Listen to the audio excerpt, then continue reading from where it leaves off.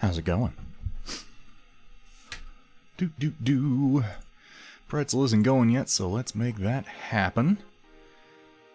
There we go. How is everybody doing today?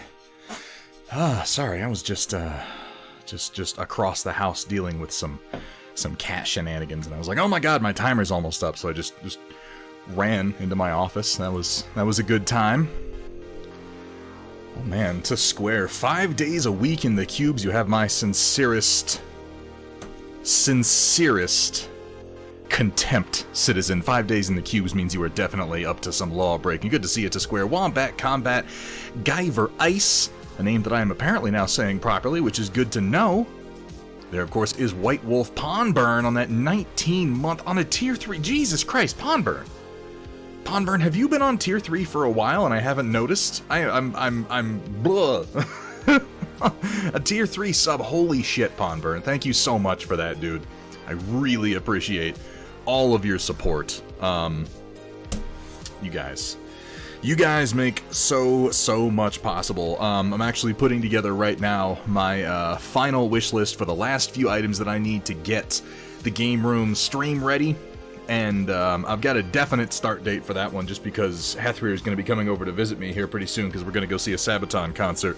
And I want to have it ready to go by then, so that I can record the games of Warcaster and whatever else we play, and try my hand at editing some battle reports together, and then we can roll that right into actually streaming some games. It's going to be a bit of a learning process, but Pondburn subscriptions like yours help make that possible, and are going to keep the donation goal very low, thankfully. Roland meant to get some painting done. That's okay. You just keep going. You just keep going, Roland, a little bit at a time. I can tell you, I started my little miniature minutes a couple of weeks ago, which there haven't been many developments on, mostly because I discovered over the last week the only time I've spent painting has been my time on stream. So I'm trying to increase that number before I publicize it too much. That guy indeed. White Wolf, they got away from you. That'll happen, Roland. Just, paint when you want to paint. You should always be having fun painting. Anytime you're sitting at your hobby desk, you should be enjoying yourself. And it can sometimes start to feel like an obligation. And if it feels that way, just either do something else or pick the thing that you're really inspired to paint and work on that. But definitely go easy on yourself. Sumatha, fantastic to see you, my friend. Soulsworn, listening to some Thunder Dude while I play SSC. StarCraft? I assume StarCraft? It's probably StarCraft. Lunchbox 79. Lunchbox, you're Tiberius on the Discord, right? If that's so, would you do me a favor and ping me with your shipping address, because I have very, very few of those left to go. Those of you who won our nice Thunderhead Studio dice sets will be getting these little guys here in the mail as I cover up the address that this one is going to. But these are all packed up and ready to go, minus I think 4 addresses right now. As soon as I get those in, I'm going to be hitting the post office with those. Or more accurately, going into the post office, handing them to the people there and saying, hey, would you please ship this for me?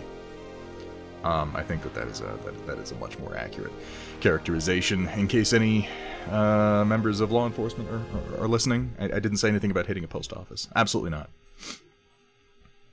Most of this year, I'm Pondburn. I'm a fart.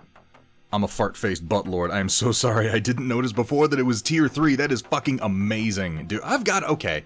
All right. We've got enough people at tier 2 and 3. I've got to put some thought into getting you guys something special to reward your subscriptions, because man, that is such a huge boon to me to keep this stream going. You guys deserve more. You deserve more out of me. You deserve more out of the world. You deserve more out of yourselves, but that's not my responsibility. I can handle the me part. So I'm gonna get to, a pony. Obviously a pony. Yeah, that's what do you think, it wasn't gonna be a pony? Y'all are silly sometimes. Metalcore Collectibles, a pleasure to see you, my friend. Oops, all Storm Report. It's not gonna be all Storm Report. There's gonna be a lot of Storm Report. I threw the word Supercell around a few times, but after discussing it with Data Nerd, we've come up with a better idea for that. Here's the thing.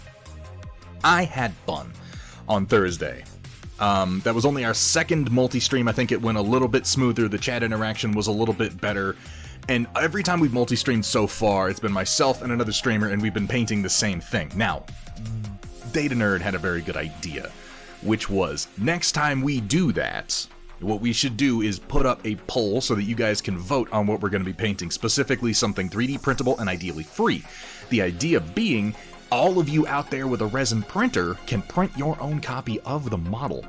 And then while myself and whoever my guest is sit here and paint away, you guys can be painting at home the exact same figure, and then we can have the Supercell Storm Report, in which we all share what we did with this bust, with this mini, whatever it is that we're painting. A nice sort of communal painting experience. And I'm thinking if we're doing this, we're going to go the Walters Workshop route and say, buckle up, boys, we're speed painting. We're going to put a time limit on it, and we're just going to see what we can all get done inside of that stream. It's still developing a little bit, but I think this seems like a fun idea. We're going to try it at least once, and if it goes well, we are very, very likely to do... Oh, Star Citizen. Oh, shit, yeah. No, I should have known that because he also sent me money so I could buy Star Citizen, which is still just sitting there because I've been packing shit all week.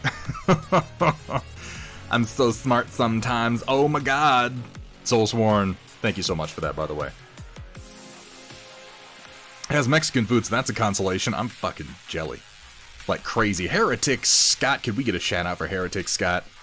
Holy shit. Heretic Scott, how you doing today, man? I love this guy's accent. It's crazy. It's crazy how good his accent is. He probably doesn't think much of it. He's just like, oh, I'm just talking. I'm not going to imitate it because I can't.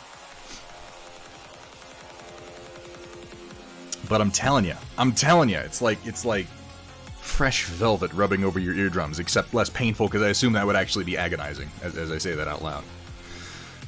That would be you, fantastic Lunchbox. Please send me that shipping info and I can get these out to folk. Romeo Void, it is fantastic to see you. Oh, Pondburn. Oh, maybe the problem we're having, Pondburn, is that I'm an idiot. You know, that's come up a few times. It's entirely possible. Because now that you say that, I remember saying something. In fact, I remember having this exact same diatribe before. Basically, my brain is just on repeat, and if you hang out in the stream long enough, you're going to hit the end point of literally everything that I have to say, and I'm just going to start over, and you'll be like, wait, I've heard all this before. It doesn't even take that long. Like, stick around for a month. We'll be right back on the same bullshit. I guarantee it. Voron announced the new printer today. The Voron Trident. Interesting. I'm going to have to check that out.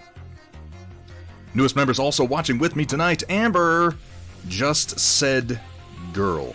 Amber just said girl? Girl to you as well, Amber. To you, verily, I say, girl.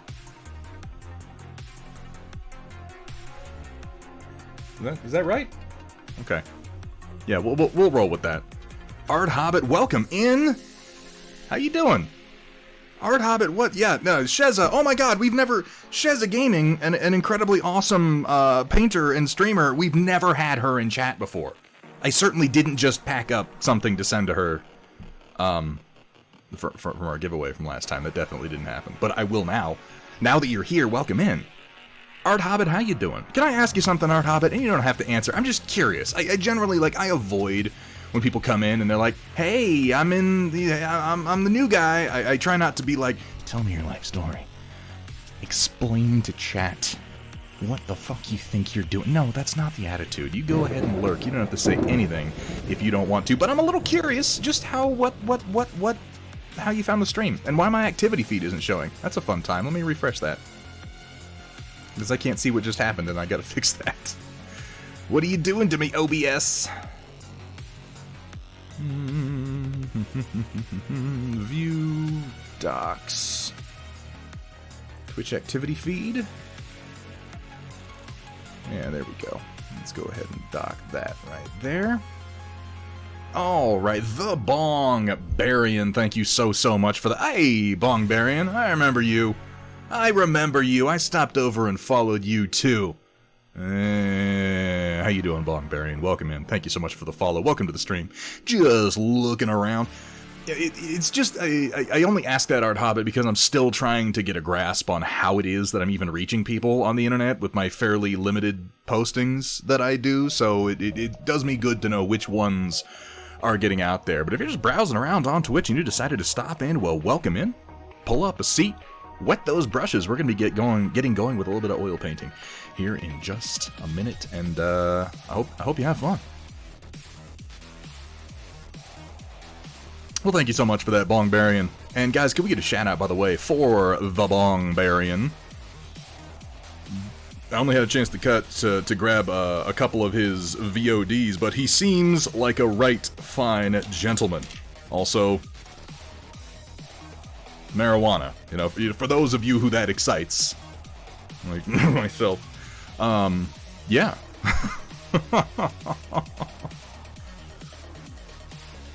You're right, I don't.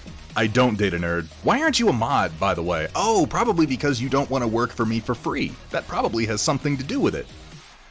It is rather exciting in Bongbaria. The old ways are best. that just... In a time before the seas drank Atlantis, before the rise of the sons of Arius, let me tell you of a time of high adventure, because it's a drug joke, okay? For the love of God. Would like to start streaming, but I do not know if I want to do art or gaming. Art Hobbit, you can do both. There's nothing stopping you from doing both. We do game streams on here sometimes. Last year we were doing game streams regularly once a week, and people seem to enjoy it pretty well. We did a few playthroughs. We did Dead Space 1 through 3.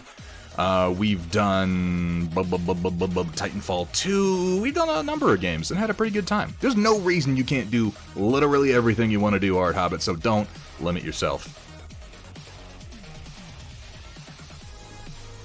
I was not that good at murdering people, Soulsworn. In fact, we had one of the most embarrassing multi-kills against me that I've ever seen Among Us. Right here on the stream. Oh, God.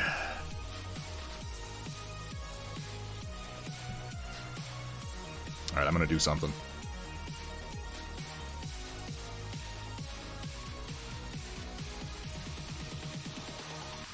Hang on. How can I do this?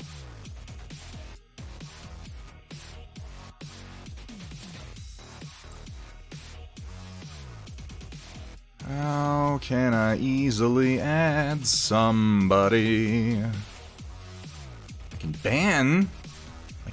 ban Data Nerd easily. That doesn't help me. Hang on.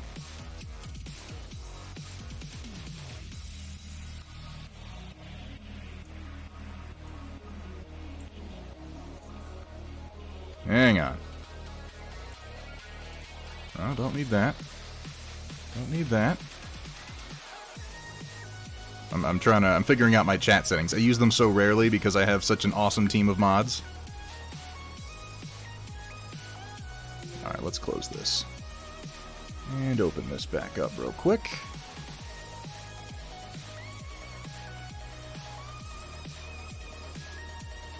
There we go. There we go. Your love for the halfling's leaf has dulled your sense. I was just quoting that scene the other day to Square, specifically the extended cut where they find Saruman's like luxury supplies, and they have like a whole keg of long bottom leaf, and they're like, "Oh, don't tell Treebeard, it could be one of his ancestors." And he's like, "Oh, right, don't be hasty." Woo! Oh, hobbits. Is there just a command? Is there just a command I can use to moderate somebody without having to go into my freaking menus? Hang on. There must be a way. I've done it before. I swear to God I know how to do things.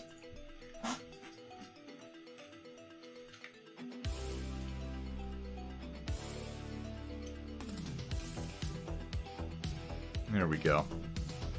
That should work. And there's a 1 in the name too, isn't there?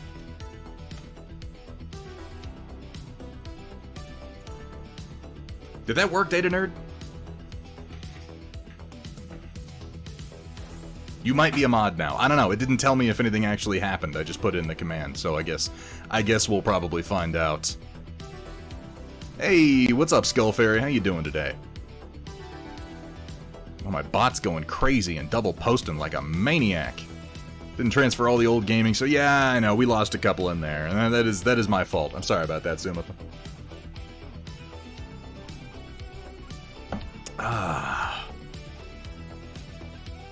so much now. I can see everything. I am everything. This is the quickening. We please get more screaming guy wearing a bucket while waving a stick around Chivalry 2. We could. I actually still play, like, a lot of Chivalry. I'm playing Chivalry 2, like, 4 or 5 matches, like, before I stream and after I stream, and then at 2 a.m. when I'm supposed to be going to bed but I can't sleep. I'm like, let me just do a few more matches here real quick. I've gotten pretty decent at the Vanguard's Executioner axe, and I'm grinding that up for the new skin that they just released in the patch. We can do some Chivalry. We'll do some Chivalry. You know, we'll have some off-day streams when I'm playing Chivalry. I'll just fire it up. Spur of the moment. Cannot wait to try and go to Japan next year, I hope. Art Hobbit, that sounds fucking awesome. I've wanted to visit Japan for a long time. Life, you know how it goes? Alright, let us switch on over and get to work painting. I have a couple of things to do before we can get started, but hopefully we can work through that pretty quick. So let's get going. It's just exclamation point SO, Data Nerd, and thank you so much for that. Of course, Dakafang here is here to loot your stream, you Zogan gets. Wah! How you doing, Dakafang? It's good to see you. Well, it does have 9,000 in its name. You know, the crazy robot has 9,000 in its name. That might have been intentional.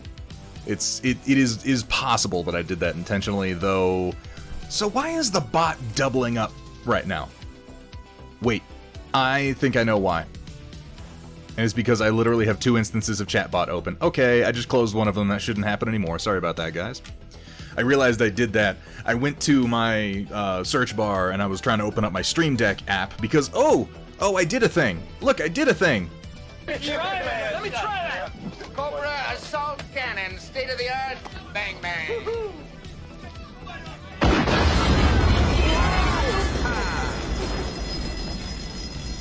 I like it.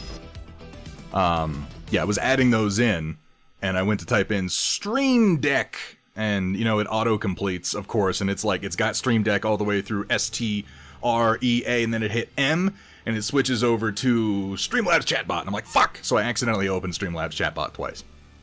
Oopsie daisies.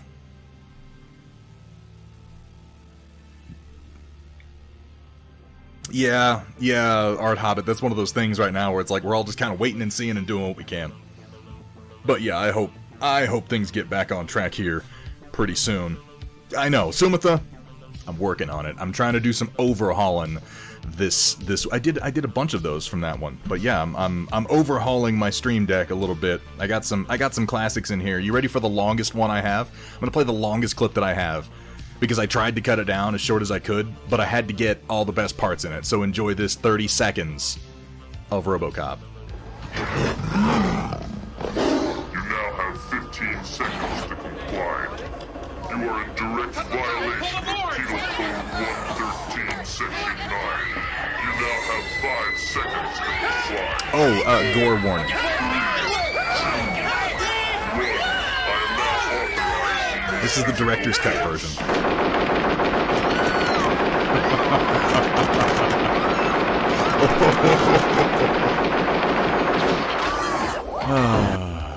Actually, no, I guess that isn't the director's cut version. The director's cut version, there is another 3 seconds of it where he's lying on the table still being shot. So I guess that actually isn't, and that's... I thought I had the long one. Oh well. Oh well, I'll have to fix that at some point. But the most important ones that I had to get were, of course... I'd buy that for $1.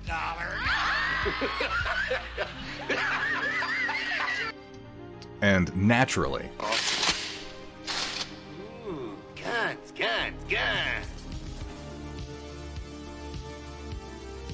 I put in a few more. I figure they'll be used as the occasion arises. I was going to show you guys this.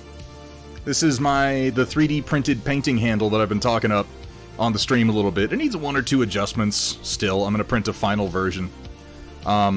Here on the bottom, there is a screw-in insert, and this has a series of 1.5-inch steel washers in it, which give this whole thing like a really, really nice weight. Like, you have to tilt this thing over 45 degrees for it to fall over, or it just wobbles right back into place, which is damn nice. And the way that it works is then it has a series of magnets up here in this little lip, and you can print out just as many of these little platforms as you want. This screws together with more magnets in the top and the bottom, and it attaches this little trigger guard here, and then your model just magnetizes. In this case, I have steel washers in the bases of pretty much all my figures, which are adequate for this number of magnets, and that just clicks on right there, and then this clicks on like so. Good and strong, too. I mean, this is a metal model, and it's... Put my hand under it just in case I'm completely wrong, but... I mean, it's really not going anywhere, which is pretty damn nice. And then because of that little lip, you can have your trigger guard here, and you can go ahead and apply some pressure. It's not going to come off or anything. The fanciest penis stretcher I've ever seen. You need to look around more, Adamantic. There are way fancier penis stretchers than this. And butt plugs, too, since that's inevitably the next place that this is going to go. Oh, wait, it already did. Wombat Combat already made that joke. Fantastic. I'm glad you like it, J Darkside. I always found it kind of funny how they added a lion roar over the mech. They did it very much in the case of Ed 209. He has a lion roar in that first case when he steps towards him. And then later on in the movie, he squeals like a pig. There's this great scene where RoboCop escapes down some stairs, and Ed 209 goes into the stairwell, and he sort of looks at the stairs and looks up, and he holds out his foot, and he flexes his toes curiously, and he puts his foot on the first step, and he's like, okay, I can do this. And he moves forward and just slips and tumbles down the stairs, landing on his back. And he squeals like a pig while he kicks his legs, and it's amazing. I absolutely love that scene. I don't think it's a good one for a clip, because I don't know what the hell that would be in reaction to. But anyway, so you got the single trigger right here, you got a secondary trigger here, so you can kind of throttle up on it, a little bit like so. And one thing that I really like is if you want to use the full claw grip with the bracing bar, you can just pop this thing off the handle entirely, and go ahead and put multiple fingers up onto the top bar, brace with your thumb, and then you can just paint like this, if you want to. I prototyped this a number of times and didn't quite find designs that I liked, but I finally landed on this, and I'm pretty happy about it. Check out that link I sent you last week with come on, paint this thing in oils, but no, I didn't, Sumitha. I don't think I did I? Hang on, let me check.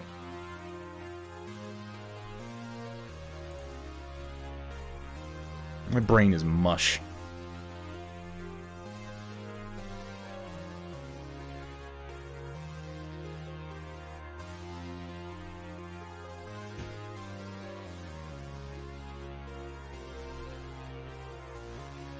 Wait, which thing? Are you talking about the Babylon 5 clip?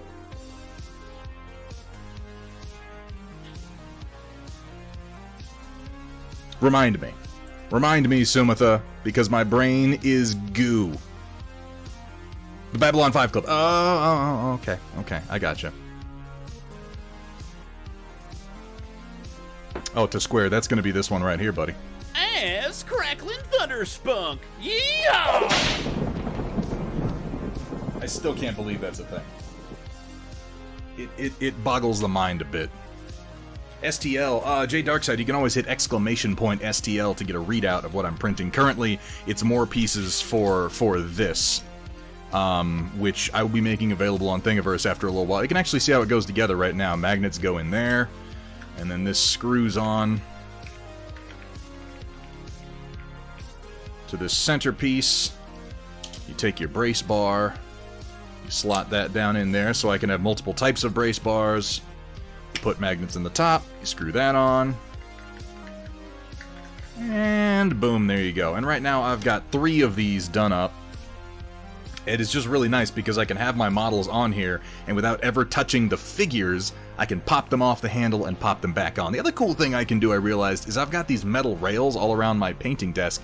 I can stick these shits to the wall for storing models that I'm currently painting if I don't want them to take up painting space. There's magnets right here, so they can just click this onto any metal surface, and it will hold there real nice. Hey, Hypnotic Mom, how you doing there? Sheza, if you want this fantastic Thunderhead brand butt plug, because apparently this is what the joke's gonna be. That's what I get for having the flared base, I suppose. I will be putting this up on Thingiverse, and I'll be sure to post when I do. It needs 1 or 2 more tweaks before I'm happy putting it out. And I will include links to Amazon where you can get the precise size magnets and washers that you need, because that's where I get all of mine as well. Hang on, I'm just tearing this off here. Alright. Gonna go play The Ascent, have fun doing whatever you're doing. Dude, The Ascent is a lot of fun. You're currently reminding me of the Sham WoW guy. Dude, Vince, I should be so lucky. Vince is a fucking champion. You're gonna love my nuts. Oh, I did want to show that the magnets in this are strong enough. And this is one of the reasons that I did multiple versions of this, was to figure out how many I needed. That I can click down a full metal warjack for Warcaster, and it is sound on there. I'm more worried about the glue holding him down breaking than the magnet. But I mean, you know, a good-sized metal model, it is strong enough to hold that up. This is a game changer for me, because before this I was making do with some magnet strips that I had glued on top of one of my painting handles. How you doing today, Henotic Mom? I just got the package put together for y'all over there too, a number of dice sets. Whatever happened to Vince? Didn't something crazy happen with Vince, the ShamWow guy, the slap chop guy? He, like, kill somebody or something? I can't remember. Next product on Steel Warrior. Do you think that they're, like, I don't know. I look at this and I think to myself, like, is this something that people would actually buy? Because I really just kind of made it for myself, for my own particular needs. See, like, did he murder his wife? Was that it? I don't feel like it's that bad. Like, it was something. But it's like, you know, with guys like that, it's always like, oh, he missed one, you know, he got busted for tax fraud for like a year. And people turn that into, oh, he murdered and ate his family. Like, I don't know how that escalation happens, but it always seems to. I just don't remember. I feel like Vince did something. Poor Billy Mays died a while ago. He beat the shit out of a prostitute. Okay, that's also bad. Also bad, but I don't think it's quite the level of revulsion that murdering your wife does. You probably shouldn't beat the shit out of prostitutes, Vince. Maybe she didn't love his nuts. I don't know. Maybe he would have beaten all of us had we not loved his nuts when it came to the slap shot. I can't speak for everyone. Do intend to buy a set of dice from... I'll Sumitha, I've got a couple of extra sets over here that are kind of reserved for extras, and one of them has your name on it. He's selling ShamWow COVID face masks. Now, is that actually a thing, or are you just joking?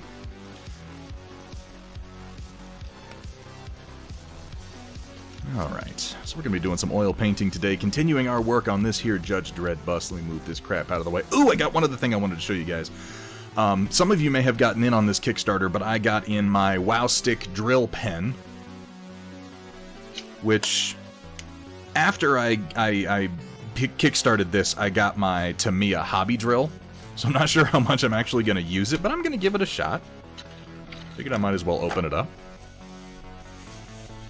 It comes in this nice little plastic box. And then another box inside of that plastic box, and then more boxes also inside of those boxes, which I think this is probably the set of drill bits that comes with it. Ah yes, the charging cable, and then a little set of bits in a flexible rubber holder. Does it tell me what size the bits are on the bits themselves? No, that would be way too convenient, wouldn't it? I'm gonna have to measure them with my calipers.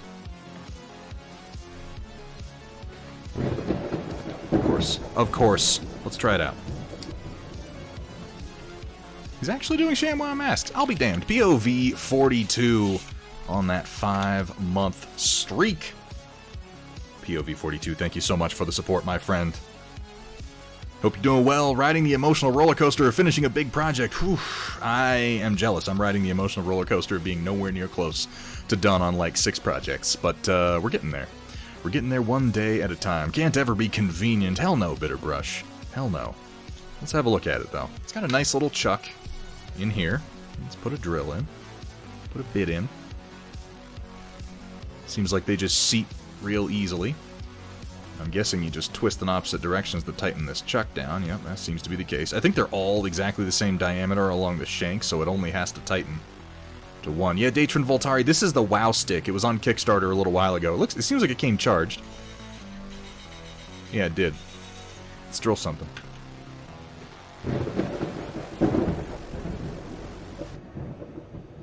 Holy moly, Bitter Brush, dropping 100 biddies. Well, thank you so much, Bitter Brush.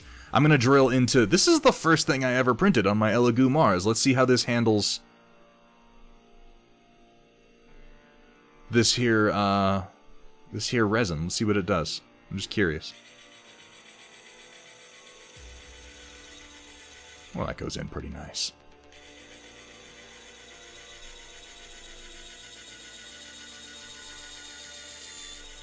Doesn't slow down much, it's got a good amount of torque. This is a good little tool. I like it. It's easy as hell to use. You really just hold it like a pen and there you go. The chuck's a little funny, but since again they're all the same diameter shank, I don't think it's a big deal. There's a nice little rubber carrier that it comes with for these. Of course, I'm gonna have to find another spot for these drill bits. Alright, let's put this away. I mean, this would be a good thing to have in like a mobile hobby kit because it's set up like a pen. You could slip this into almost any storage container, and then it has a little USB-C charger that it plugs in. And it comes with a little box. Isn't that nice? Vince didn't murder anyone. He did batter a prostitute. Yeah, that's what I thought. In his defense, she was crazy, bit down on his tongue, and wouldn't let go, and he fought back. Look, I'm just gonna put it this way. If you wind up in the kind of scenario where you're with an insane prostitute and you wind up beating her up, like, you made a very poor choice, like, 5 or 6 choice-making opportunities ago. Like, it's difficult to defend... Oh, he beat up a prostitute with the circumstances of it, because the circumstances of it are already... They went wrong like 12 hours before those events happened. Nobody comes out of that looking good. Who hasn't wound up with an insane prostitute at least once? Yeah, right? This is a very relatable problem that thousands of people have every single day.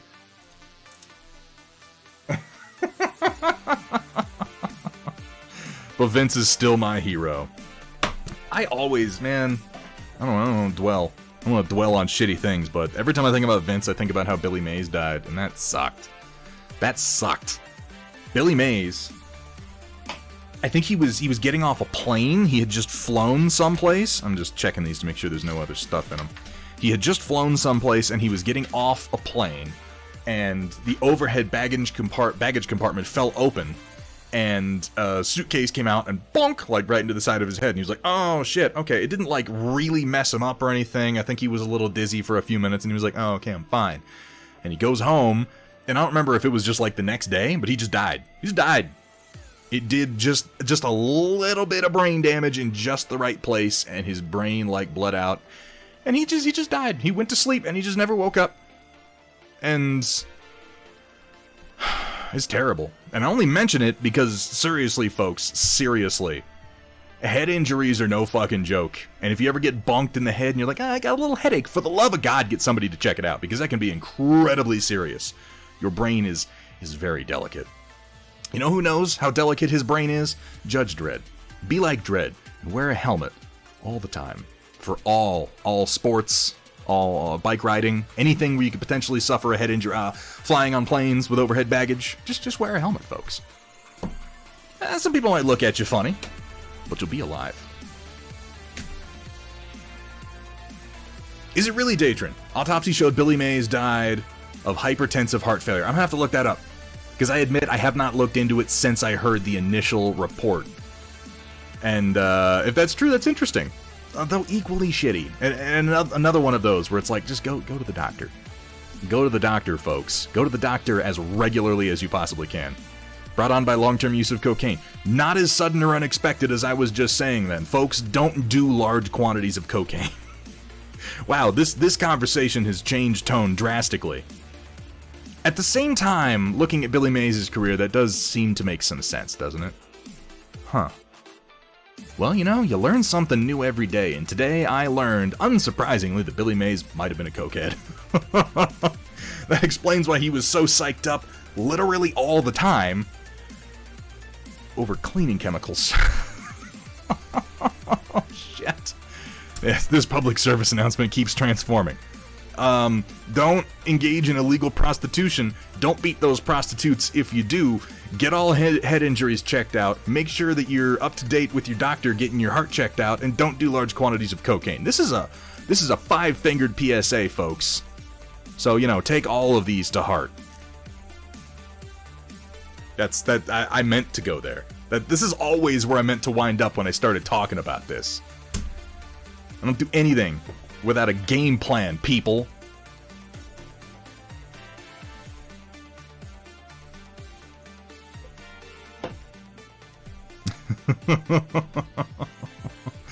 Does this mean I don't have to learn anything until Thursday? Pesmotion, I'm glad you said that, because that's exactly what this means. You don't have to learn a damn thing, because you just learned plenty. You just got learned. Let's paint a fucking mini. Get some of my white spirits here. I just cleaned most of my oil painting brushes, so they should be nice and fresh today.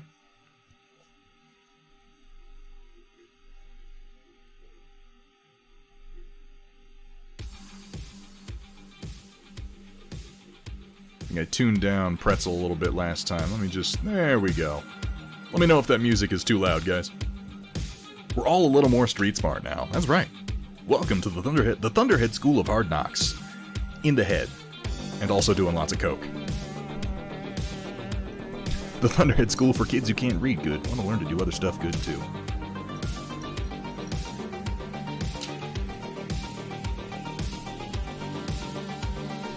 Getting my oil painting brushes out. There we go. Alright. Now, where to start? Let's just dive in on this blue and see if we can't brighten it up a little bit. I'm gonna jump right in with some cobalt blue today.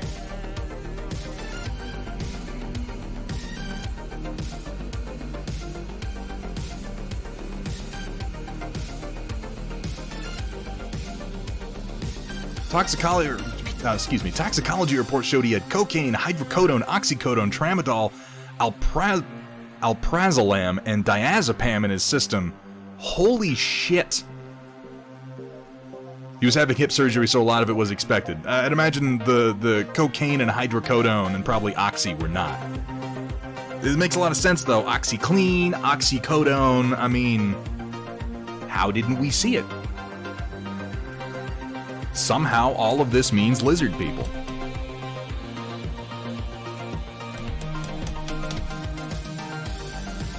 Alright, I gotta be gentle with this or I'm gonna splort blue all over the place.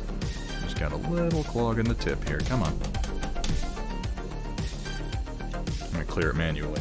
I do not want to blast oil paint all over my palette.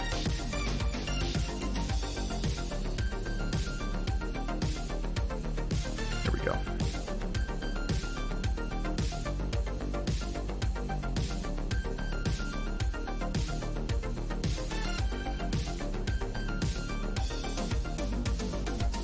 Consult my color wheel for just one moment here.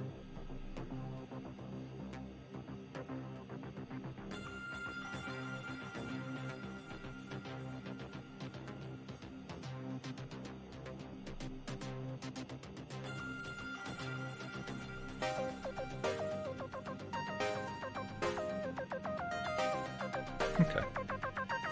Just figuring out how I want to do my blues here as we continue to work on this guy. Let's go ahead and get busy. At least we still have Flex Tape guy. I can't remember his name. Like, I know the product, I can't remember the Flex Tape guy's name for the life of me.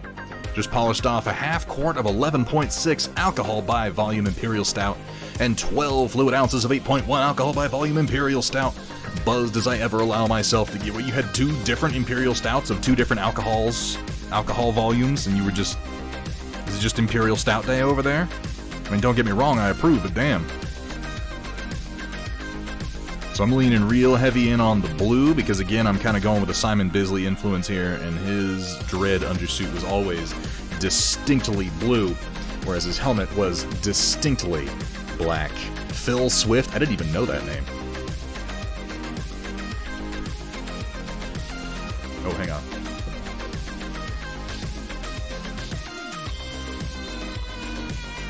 Need to have a paper towel ready to go.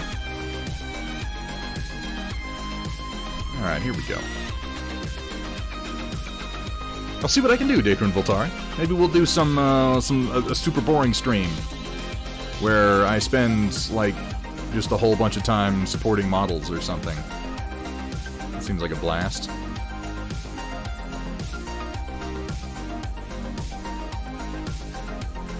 One of our 3D design streams, we'll go ahead and spend a bunch of time supporting figures.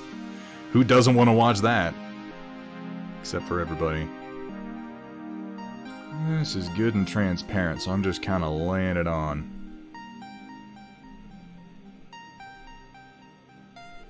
And then we'll brighten it point by point for highlights.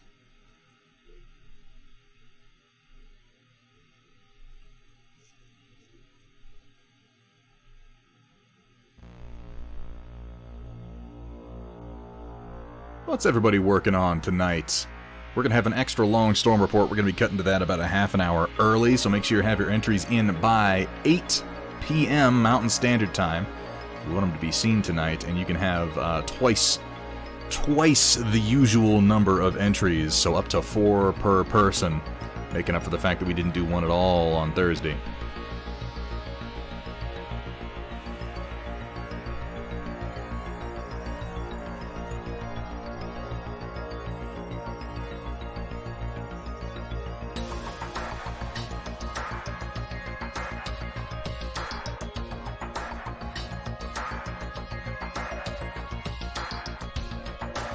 Oh, Metalcore is so funny with his jokes that he tells, and they're so clever and so original. Oh my god.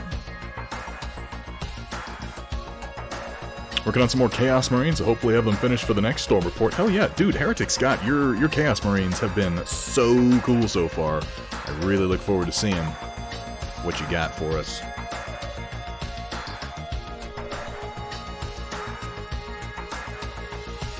And I'm really just kind of glazing this blue on almost everywhere because my base oil coat has set a little bit. So this is refreshing that and giving me a nice layer of oils that I can work some highlights into. This is the theory at any rate. That original blue I used was a little desaturated, so we're definitely trying to saturate it with cobalt blue right now.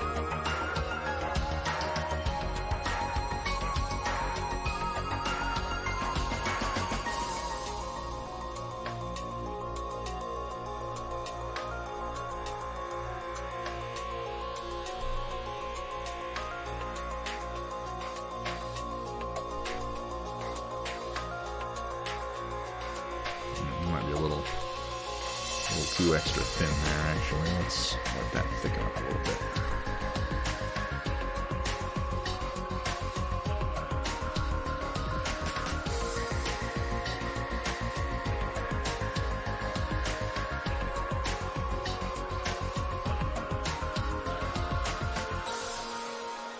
Yeah, I'm liking the look of that. Alright, alright, alright.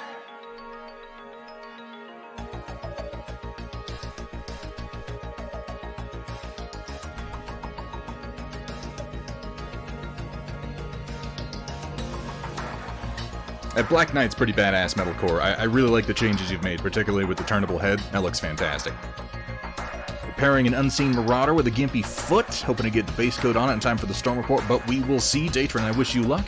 Working on some minis from Dungeon in a Box, Red Dragon, Dragon Skull Hermit Crab. Ooh, that sounds cool. And a Hermit Crab Knight. Dude, I love Hermit Crabs. That's okay, Shock. That's okay.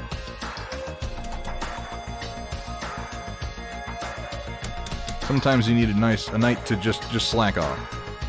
Good for you. There we go.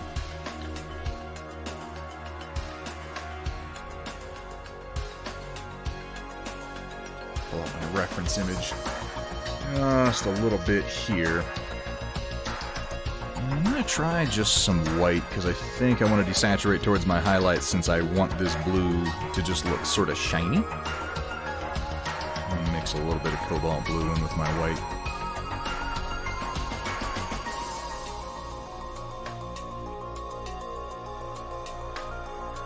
I don't know.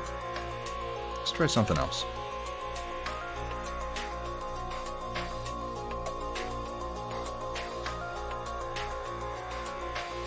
I'll try a couple of experimental mixes here just to see where they land me.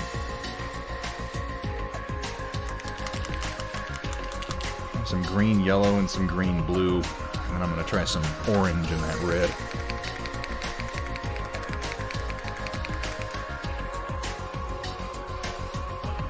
Cadmium yellow to work with.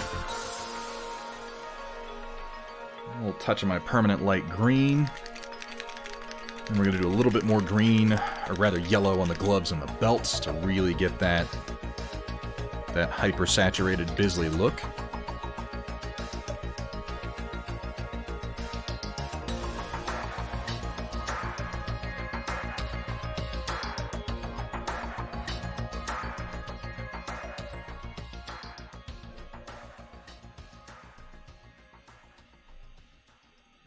I'd make a great shadow what I did there, and that's what I was kind of thinking, was just a little bit of green in the blue. Really brings it down. I might work that into some of my shadows. That could look good. In the meantime, back to my blue. Hey, Jarrett's Terrain Minis, how you doing today? Could we pretty please get a shout out for Jarrett's Terrain Minis? Haven't seen you in a while, man. Haven't been able to stop into your stream either. How are things going for you? I certainly hope the answer is damn well.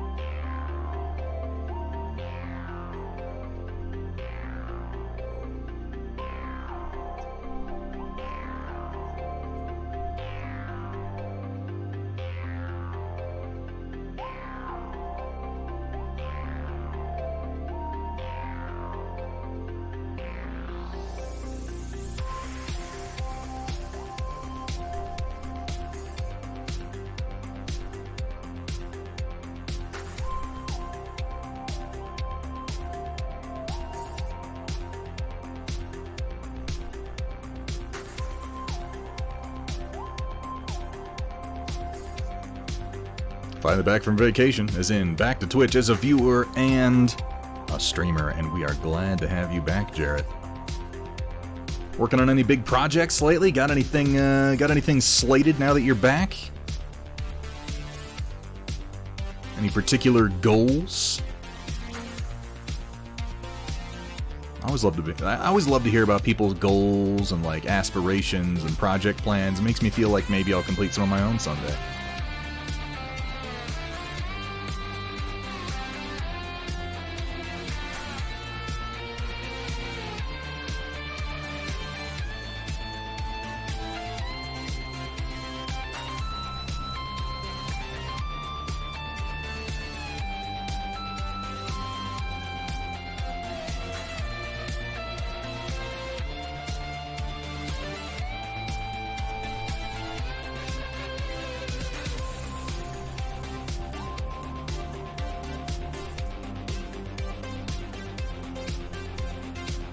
It's a really nice bust, isn't it, Jarrett? You can always hit !model, by the way, everyone in chat. There is a link to where you can download and print this bust yourself if you're interested in doing it as well.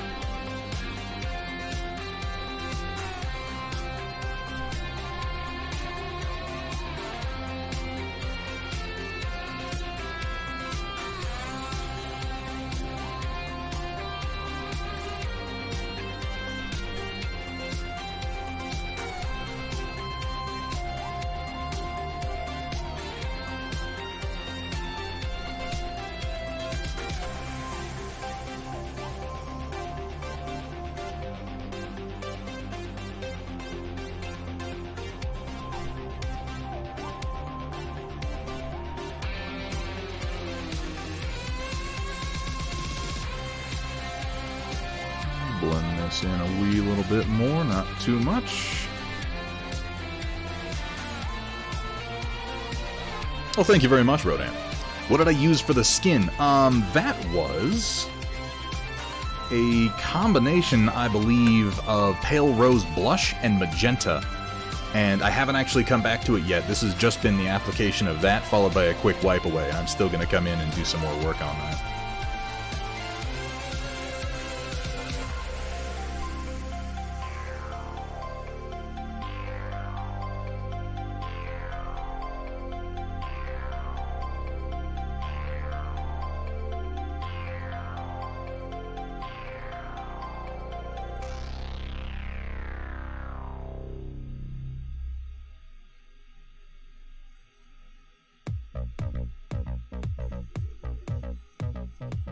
Let's get a little bit on these pads.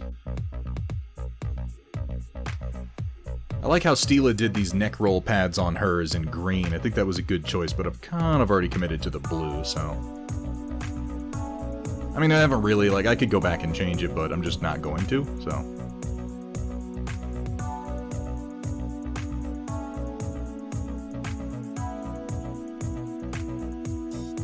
Yeah, that's one of the joys of oil painting, Rodan, is the ability to, like, there's definitely a world of oil speed painting wherein all you do is glaze a color over a value sketch, wipe it away, and call it a fucking day. You can get some pretty amazing results just by doing that. Work on some of the Bones 5 Kickstarter, dragons and catapults, etc. That Kickstarter has a lot of cool stuff in it.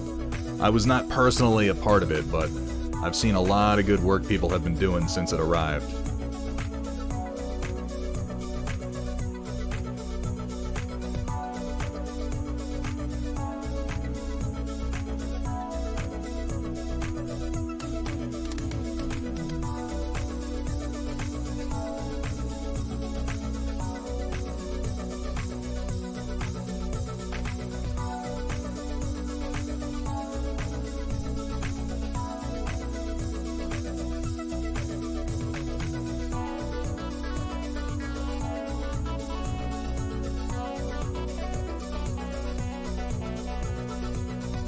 Some decent shadows in here. I definitely, you know, I think my biggest weakness as a painter, as far as self-analysis goes, is I know the importance of contrast, but I have a bad habit of leaning away from it.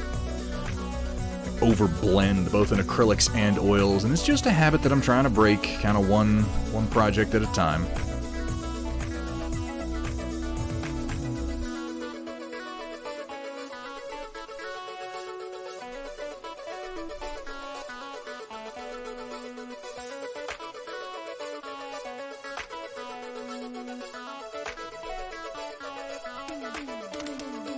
Someone remind me if the Judge Dredd movies were good or not. So there aren't Judge Dredd movies. There is a Judge Dredd movie from 1995 that isn't really a Judge Dredd movie, it's just a Sylvester Stallone movie. And then there's Dredd from 2012, 2013, and that movie's amazing. There's one movie that is really quite bad and should only be watched by, like, true Judge Dredd fans because you might be able to pick out one or two funny things about it that you enjoy. And then there's one movie that's just good and everyone should watch it. If you're wondering which one's which, go watch the Carl Urban one.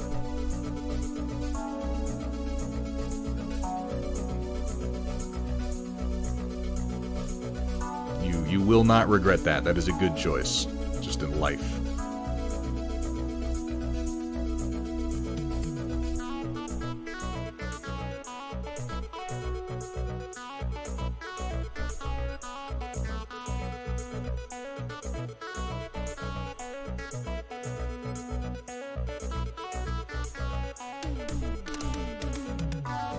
Now, that said, there are things about the Sylvester Stallone movie that I enjoy, but this is only after a great deal of reflection and accepting that the vast majority of the film is fucking dog shit.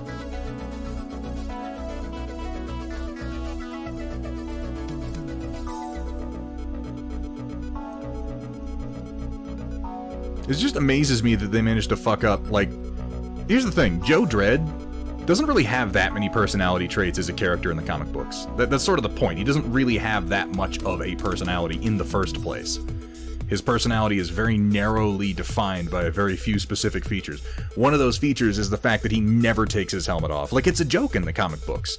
They go way out of their way. The few times that he's had his helmet off, like when he was undercover on the Titan penal colony and stuff, they're always putting things in front of his face. Like, other people see his face, but we never do. Because he doesn't have one, because he's always wearing a helmet.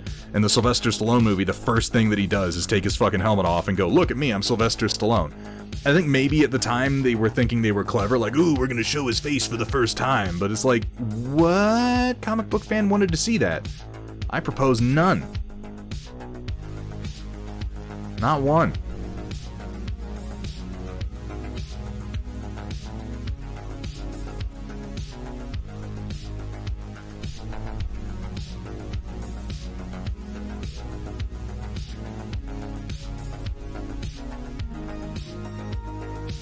Karl Urban was willing to leave his helmet on the entire movie.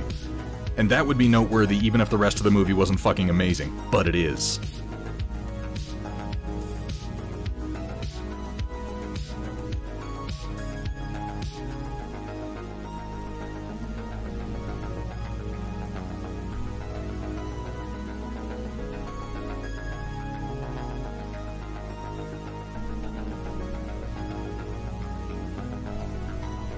And I mean, you know, I understand the fundamental issue with that. It's not necessarily... Actors are creatures of ego. It is fundamentally, in some regard, an act of ego to even offer yourself up to perform anything. Whether you're interested in the art or not, I think that it takes a certain level of ego to enter the profession. It's the same thing with streamers and entertainers in general. If you didn't have some, you probably wouldn't be interested in being a public figure in the first place. I think exceptions to that are few and far between and sort of prove the rule. So I get it, you want to show your face. What's the point in being in a movie if someone could go the whole movie and never know that it was you because your face isn't in it? But here's the thing, we all fucking know Sylvester Stallone. Nobody was going to confuse him for anyone else. I don't know. Clearly they thought that was a better idea than it actually was.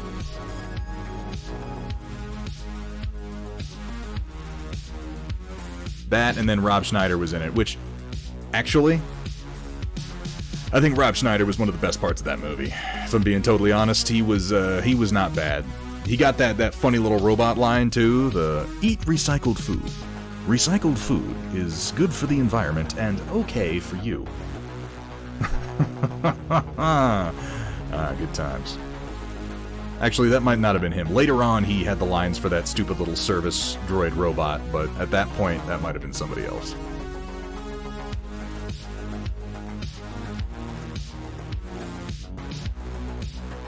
The servo droid is your friend. Please move out of the way of the servo droid.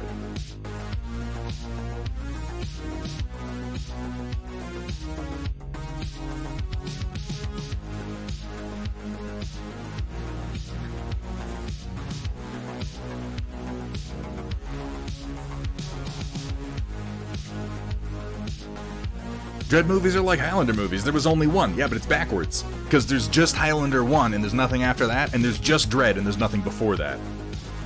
I'm still bitter about the fact that we're not going to get sequels to Dredd. I'm still bitter about it. Like, I accept it as simply the truth, but I am bitter. Quite bitter.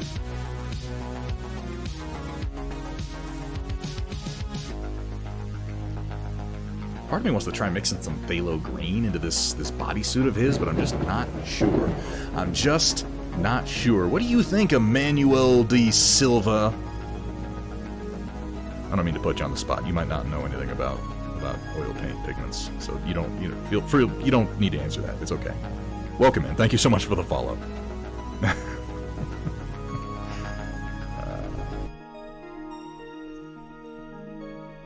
They did like 3 things majorly wrong in that scene, Sewer Creature. Not only did they show his face, but they removed the X from the helmet. This little X in front of his eyes, they removed that from the helmet, and they put a great big gold-plated codpiece on him. I don't know what the fuck they were thinking, but it was crazy. Is this a resin print? J Darkside, yes it is. You can hit ! model and get a link to where you can actually download this file for free. And if you'd like, paint it yourself.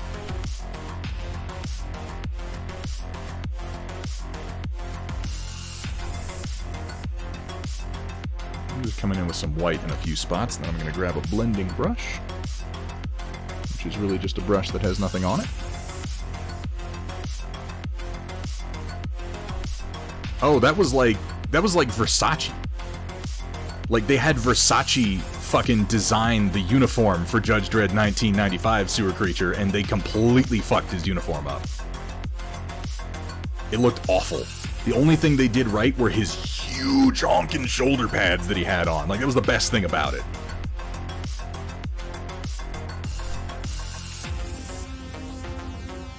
Almost everything else was horrifically wrong. The Lawmaster looked okay. The Lawgiver looked like, and I think might have been, a PlayStation 2 light gun. I'm not sure. It looked so much like it that it's a little confusing. Or that or the light gun was designed after it. I'm not sure which. But it looked a lot like it.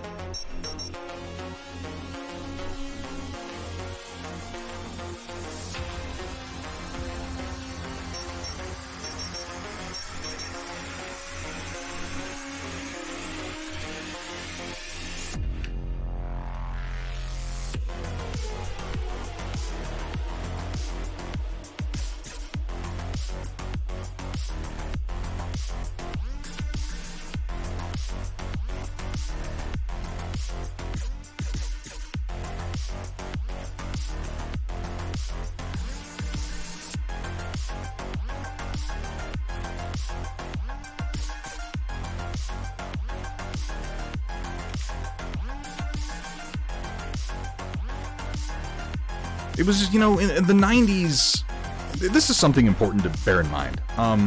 In the 90s, like, comic book movies have been happening for a long time, but it's not until fairly recently that we've got comic book movies that are willing to admit that's what they are. We had this whole spate of comic book movies in the late 80s, early 90s that were like, they're about comic book characters, but the approach always seemed to be, okay, I'm a serious filmmaker, I'm making a movie that's based on a comic book character, but I'm ashamed of that fact. So we're gonna try to de-comic bookize this character because we're trying to bring it to the mainstream and fuck everybody who read the comics in the first place. And that's where you got, like, not Batman 89. Batman 89 actually did a pretty good job, but like the original X-Men movies, the Bryan Singer movies, where it was like they were clearly ashamed of the fact that they were comic book characters, so they went out of their way to make fun of the comic books. Judge Dredd had a similar problem. They were like, they didn't want to acknowledge what they were at all.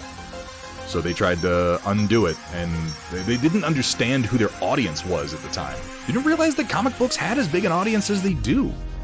And now, of course, Disney picked up on all they have to do is do the comics back at us, do the same runs, do the same arcs, and we'll be pretty happy. And now they'll just never ever stop until we're all fucking sick of it.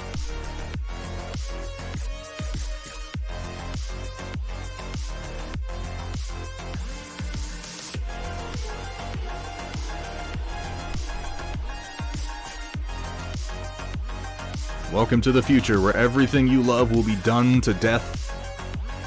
just to the degree that you can no longer stand even those things that used to fill you with joy.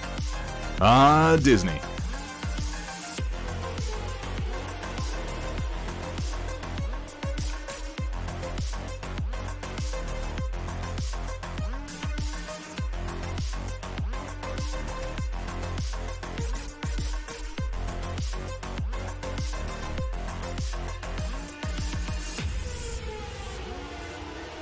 Not a big fan of the GIMP uniform for the X-Men. Yeah, it was more than anything, it was the fact that they went so over the top to make fun of it.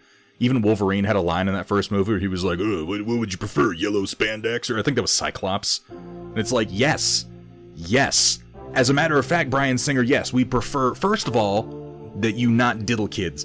And secondly, that you put Wolverine in some fucking yellow spandex, you son of a bitch. You smug bastard.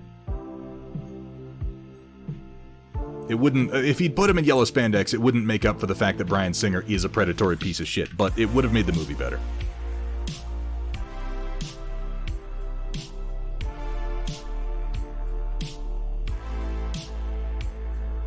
Jared, I would be honored, man. You are in the cadre of streamers who I have a great deal of admiration for. We were just talking about, we did a co-stream on Thursday with StilaRebel where we started painting this very bust and had just a blast doing it. And we've been talking about doing some more of that, and because this was a free file, making that file available to everybody ahead of time so that while we're painting the same mini, people watching can also be painting that mini, and then we can all sort of get together and compare our work. Roland checked up on the origins of the Lawgiver. I'm assuming you mean the Lawgiver in the 95 movie. I'm curious what you wound up finding.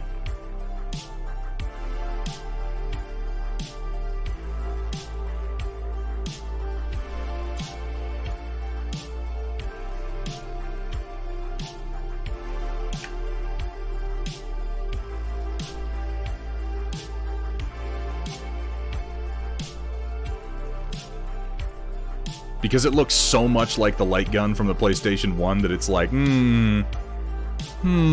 this is suspicious.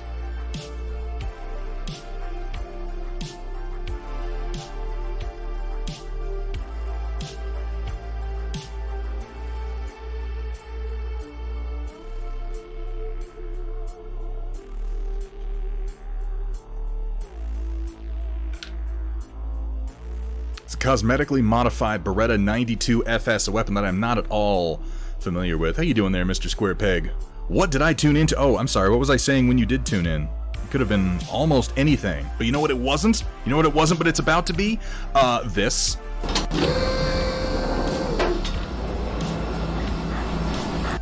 Congratulations. You've just been culturally enriched.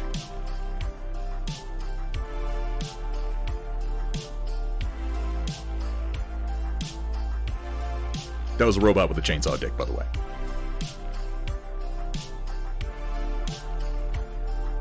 You're welcome. I was probably talking about Bryan Singer. that would explain the reaction. Yeah, he's a diddler. And a dumbass.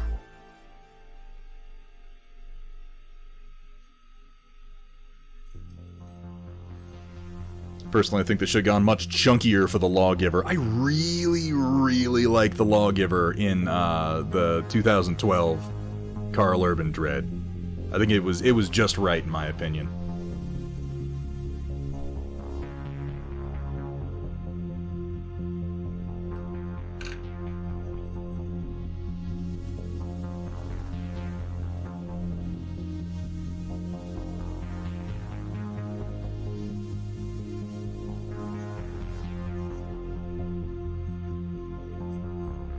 I was talking about Bryan Singer? Yeah, okay. I do try to veer away from controversial topics, though I don't feel like Bryan Singer is a piece of shit. Is that all controversial of a topic? Are there Bryan Singer fans? Like in the world? Is that a thing? I haven't met any that I know of, but I guess that doesn't mean they don't exist.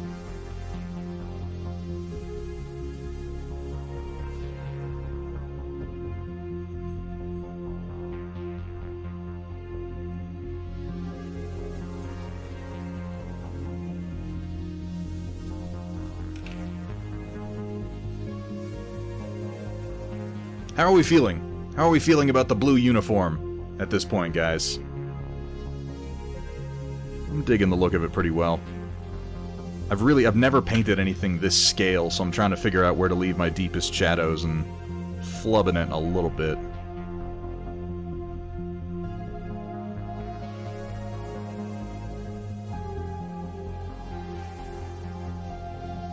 Well, thank you very much, Suicide Prinny. How you doing today? Could we get a shout out for Suicide Prinny? Pretty please. Prinny please, if you will. That's stupid. That's terrible. I regret saying that.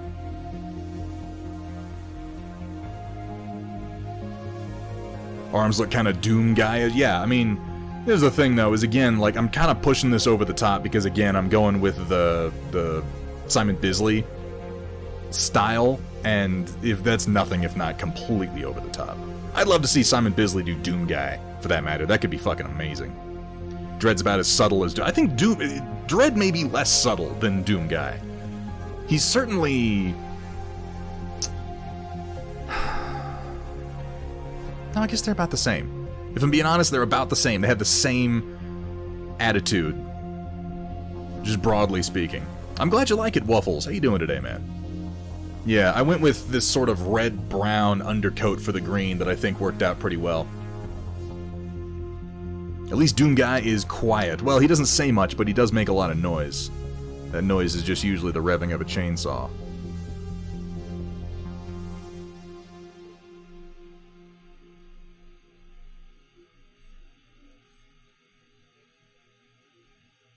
And, you know, the splattering of the guts of various monsters on the ground.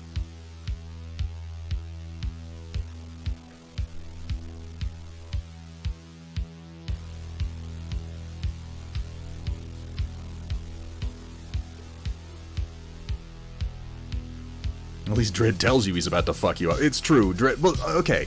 Doom Guy fucks you up if you're a demon. Dredd would also fuck you up if you were a demon. In fact, he's done that. Come to think of it, Dredd has actually encountered, effectively, demons before, in the form of the four... What were they called? The judges. Judge Death. Judge... Fear. Judge... They were like the Four Horsemen. Now I can't remember their name. Like, I can picture, you know, gaze into the face of fear, followed by gaze into the fist of dread as he punches him right through his fucking face, but I can't remember their names now. They were basically the Four Horsemen of the Apocalypse, but they were ironically judges. They were judges from another universe, where they had judged everyone in the world guilty and decided to kill literally everything, and then after they were done, they came to our universe and were like, we kill everyone here now. And Judge Dredd fucked them up good. The anti-judges, yeah. They were really something. And I think it was Judge Fear, I'm pretty sure. He had the big, like, castle gate-looking face, and he would open it up and be like, gaze into the face of fear. And people would look into his face, and they would, like, freak out and die and, like, melt. And he does it to Judge Dredd, which you can look up the comic panel. It's one of the most popular ones they've ever done. Where he's, you know, gaze into the face of fear.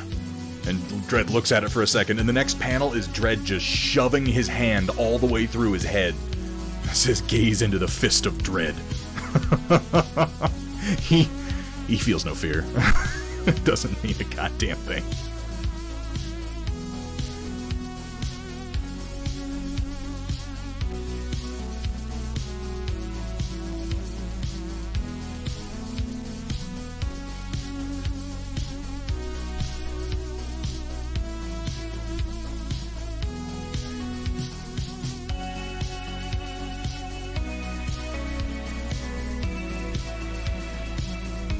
I'm going to take a break in just a second. Just a very quick one. A fast bio break, and I need to grab myself something to drink.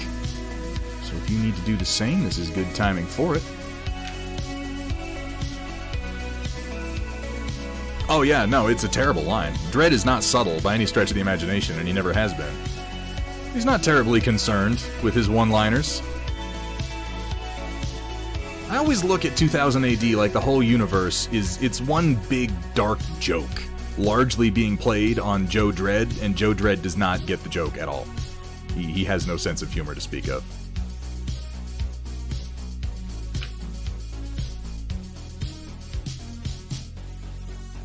Sentient 90s flavored testosterone. Judge Dredd is meant to be, at its core, Judge Dredd is a very British critique of,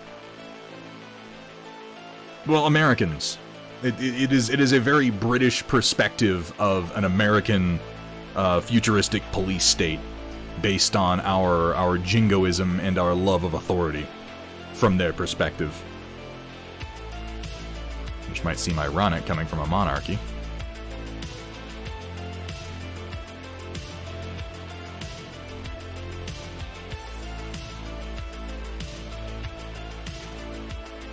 Yeah, no, Dredd is much older than that. One of the things I like about 2000 AD is that Dredd has aged in real time for the duration of the comic books. From the date that he was first written, they established his age, and since then he has aged 1 year for every year that has passed. I don't remember how old he is now, offhand, but he's quite the old man. Dredd prequel is coming. Didn't they already... No, they did a sequel, didn't they, Romeo Void? They did, what was it called? Underbelly. Which I remember because I was there in my Judge Lex costume for the release party at my local comic book shop.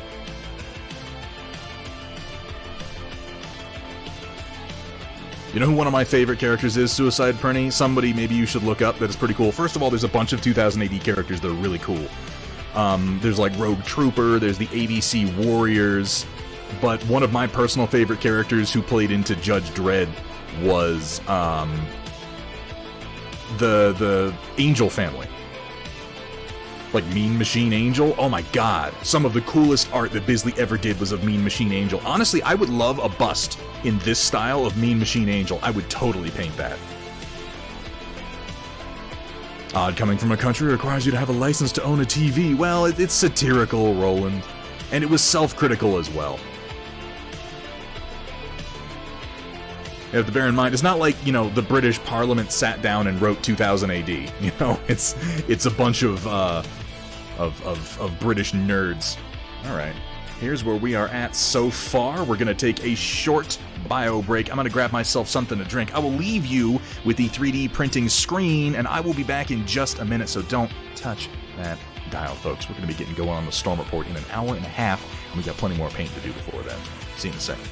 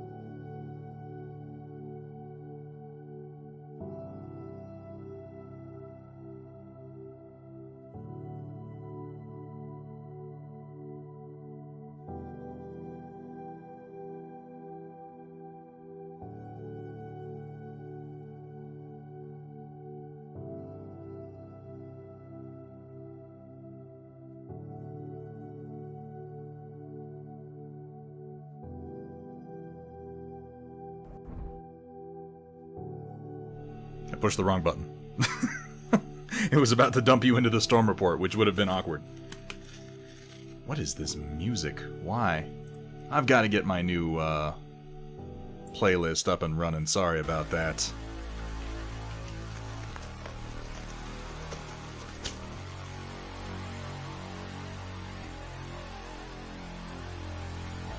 Oh, yeah.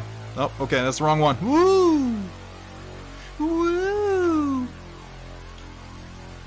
The Dark Judges. That's what it was. God, it has been forever and a day since I've actually picked up a 2000 AD prog. So I'm operating entirely on dated memories. And they've been going. Like, 2000 AD is still a thing. They got new stories all the fucking time. Rogue Trooper, ABC Warriors, Strontium Dog. Really, really popular stuff. Good stories, too.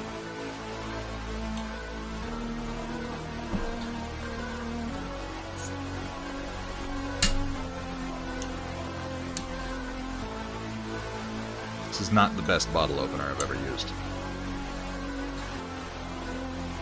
I guess it's just the display piece.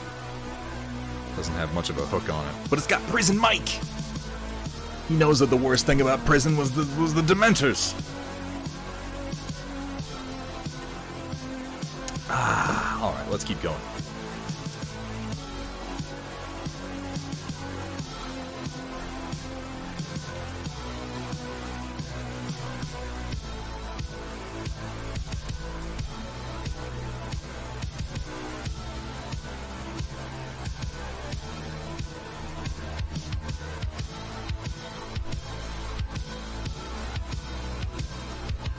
Personally, I prefer cans because the sound they make when opening makes me happy. Well, to each his own. All we had to eat was gruel. Gruel sandwiches. I recently rewatched The Office from beginning to end, which happens periodically. And I have to say, Season 9 was a real pile of shit. I'm always kind of freshly amazed at how nearly unwatchable the final season of The Office really is. Like, I want to watch it, I want to enjoy it, it just sucks. They completely destroy Andy's character, and they introduce a bunch of weird subplots that seemingly have nothing to do with anything, and then the show just sort of ends. Spontaneously, they remember the premise of the show was that it was supposed to be a documentary, so they awkwardly mix in a couple of details to bring that back. They destroy Andy Bernard as a character. They retcon Dwight into being a reasonable human being out of fucking nowhere. Well, not out of nowhere. That had been going on for a few seasons. But it's like they made him the hero of the show all of a sudden. It was very odd. Roland, the rest of it was phenomenal. It was watchable to begin with. I will not stand here and listen to the early seasons of The Office be besmirched. The early seasons were phenomenal. Back when it was still kind of awkward and depressing.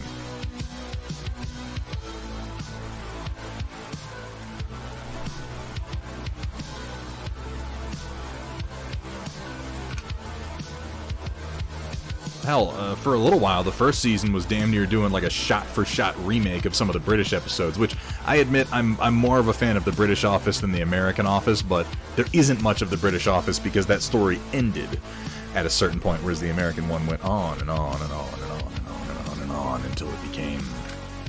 It's a case study in Flanderization, where a lot of characters didn't have any character in the beginning, so they just sort of picked features to focus on for them for one-off jokes, and then over time, those one-off jokes became their entire personality.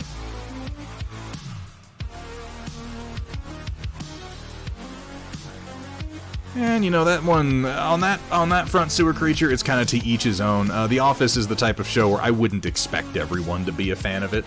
It's a very particular sort of humor. But I always view that as a positive to shows, really. If a show genuinely appeals to, like, you know, to appeal to a mass audience, you have to try to a degree. You have to think about removing jokes that might not land and not really be very experimental.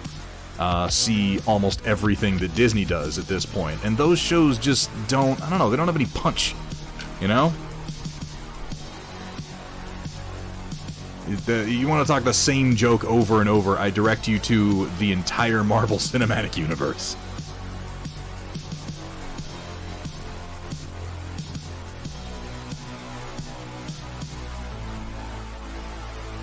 Best thing they should have done... They should have let Dwight do as Mace Pam's boyfriend.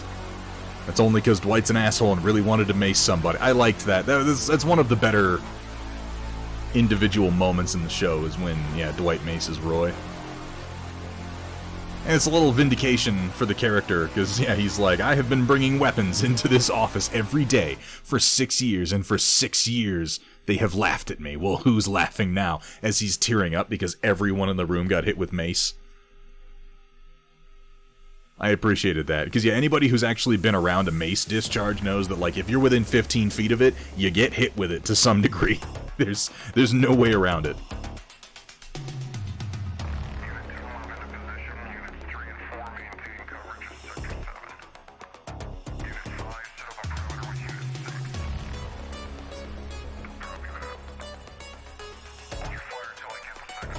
This music seems appropriate, because there's like cop radio going on in the background.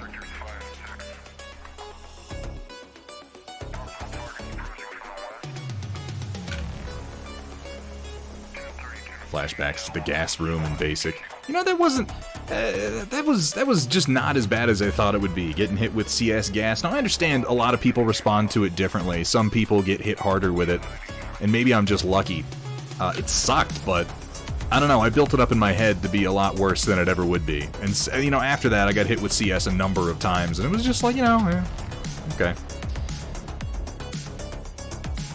You learn pretty quick how to function through the irritation of tear gas.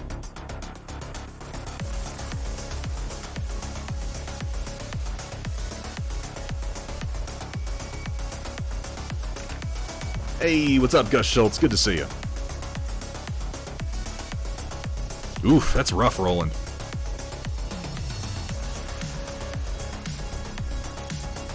Every now and then there's somebody who's not affected by it at all. It's just some genetic thing. Some people, they get hit by CS and it's like nothing. It's appropriate that you bring up CS gas because there is a long-standing comparison in it in the 2000 AD progs with Judge Dredd. There's something that Dredd and the other judges use called stum gas, which is a bright green gas that they deploy from grenades to break up crowds and riots and such. And yeah, stum gas is, and somebody can correct me on the ratios, it's something like 1 in 100 people has a fatal reaction to stum gas, but it's so effective otherwise, and those people already shouldn't have been there to the degree that the judges and the Justice Department have deemed it acceptable to use, regardless. Maybe it just kills you, but you shouldn't have been there in the first place, is their logic. I'm liking the look of the uniform. I think I'm done working on the blue for right now. It's pretty bright. Might do a little bit more work on the green and then lay into our golds. I want to touch up the red a little bit. With some permanent rose and then some orange to highlight it up. Sounds reasonable if you don't want to die. Don't ride. That doesn't... No, it's not. Roland, that's not reasonable. You shouldn't... Oh my god. This people, if you're ever reading 2000 AD and you find yourself thinking, huh, Judge Dredd has a point. Stop, take a step back, and examine your thought process. Because I promise you, when the writer created that line that you're nodding in agreement with, he did not intend for you to agree with it.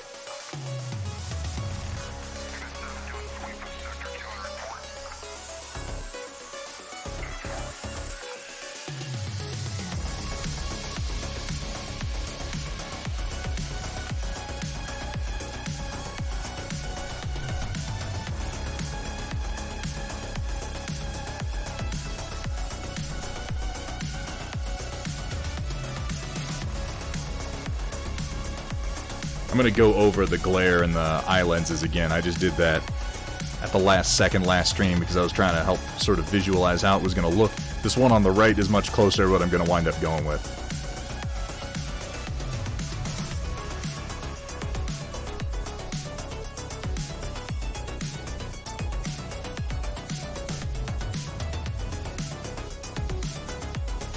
But what if it still makes sense? God help you.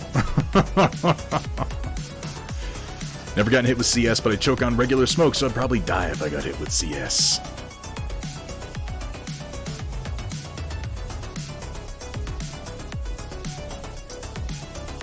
Roland, I was entirely stateside, man. I was entirely stateside for the duration of my enlistment. I was one of the lucky ones. I did almost entirely SIGINT, and they never needed me over there.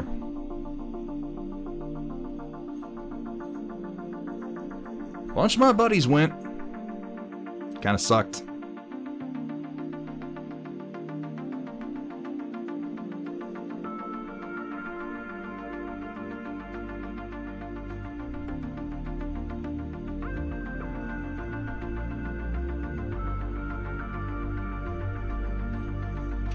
No, Roland.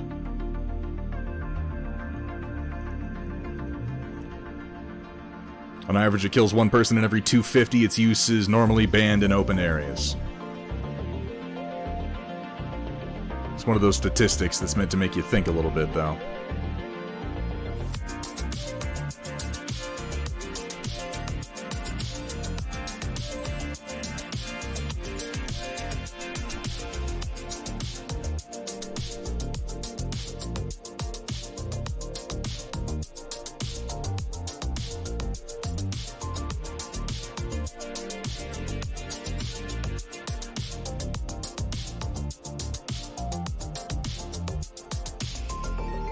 See what orange is gonna do to what I've got going on here.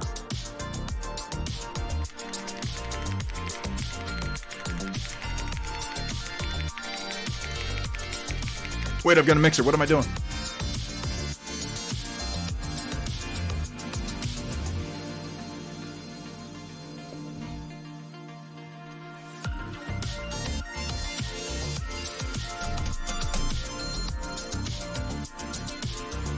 I'll tell you though, Roland, there is a profound frustration associated with having a skill set like mine, training with the people that you do, watching them go off and come back just not the same people, if they come back at all. That happened way too goddamn many times. It is a frustrating reality to deal with.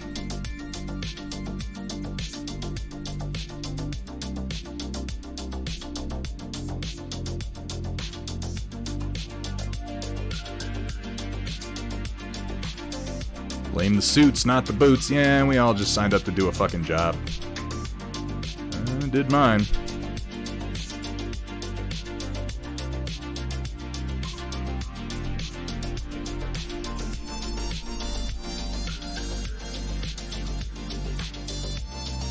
Those who see it, oh, here we go. Judge Dredd crossed its. Too many fans have no idea it's criticizing judge, jury, and executioner unilateral authoritarianism, not cheering it threshold decades ago. Amish, you know, I agree with you on that. I think 40K has the same problem. Ironically, they're both British properties with a very, very similar aesthetic. I definitely think 40K had that same problem, where... you know, this has happened with a few properties in the last couple of decades, where you're like, ha ha ha, it's funny because it's so over the top and it's dark humor, and like you are standing next to someone and they're going, yeah, ha ha ha. And then they go, wouldn't it be great if we really did that? And you're like, oh, we weren't laughing at the same thing. Oh god. Oh no, what have I done? That's happened to me a few times over the last decade or so, and it's been harrowing each and every time.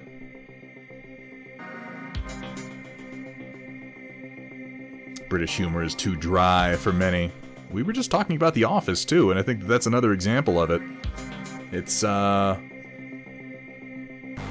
don't mean to be like, you know, as much as I am definitely an edgy bitch, I don't mean to be like, oh, American audiences couldn't understand the droll humor of The Office. But I think it's very, very telling that the American Office became very, very sitcom-y and had happy endings for everybody, whereas the British Office did not. The British Office had fairly sad endings for most of the characters, except for the Dwight character, who wound up being the manager, which actually made sense because he was vastly more competent than the Michael Scott character, who wound up desperately trying to live off the little bit of fame that he actually managed to pick up while filming the documentary that he was a part of. To thin this a teeny little bit here.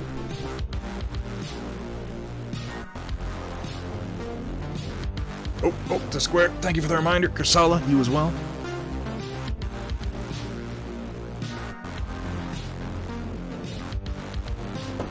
The step past Grimdark is not interesting, turns out. Yeah, and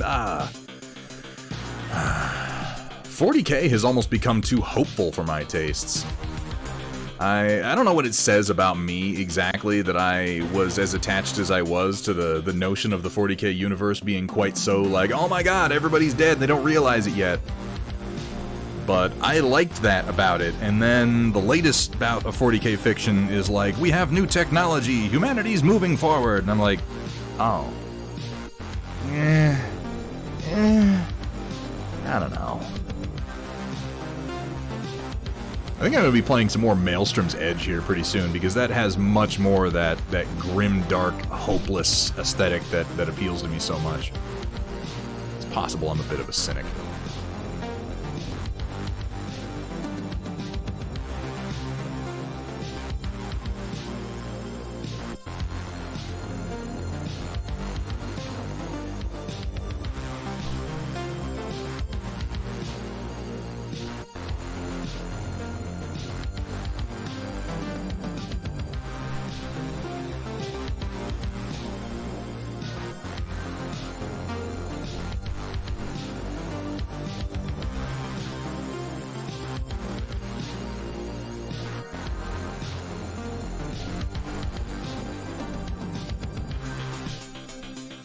Makes me think of big enough historical wargaming conventions. Always one guy that sends you down the path of, oh, your little plastic Germans aren't just game... Okay, I'm a Stig. Yeah, that hits on something a little real for me, and one of the reasons that I can't... Like, I did do historical wargaming for a little while, but you will inevitably run into the situation where you find someone who has built a really, really great Wehrmacht army, and then he starts talking about, like, head measurements and genetic predispositions towards intelligence, and you're like, oh, shit.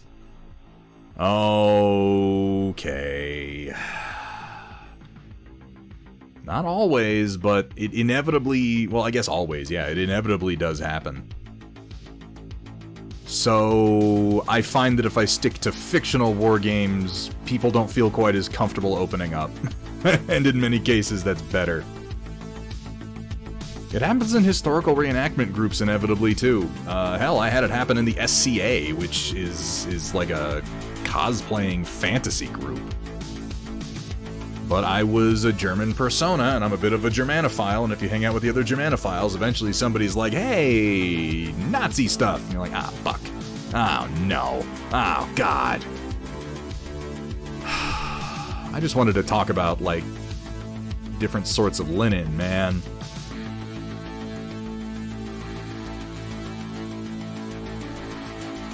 Now, here we are.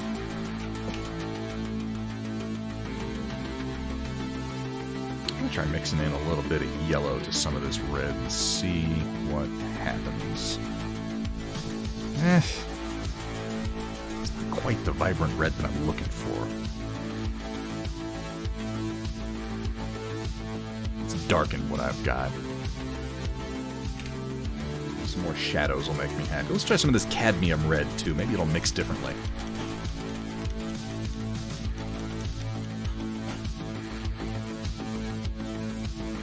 Genghis Khan did nothing wrong. You'll find those people, too, who will sit there and argue with you and be like, look, Genghis Khan did more good for the world. And I mean, that's at least more of an argument. Yeah, you know, he chopped some babies to pieces, but he built roads. It's like, I don't know if I want to have this conversation.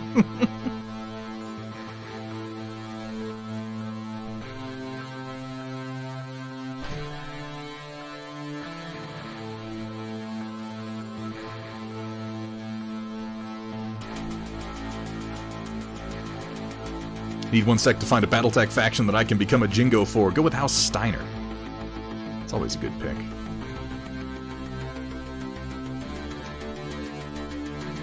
I'm gonna take A little touch of green. And mix it into my red. Not a lot, just a little bit.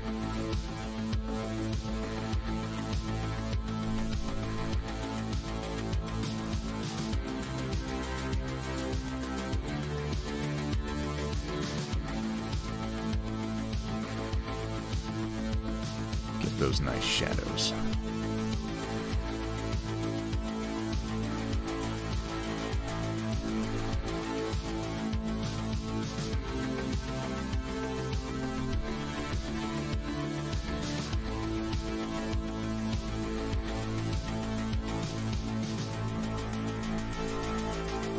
Really like green as a shadow mixer for red. You can see it immediately makes the red around it start to pop a little bit more. Carbonic acid with that re-sub hitting 16 months. Thank you so much, Carbonic acid. Holy shit, man. Welcome back, man. It's good to see you. How sneaky do you want to be? How stompy? And how funny of an accent do you want? Speaking of funny accents, Trotsky, have you fired me off your shipping address yet? Because if you haven't, you should. That wasn't a very good segue, because I didn't relate that to anything to do with funny-sounding accents, but you know, I think you get the point anyway. Nobody wants more of it. How it used to feel is what the people want. And Rememory offers us exactly that. Retros. Remembered treasures of the forgotten past.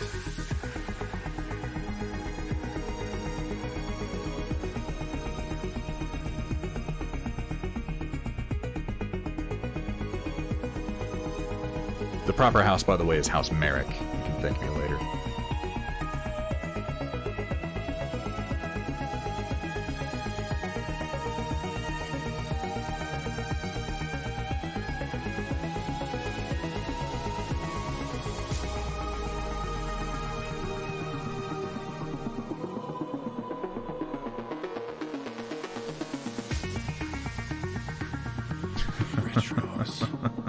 Yeah, paint dance party. That's what we're all about.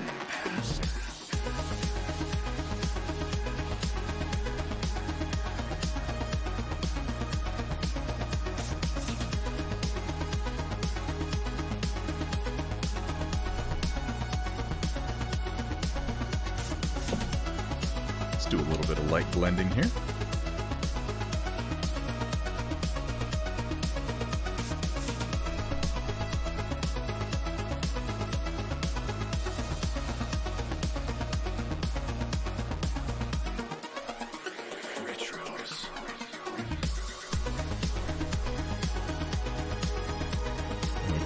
Highlight some of this. I just wanted to establish a nice deep shadow color because I was over highlighting.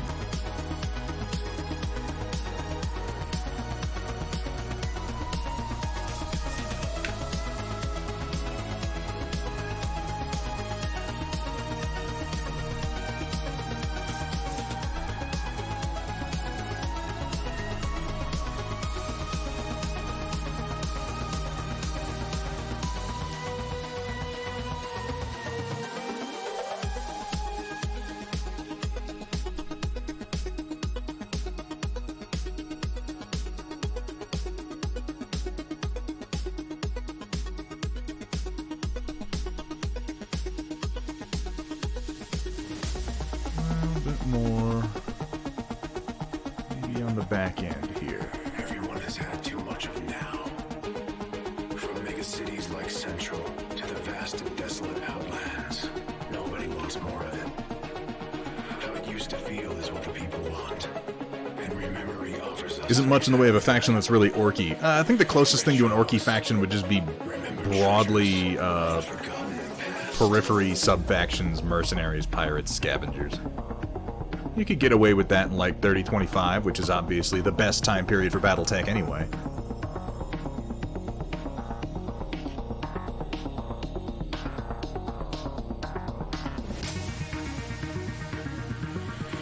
Howdy, howdy, North Star Hero. How you doing today, man? Oh, nothing but 3025 grognarding. Yeah, dude, that's all we do here, Roland. You know that. Don't act surprised. God. It's just disingenuous.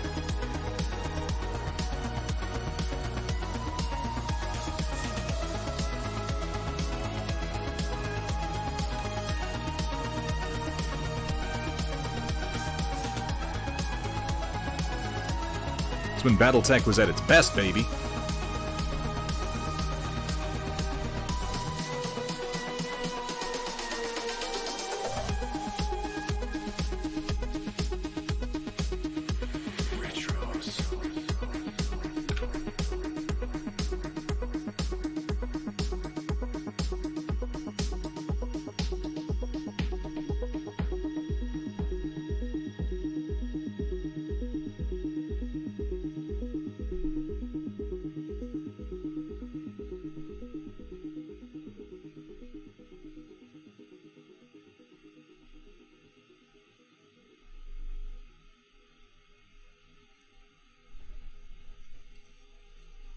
$30.25 for life. Living that that Periphery dream, am I right, Vergaderung? How you doing today, man? It's good to see you.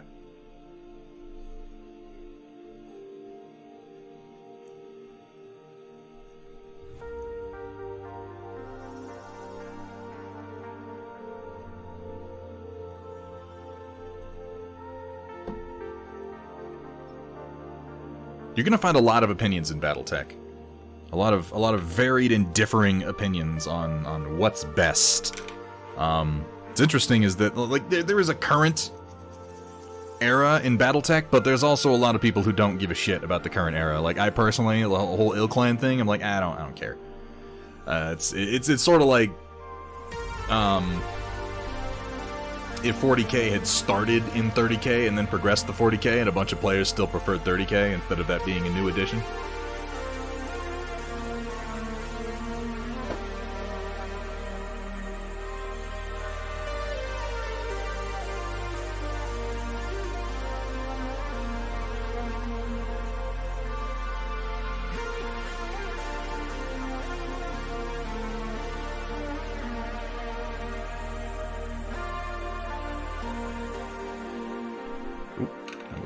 Do. Let's do this.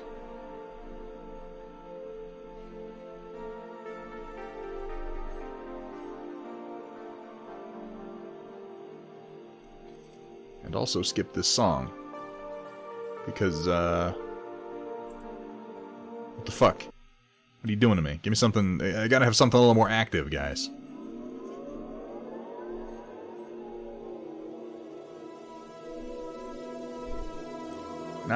Not this one either. I know this song. This is not an active song. Here we go. The Atlas is beautiful, sewer creature. You're not wrong. Check out the Orion, the Atlas's littler, uglier brother. That's personally one of my favorites.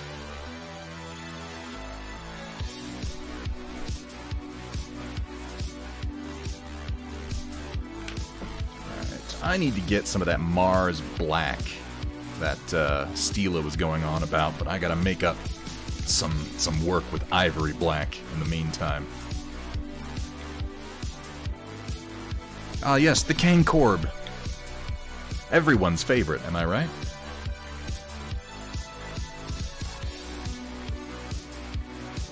Kring Krob. It would be another word, another phrase. An alternative title, if you will.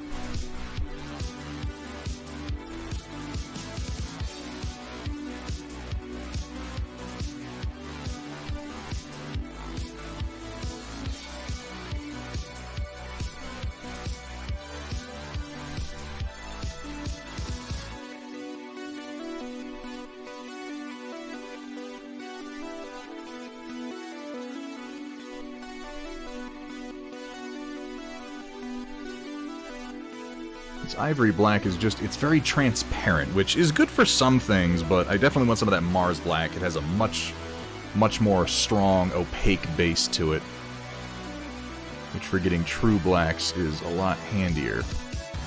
You end up having to come in and do extra work with Ivory Black, which is okay for what I'm doing, but could be better.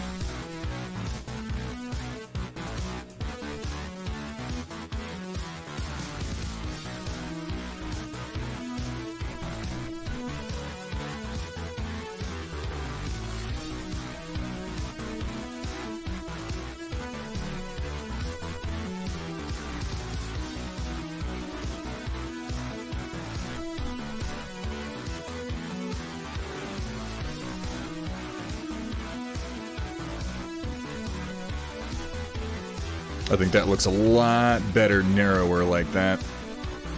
Does Battletech have a cult faction? Oh, they absolutely do, and that cult is known as Riot Sister. No, it's not. It's not known as Riot Sister. She's just one of our amazing mods. The Word of Blake would be the one that you're looking for there. Riot Sister, welcome in. Hello there. The Word of Blake is all... It's like if AT&T had a cult of telecommunications and they loved cyborgs. Which all the good cults love cyborgs.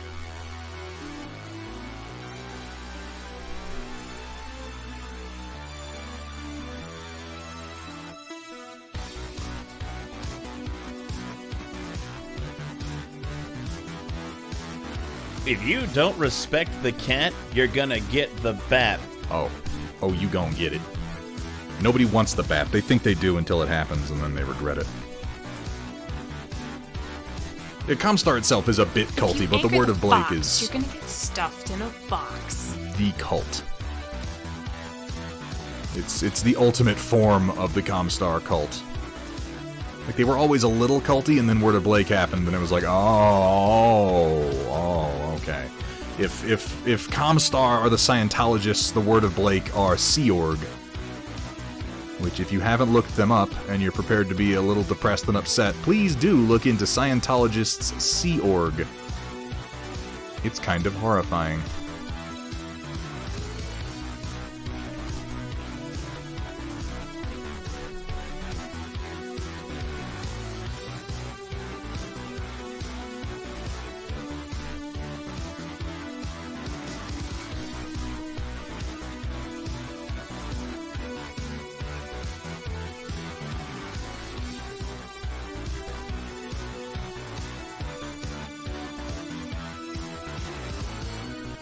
I mean, like, have you ever wanted to be a sex slave for, like, kind of a middle-of-the-road sci-fi author? Because if so, Sea Org is for you. Not even a middle-of-the-road sci-fi author anymore. He's dead. his shit-ass, pissant disciples are who you get to be a slave for now.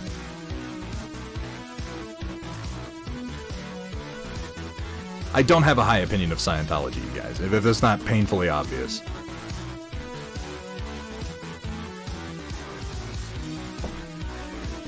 Thickly absorbed in Frostpunk, buried under a thick layer of ice. Frostpunk is a great game. It's really a lot of fun. I have thoroughly enjoyed playing Frostpunk. Let's do some skin tones.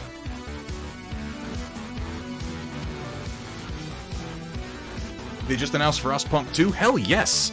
Hell yes! I am excited to see what they can do expanding on the features from the first one.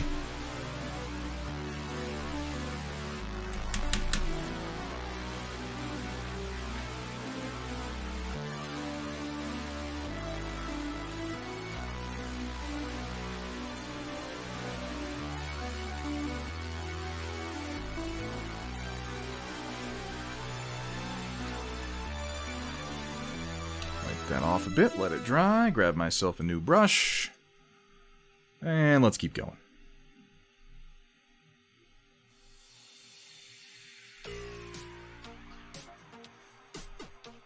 Really want to get the tip of his nose here because it's barely visible and it's not showing up at all because I hit it with black when I first did his visor. But it is there.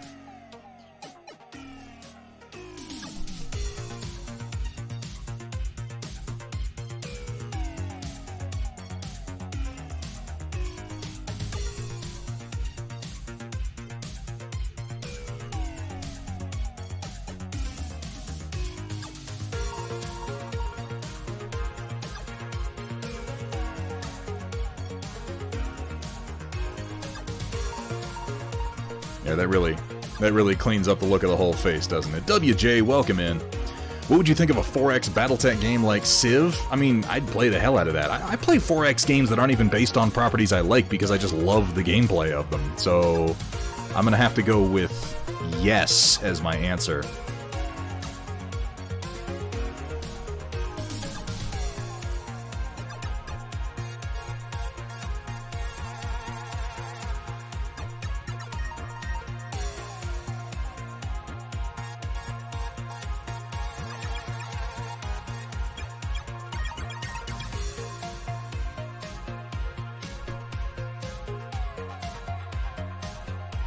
I'll leave some of that magenta in the shadows of the face while I pick out his facial features here.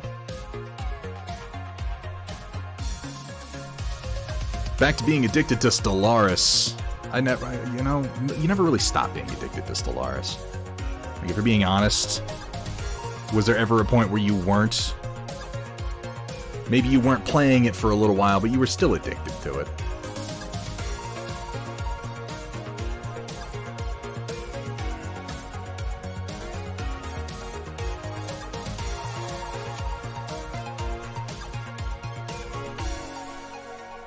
Stellaris is a great game, and has continued to just kind of get better and better as time goes on. I actually don't have the latest few expansions. I'm not sure what the last one they released was, but then they got DLCs that are like, it's some new portraits for your race, and they've got DLCs that actually fundamentally change the way the game plays. I'm not sure which one the last few were.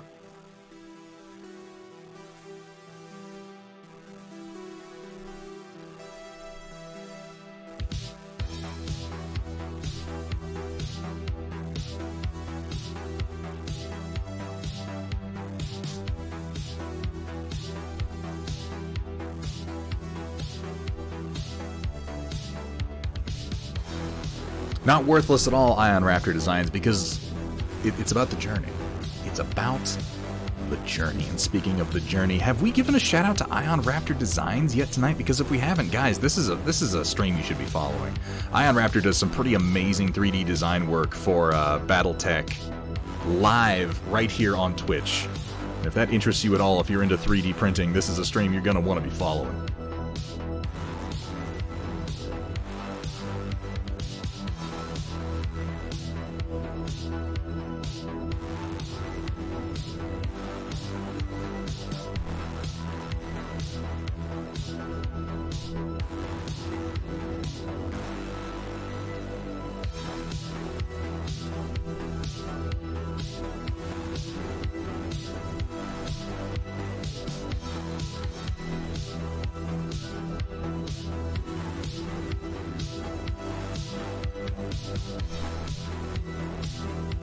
This model's really starting to come together.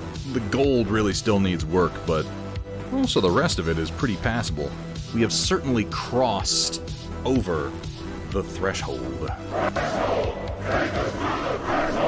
That being the point at which a model's paint job really starts to come alive to you and it starts to look right. It's not done yet. It needs more work, but you know you're getting closer. Suddenly you go from having to have the whole image in your mind and trust yourself to, oh, there it is.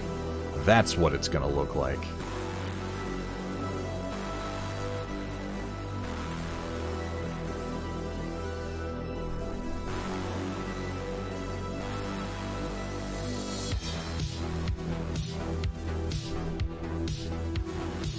Speaking of the threshold, there's a bunch of shit on the... First of all, there's a Riddick wiki. I don't know if you guys knew this. There's a wiki for the Riddick universe, which is a little astonishing because that universe barely fucking exists and most of it is really, really forgettable. But there's a whole wiki with random background information, and I guess David Toohey wrote a bunch of stuff about the Necromongers that didn't make it into the Chronicles of Riddick. I'm not sure where it got out, but apparently he's talked about it, and they've got info on there about, like, who the Lords Marshal were, or what their terms of service were like, the fundamental beliefs of the Necromongers and shit that I just didn't know was there. Which might be surprising, because I love the Necromongers as a concept, almost as much as Ravenholm does. Ravenholm, thank you for the follow. Welcome to the stream. Welcome to the Storm Chasers. I found that an interesting read the other day, though.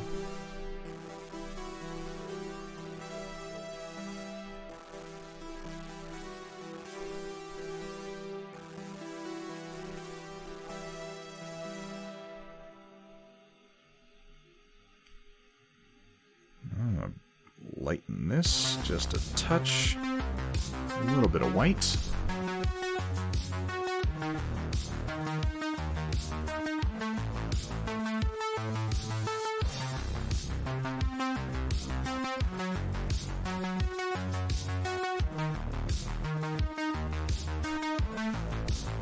For some of these extremities to really sell the shape of his bizarre face that Judge Dredd has.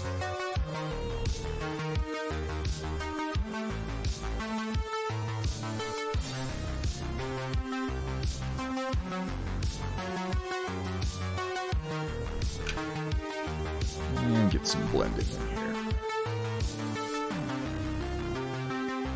Matt Yee, did they leak the Necromonger EULA? They did. They did. Turns out you have to agree to launch yourself into a black hole at a certain point without asking any questions. It's pretty weird. But it gets you access to the Vin Diesel DLC. So I guess it's all worth it? I don't know. Matt Yee, how you doing today, man? Thank you so much for that shout out, by the way. Guys, if you're not following Matt Yee, you have any interest in oil painting minis, this is definitely a stream you should be following.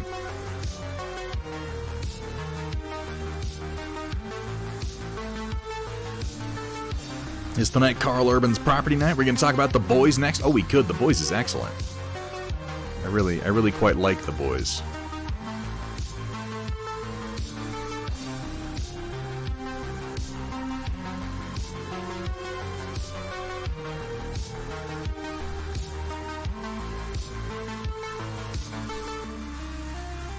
It got better in Season 2, also. I was impressed by that. That Season 1 was excellent, and I thought maybe it would peter out with Season 2, but no, it just got better. The characterization was stronger, and they gave a lot of character to some that had sort of fallen by the wayside in the first season, which I thoroughly appreciated.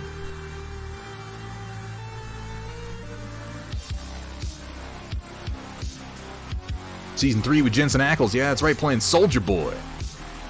The Captain America analog. I am also excited about that. The fact that they made it through Season 1 as well as they did, and then Season 2 was an improvement, like, they've already had a successful show. If it goes downhill at this point, I'll be sad, but I'll just try to be glad for what we got out of it, because it could have gone wrong much sooner than now. If you anger the fox, you're gonna get stuffed in a box. By the way, you don't want to get stuffed in that box. Like, I know it sounds cute and everything, but it's pretty horrifying.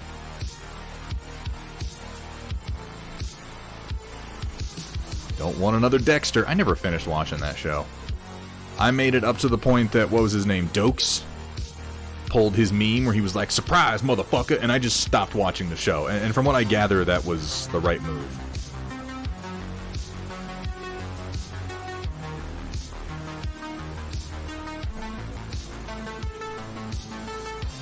Some pies, motherfucker. Large fries, motherfucker. That is one of the better memes. It really is. Just broadly speaking.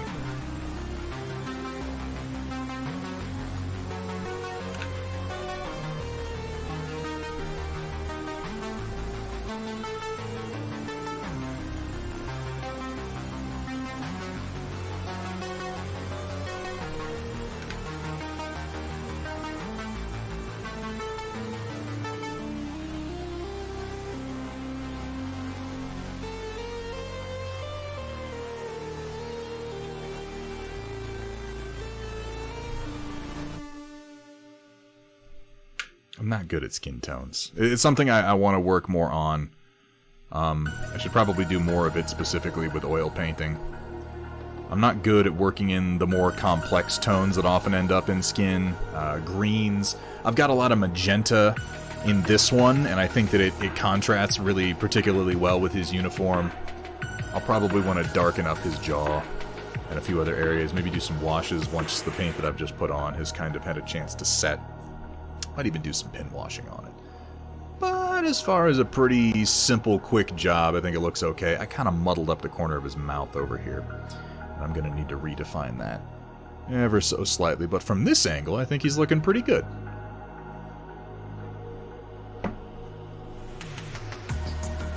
See, I don't know that I watched... Did I watch any of the show that had John Lithgow in it? The thing is, I like John Lithgow, but by that point in the show, I was like... I don't know. It wasn't grabbing me.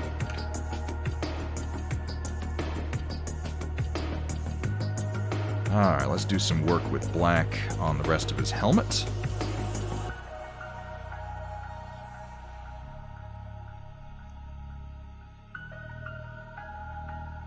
Because it needs to be darkened up.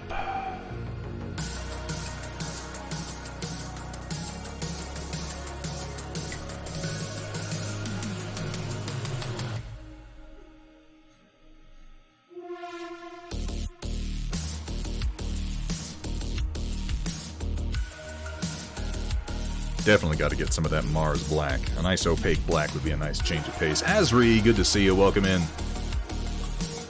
No, nobody watches shows to Square. It sounds like people do, but that's just because they're all liars. No one actually watches anything. No one's actually a fan of anything, for that matter. It's all an elaborate hoax being played on you, specifically.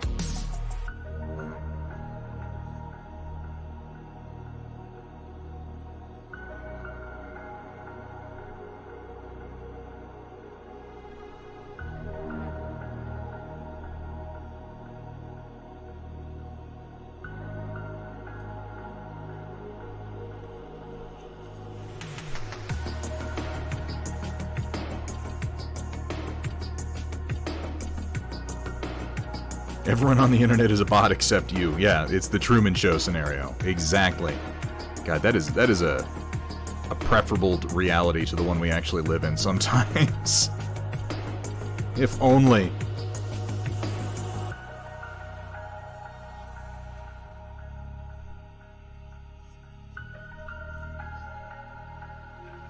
Dude, Third Rock from the Sun. Whatever happened to French Stewart, by the way? Is French Stewart still doing things? Last time I even remember French Stewart being mentioned was in Community when they had the French Stewart celebrity impersonator.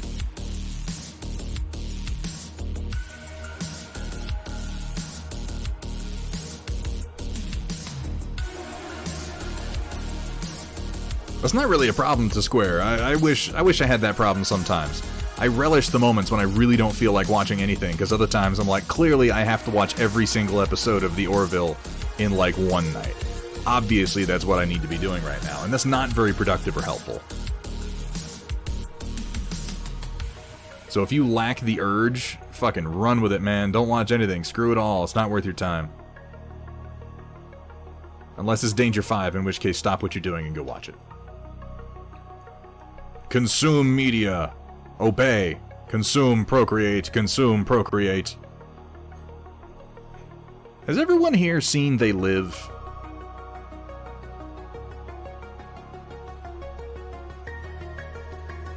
That's worth watching.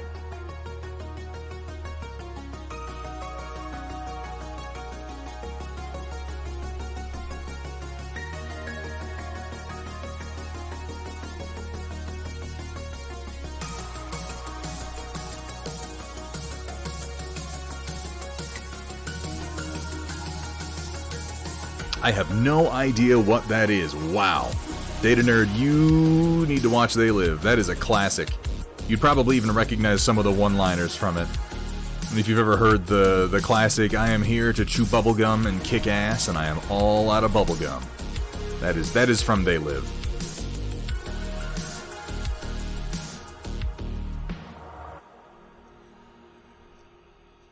I have come here to chew ass and kick bubblegum. Well, we've seen the very beginning and the very end of They Live. Well, you get the point then, for the most part. There's not really that much more to it. What do you got? What do you got for me, Roland?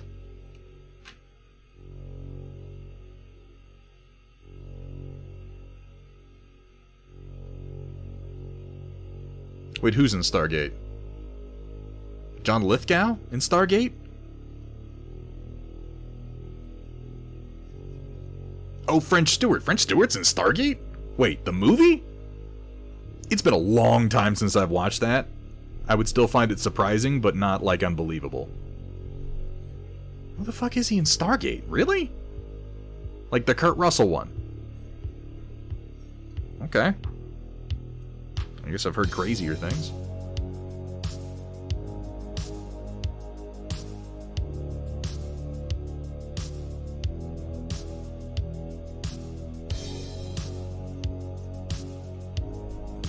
He's Kowalski.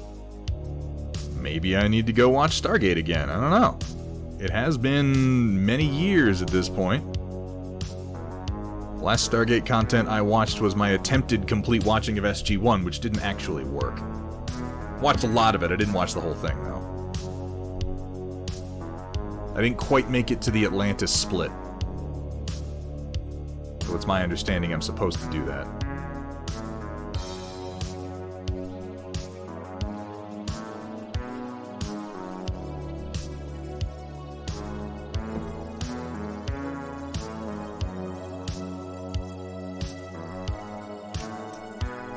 If I'm being honest, like, the only thing I can even picture French Stewart's face in actively acting is Third Rock from the Sun.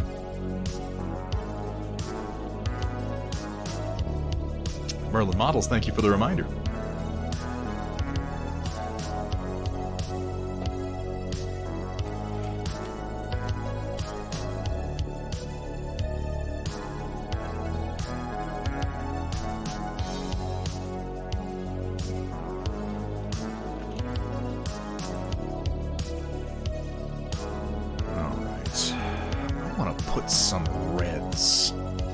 Some reds, not like a whole lot, but some, into the shadows on my shoulder pads here. So I'm going to mix a little red and a little orange. I'm going to thin it down quite a bit, and we're going to see what we can do with that.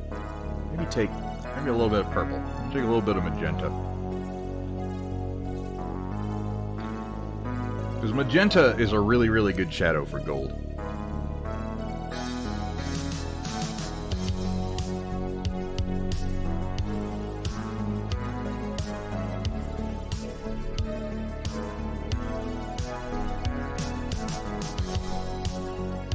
Overpower anything though, just kind of don't want a lot on my brush.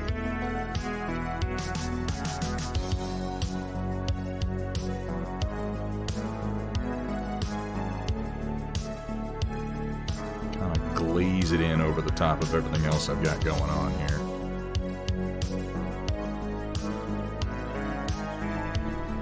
In fact, I'm just going to glaze it in and then give it a wipe.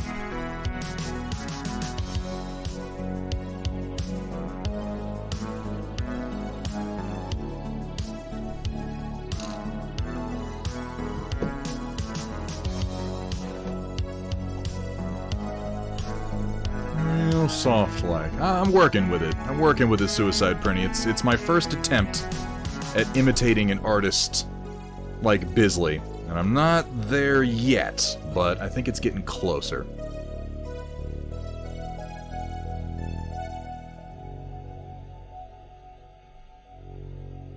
Yeah, I think this is a good way to do it. Just kind of glaze it over the whole thing and then wipe it off the top portions. I gotta remember that this is one of the strengths of oils.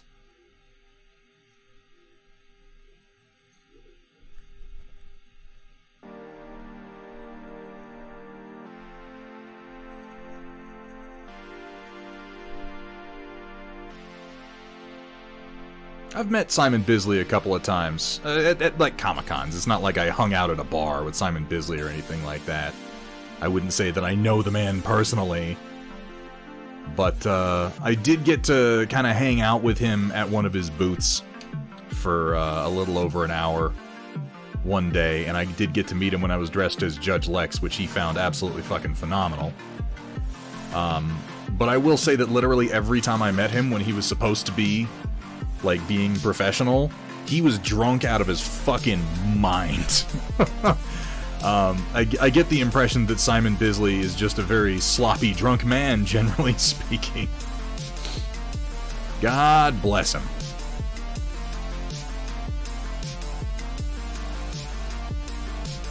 Yeah, I'm liking that shift for the gold.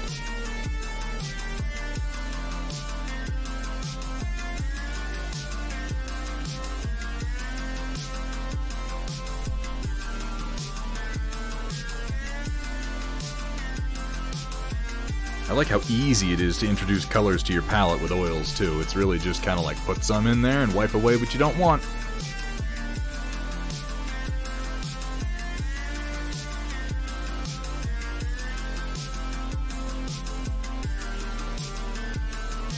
Maybe the last 20% of Bisley's style is being drunk. That would actually explain quite a lot. Rewatch The Wire, then watch Bosch. Really? Oh, is it because... Yeah, there's a lot of actors, I noticed, in Bosch who play, like, criminals in The Wire, and then they're cops in Bosch. I noticed that even in the first season. I can't remember the one actor who jumped out at me. Sent your Addy on Discord. Yes, that is ideal, Trotsky. Thank you so much for that.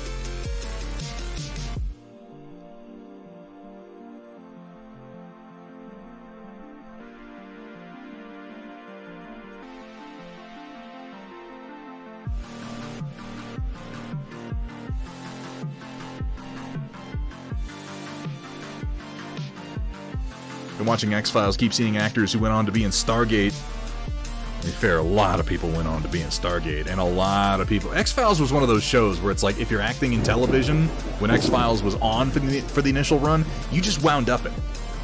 You just like, at least one episode people wound up in for X-Files. Even Darth O'Dare wound up in X-Files. His episode was my favorite one. And now he's following me. Thank you so much for the follow. Jack Black was in X-Files. That's right. The episode with the arcade and the dude who could control electricity, I think it was?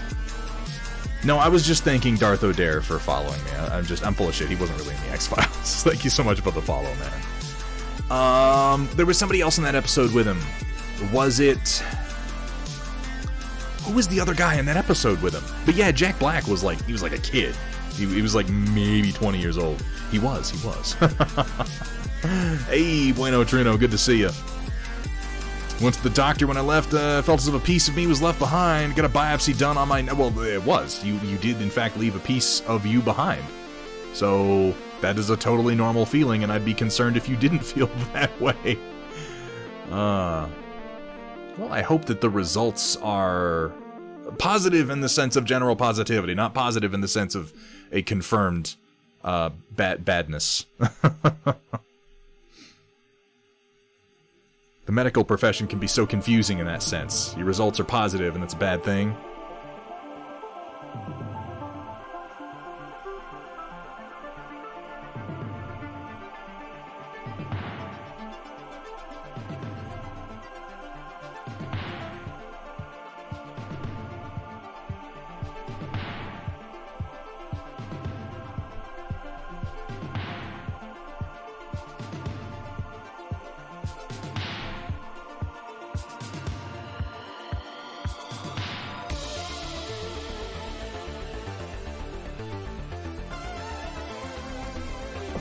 Alright, now I'm gonna take...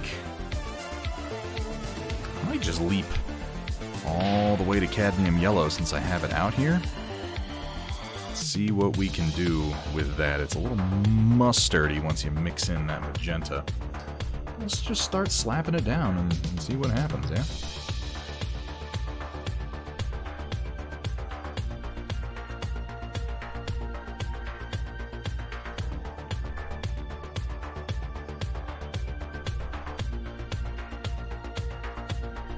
Kind of what I want, looking at Bisley's art.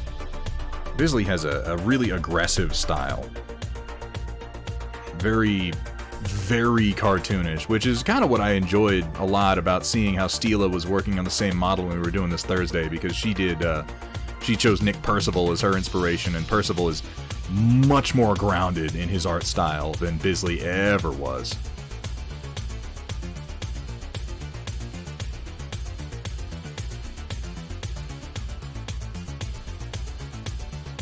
Oh yeah, look at how that contrasts on the shoulder eagle. I'm really digging that. Well, thank you so much for saying so, Bueno. I continue to try to improve at this whole oily business.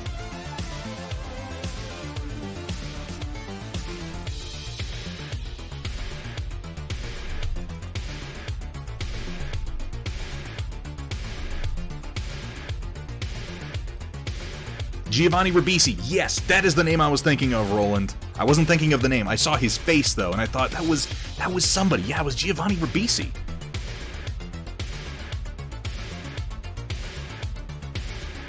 And yeah, he, like, worked at an arcade, and he could control electricity, and I remember Jack Black was, like, all into it at first. He was like, yeah, man, this is super cool, but then as Giovanni Ribisi got more and more dangerous and angry, he got less and less into it.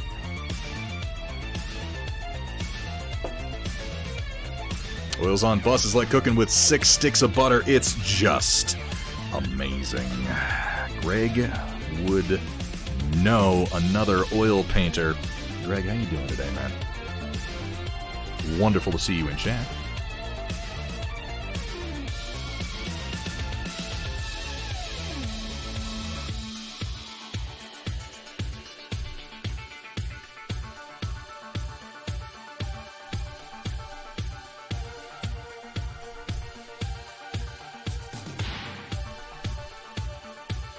Gonna want to deepen the shadows on a lot of this, I think.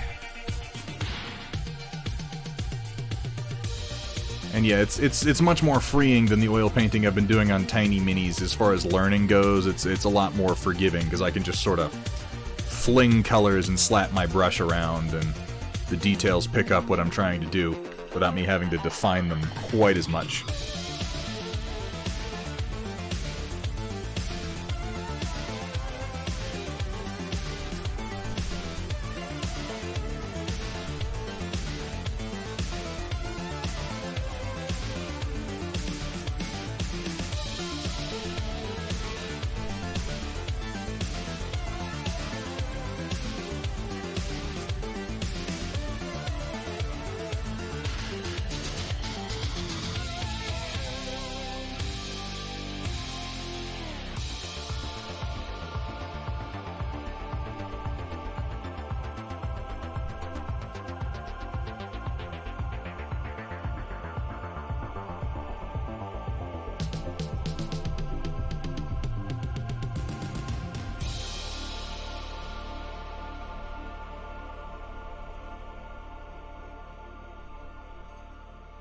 I'm really liking that magenta in the gold. I think that's actually working pretty well. Needs more refinement, yes, but when has that ever not been true? I think I want to desaturate this a bit, since we are trying to do a bit of a metallic color. You, Heartless, thank you so much for the follow. Welcome to the stream, my friend. Yeah, now we're cooking.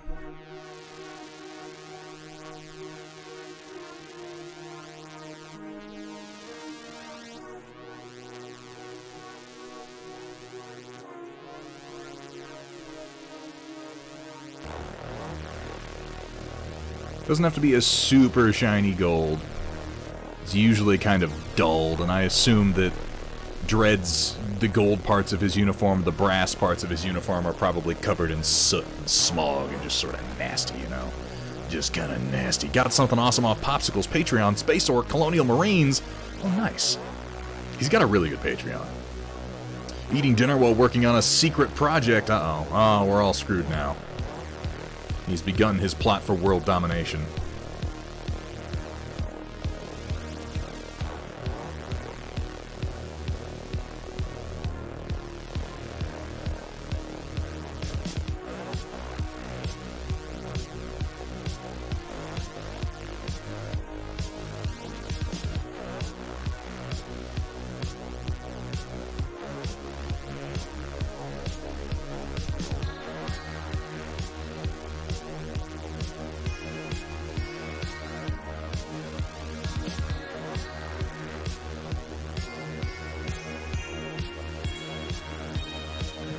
More.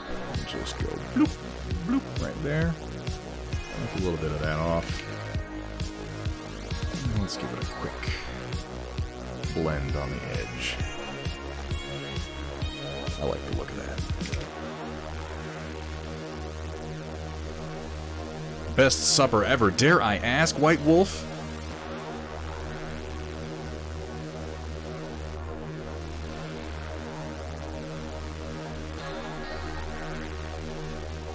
Are you talking about just eating 6 sticks of butter? Because that did just come up. I don't advise that, by the way. Unless you're making, like, some bombing-ass pastries, in which case, please do go ahead.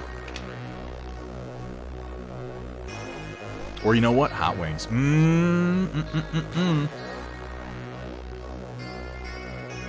A fucking buttery buffalo wing sauce? Oh yeah, I'm into that.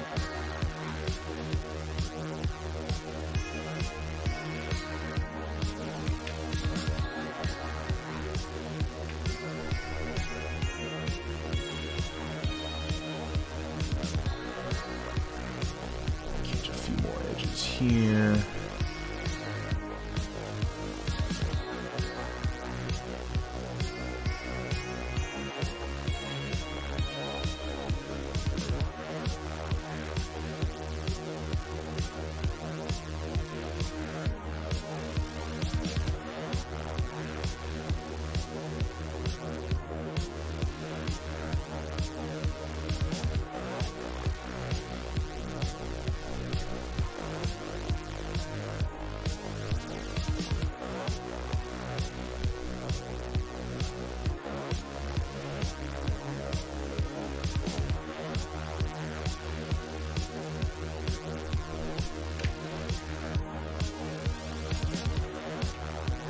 12 minutes until the Storm Report closes. Yeah, as a reminder, we are starting the Storm Report a wee bit early tonight on account of not having one earlier this week, so if you are looking to post in it, please do so in the immediate future so we can see what it is you have to share with us today. For those of you who might be new to the stream, we do a bit at the end of most streams. I can't say every stream because we didn't do it last time. Known as the Storm Report, which is a simple art share segment where the community sort of likes to, you know, we post what we're doing. We keep each other appraised of what our projects are. And I really, really love seeing you guys' art. And I encourage everyone to share because it helps to get that outside perspective if you want to grow as an artist. So if you feel like joining in is really, really easy to do, all you gotta do is jump over to the Thunderhead Studio Discord and get a link to that by hitting !Discord in the chat. Follow that link, go to the channel marked The Storm Report, and post up to 4 pictures tonight. We have doubled the usual number, and we'll be devoting a little bit more time to it to ensure we can get through it. But I would love to see anything artistic. Like, it doesn't even necessarily have to be some minis you've been working on. It can be... We've got people who do woodworking, we've got people who do cross-stitch, we've got people who do watercolor. Anything artistic you're working on, we would love, love, love to see. And don't get me wrong, minis are always appreciated. You don't necessarily have to want any kind of feedback. You can ask for some. I'll be happy to provide what I'm able. I'm really liking the look of this shoulder. What do you guys think? It needs a little bit more work, I think. But I think that the blends in general are coming together nicely. And if I can repeat this performance I've got here on these other spots of gold that I've got, I think it's going to come out pretty damn nice, which makes me think. Let me grab some more of my magenta and orange here and put this on his badge and his badge chain, because I didn't do that.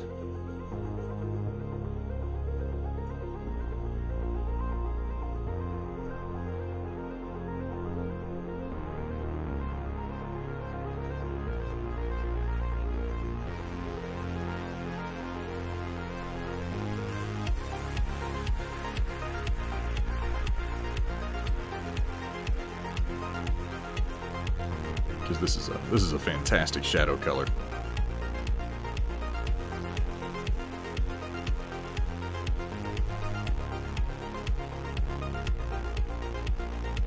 Makes the whole thing contrast with the blue beautifully.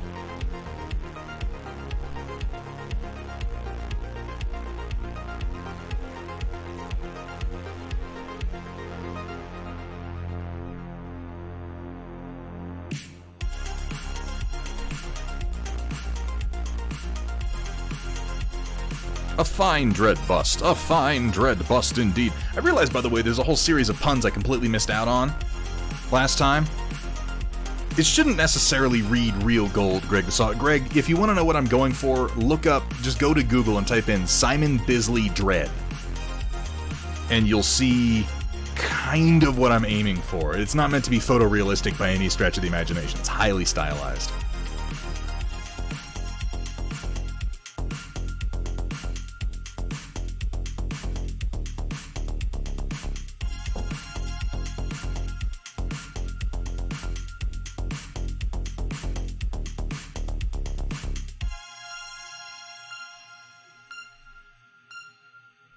His color palettes are a little insane, frankly. Yeah, that's what I'm doing. Oh, bumped into my microphone a little bit there.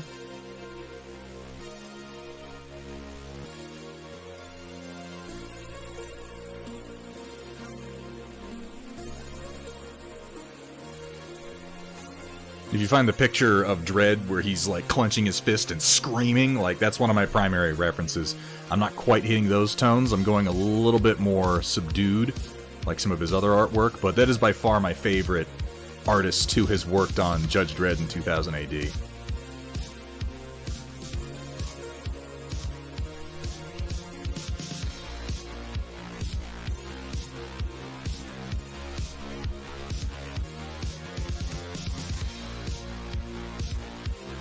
Yeah, I agree. I'm probably going to come in and do pin washing in a lot of areas to really get some deep shadows.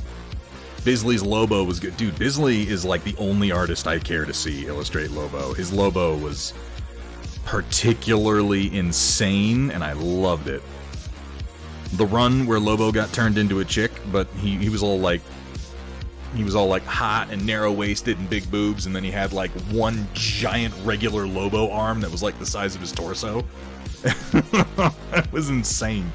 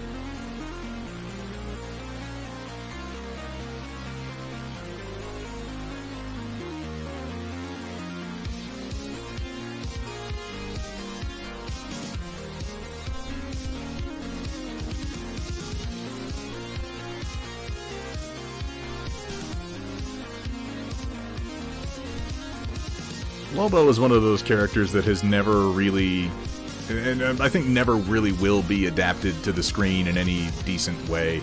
He was used a little bit in, like, Justice League Unlimited, but never really all that well, in my opinion. He was always in that show just kind of like a throwaway space bounty hunter, and it never captured the insanity of his character. The aggressive insanity of everything that Lobo was. He's just not a great character to balance against guys like Superman. He kind of has to just be in his own world. That's the only thing that makes any sense.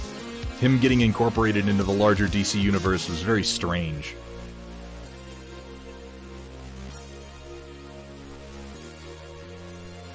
It's kind of my same problem that I have with Watchmen being incorporated into DC. It's like, these characters, they just, they don't belong in the same universe as other superheroes. They belong on their own.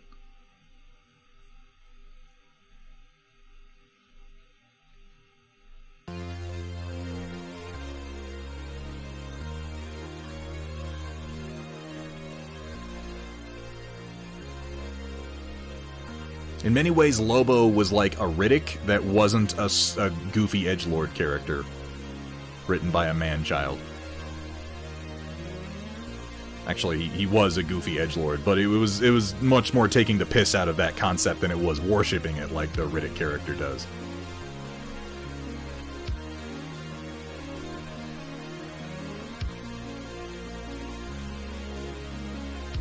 Watchmen was a parody of the guys they joined. No, he absolutely was. In fact, recently we got to have, what's his name? Peacemaker in the Suicide Squad. And many of you probably already know this, but Peacemaker is the character that the comedian in Watchmen was based on. He was based on a number of characters, but the primary influence was Peacemaker, is my understanding.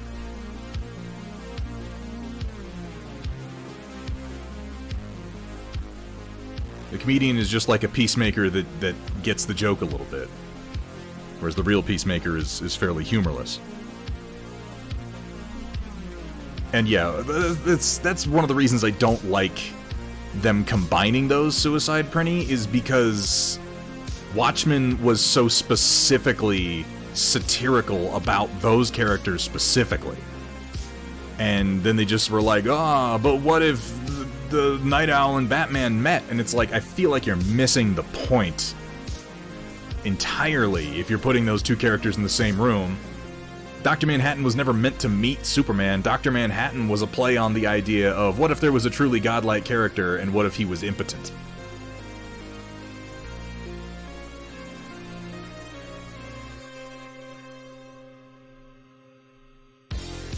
Crippled by his own omnipotence, so to speak.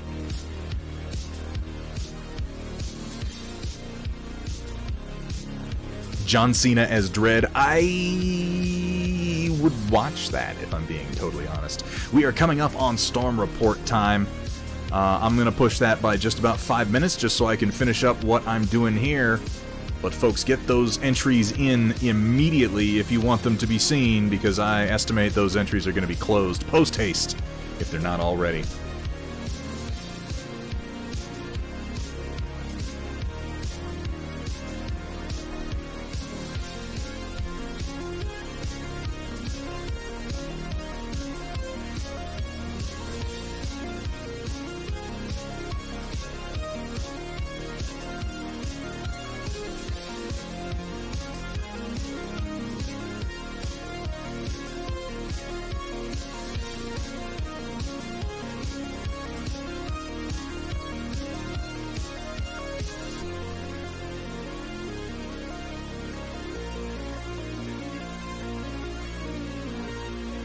And you know, broadly, I'm not opposed to the occasional crossover comic book episode. Obviously, those are, you know, part and parcel to the texture of comic books. Judge Dredd has met Batman. They had a whole crossover series. It was a graphic novel where first I think it was that Batman got pulled into Mega City 1, and then Judge Death made it over to Gotham, and Judge Dredd chased him over into Gotham. And first, Judge Dredd beats the Christ out of Batman and arrests him, and then in Gotham, Batman gets the better of Dredd and sends him back to Mega City 1. There's a hilarious moment in the beginning of it when Batman approaches Judge Dredd from the attitude of like, oh, it's like Commissioner Gordon, like, it's cool, man, I'm with law enforcement, we're fine, I'm helping you out.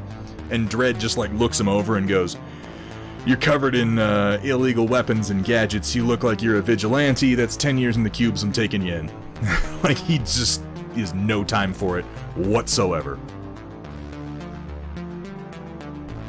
Dredd does not suffer vigilantes in his city. He really doesn't give a shit what their motives are.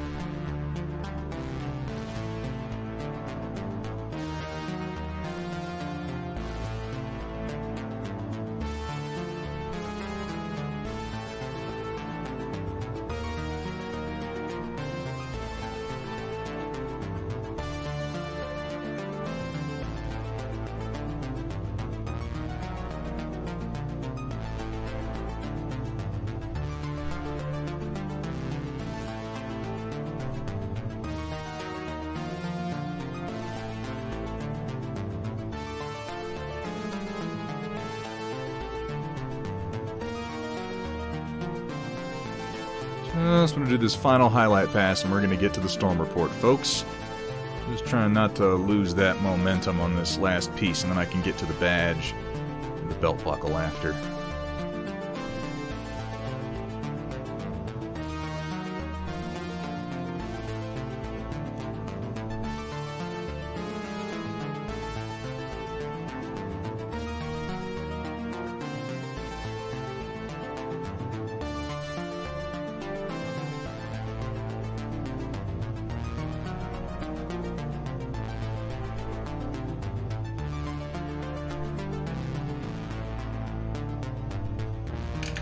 Let's get a quick blend in here.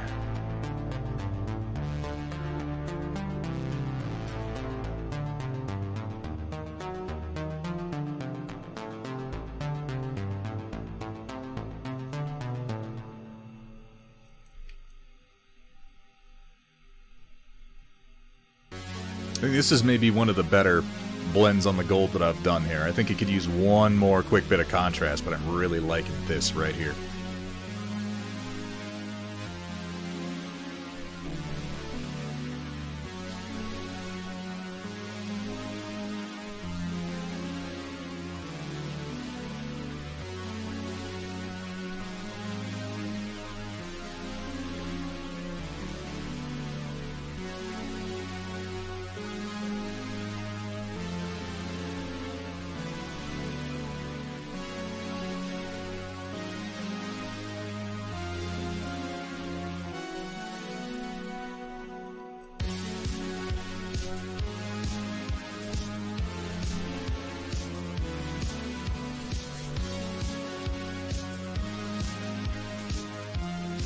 Oh yeah, he's really coming together now. I have not that much more to go, and most of the work I have left is, I think, one more round of highlights on the green, a little bit more in the red, touch up the face, do the helmet, finish up the golds.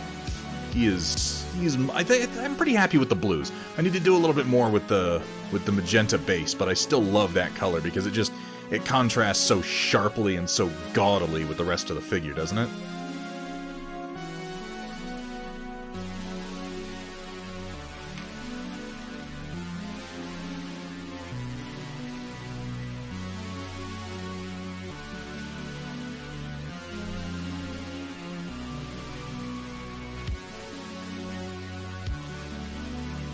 Is gaudily a word? Like, I said it, and I feel like everybody knows what it means, but is it a word? It might not be a word.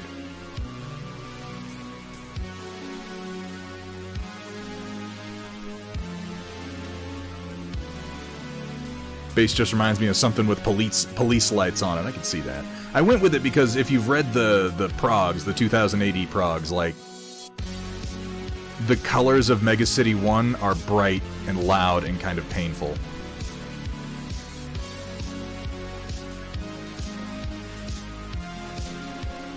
And there's a lot of magentas and teals and real Art Deco-y punk kind of stuff.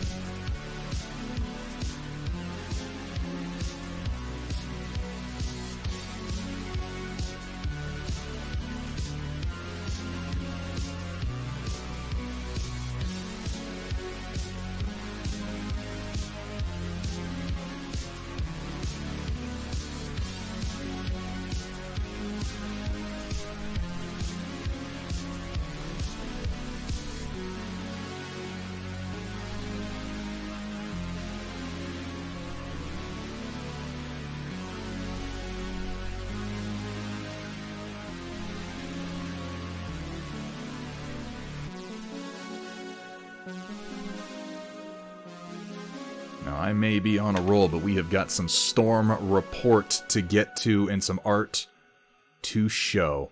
So I'm going to finish this blend, and we're going to go do that. How does that sound? Does that sound like a plan? Because it is a plan. It's the plan.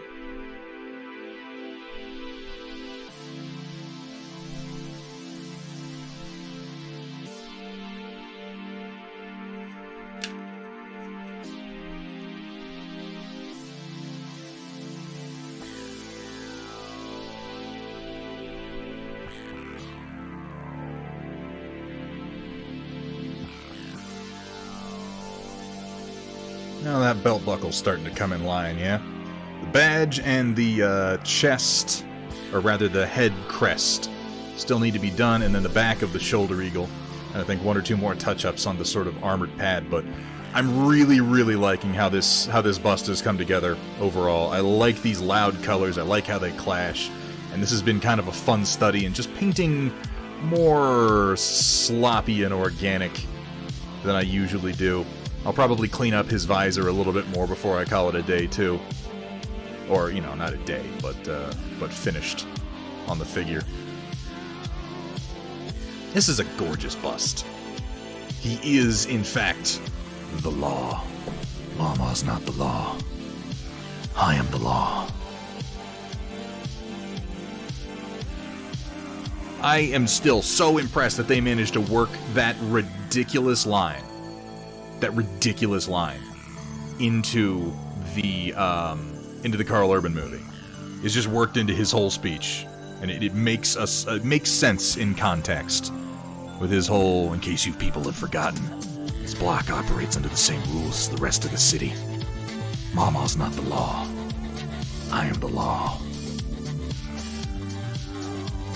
Like, I can't think of any other context where you would even have any reason to say those words. But right there, it gets across exactly what he's trying to communicate. Which is, if you get in my way, I'm going to shoot you, and it's going to be legal. No one will even think about stopping me. So, fuck off. Let me get my oils set to the side here. We have had a good, productive day of painting that has landed us right about here on this. I do think one more round of yellow highlights, since I've brightened up the rest of the colors, one more round of yellow highlights to bring the green up just a little bit more is going to put that right about where it needs to be on the belt and then on the gloves. And then I just got to finish the gold work that I started, do a little bit more work on the helmet, not too much, just add a few points of glare to sell that it's kind of shiny, maybe detail that crack in the back of the helmet a little bit. Yeah, I've never painted a bust, but this is the largest scale thing I have ever painted, and my first time painting a bust, and I'm really quite happy with it. I think the skin, his face, maybe needs a little bit more work. It's really pink right now as I look at it. It's really pink. I need to make it a little bit more pale in the highlights. But I think maybe one more round of highlights and blending on that. And finish up the belt buckle. Rest of the golds. And he'll be doing pretty damn good. Personally, you like the pink. See, I'm not thinking like a bunch more highlights. Just a couple, like on the tip of the nose, on the tip of the chin, the lip, maybe his Adam's apple. More small items like that, but I do like the kind of deep shadows that we have. Maybe we'll start. Well, okay. So we talked about, and the reason I'm not using the phrase supercell, by the way, Riot Sister, I mentioned this earlier. Innocentric. Pardon. Thank you so much for the follow. Welcome to the stream and welcome to the Storm Chasers. Is because I think that I had a lot of fun starting this on Thursday when we painted with Stila. And something that we might start doing is, and a better use for the phrase supercell, would be, if we do this again, I will post up a poll so that you guys can vote on which mini we'll be painting. We'll probably list a bunch of busts rather than minis, and then you guys can vote on which one we're going to paint, and this way myself and my guest can have it, and we'll both be painting it, and then all of you who are interested, who have 3D printers, or access to one, or a friend with one, can print out the same thing, paint right along with us, and then we will have a Supercell Roundup Storm Report after the fact, where everybody can post the work that they got done, and we can all see what we did on the same figure. Should paint demon boobies with Stila. I'm not... Okay, look, Stila has refined the painting of nipples to a true art form, and I'm not going to compete with her. Oh, something I didn't do that is actually going to improve the look of the front a lot is I need to paint the zipper. He's got his zipper right down the front, because you can see the gold chain connects to a zip, and that goes zip all the way down the front, so I'm going to hit that with some silver, which I think is going to add just a little bit more contrast in the overall look. Guys, I'm so happy with this right now. He's not done yet, but he is damn close. This is gonna look real nice on the shelf. Wonder if there's a Rorschach bust you can paint. Rorschach. You know, we were just talking about characters getting weirdly sort of lionized and worshipped when they weren't meant to be by the original writers. I think Rorschach is maybe the character I have the biggest problem with in the Zack Snyder cut. In the Zack Snyder Watchmen. Because clearly Zack Snyder really, really liked Rorschach. And I don't think Zack Snyder understood Rorschach. Because he gave Rorschach, like, so many more sympathetic scenes, and he gave Rorschach this whole scene where he jumps out of a window and he kung fu fights a bunch of police. That didn't happen in the comic books. In the comic books, that scene happened. He jumps, he sprays a cop in the face with a lighter and a can of hairspray. He jumps out a window like a lunatic, he breaks his ankle, he is beaten into the fucking dirt with billy clubs, and then he's arrested. He doesn't jump out of the window, land, and have a kung fu fight. That just doesn't happen. And I feel like inserting that fight... Yeah, exactly, Suicide Prinny. Inserting that fight, the purpose of it was to go, Rorschach is cool, look how cool he is, look at how awesome of a fighter he is. And I'm like, you have missed the point. Rorschach is a maniac. Rorschach is a serial killer with delusions of grandeur. Even Rorschach recognized how fucked in the head he was, because at the end of Watchmen, Rorschach begs to die. And it's not like Rorschach knew what he was doing at the end of Watchmen was wrong, but he wasn't able to compromise his core beliefs because he was a maniac. Which is why he begs Dr. Manhattan to kill him, because he knows on some level, he's like, look, this has to happen. Just kill me, so that we can get this over with, so that the world can move on without me. And Dr. Manhattan's like, okay, and blows him up. I think that's accurate, Sewer Creature. I don't remember, he learned a little bit of martial arts from his time fighting with Night Owl, but I agree, for the most part, he was portrayed as just out of his fucking mind, or To put it another way, he might not know karate, but he does know crazy. Thank you for the reminder, White Wolf. Yeah, it's like if Justice League had Jack the Ripper in it. How awkward that would seem.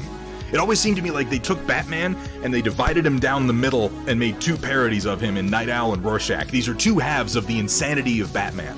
Either one on its own is clearly nuts.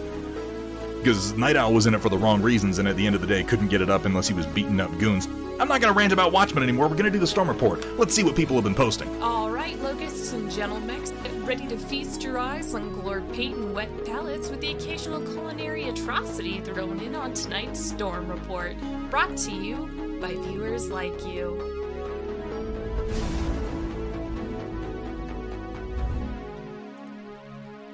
Oh, let me scroll up so that we are in the right place.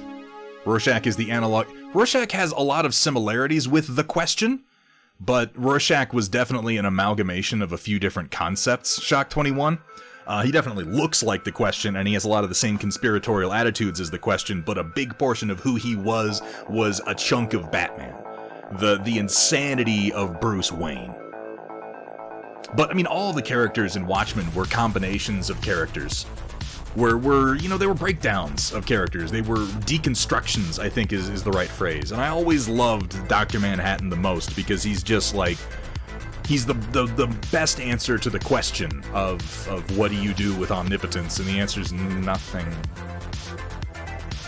He was utterly crippled by his own omnipotence and his own omniscience. It had already happened. It was happening currently, and it hadn't happened yet. And just like Dr. Manhattan, here's Chaotic Harmony yet again saying the same damn things. Basically, Chaotic Harmony as Dr. Manhattan is what I was trying to say in the first place, and then he came in and he proved my point for me. Chaotic, how you doing, man? It's good to see you. What do you do with omnipotence? Blue dicks. And I'm going to put this forward Here for at you to think Thunderhead about. Studios, it's okay to be sloppy. Bonus points if it's white paint. Wieners, wiener jokes. We're pretty highbrow around here. We're pretty highbrow. I'm just saying that for however Dr. Manhattan talks about himself as being omnipotent and above the concerns of mortals, his head turns pretty easy for a hot piece of ass in a skirt. I don't think Dr. Manhattan ever ascended as far past humanity as he himself wanted to believe. I think we have to consider that he was an unreliable narrator for that, because however powerful he may have been, he couldn't really see past making himself into just a man again. And I always found that interesting about him, because according to his power set, he could be and do anything he wants, but he's still stuck in the idea of being John. And he still chases tail like anybody. Anyway, I like Watchmen, I guess is my point. Chaotic Harmony's doing pretty good, finishing up 5 Assault Marines for the full unit of 10, then gonna get started on the LGS Octarius box. I saw you got that, man. That's pretty badass. Yes, Riot Sister. I need to have that as one of my clips.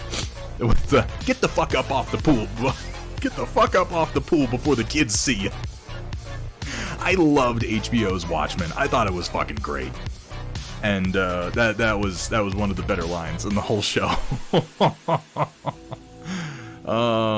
Shame the new kill team rules for any faction that isn't the new ones in the box are shit. That's just standard issue Games Workshop, Chaotic Harmony. Give them 6 months to decide they want to sell you Gene Stealer cultist models, and they'll have new rules that'll be great to sell you all the models that they want to move off their fucking shelves. It's never gonna change. Chaotic Harmony, did you see? Did you see what we were just painting? I'm gonna switch scenes for one brief second because I want to show Chaotic Harmony. I want to show them we're doing cool things, and I'm happy with this. Check it out.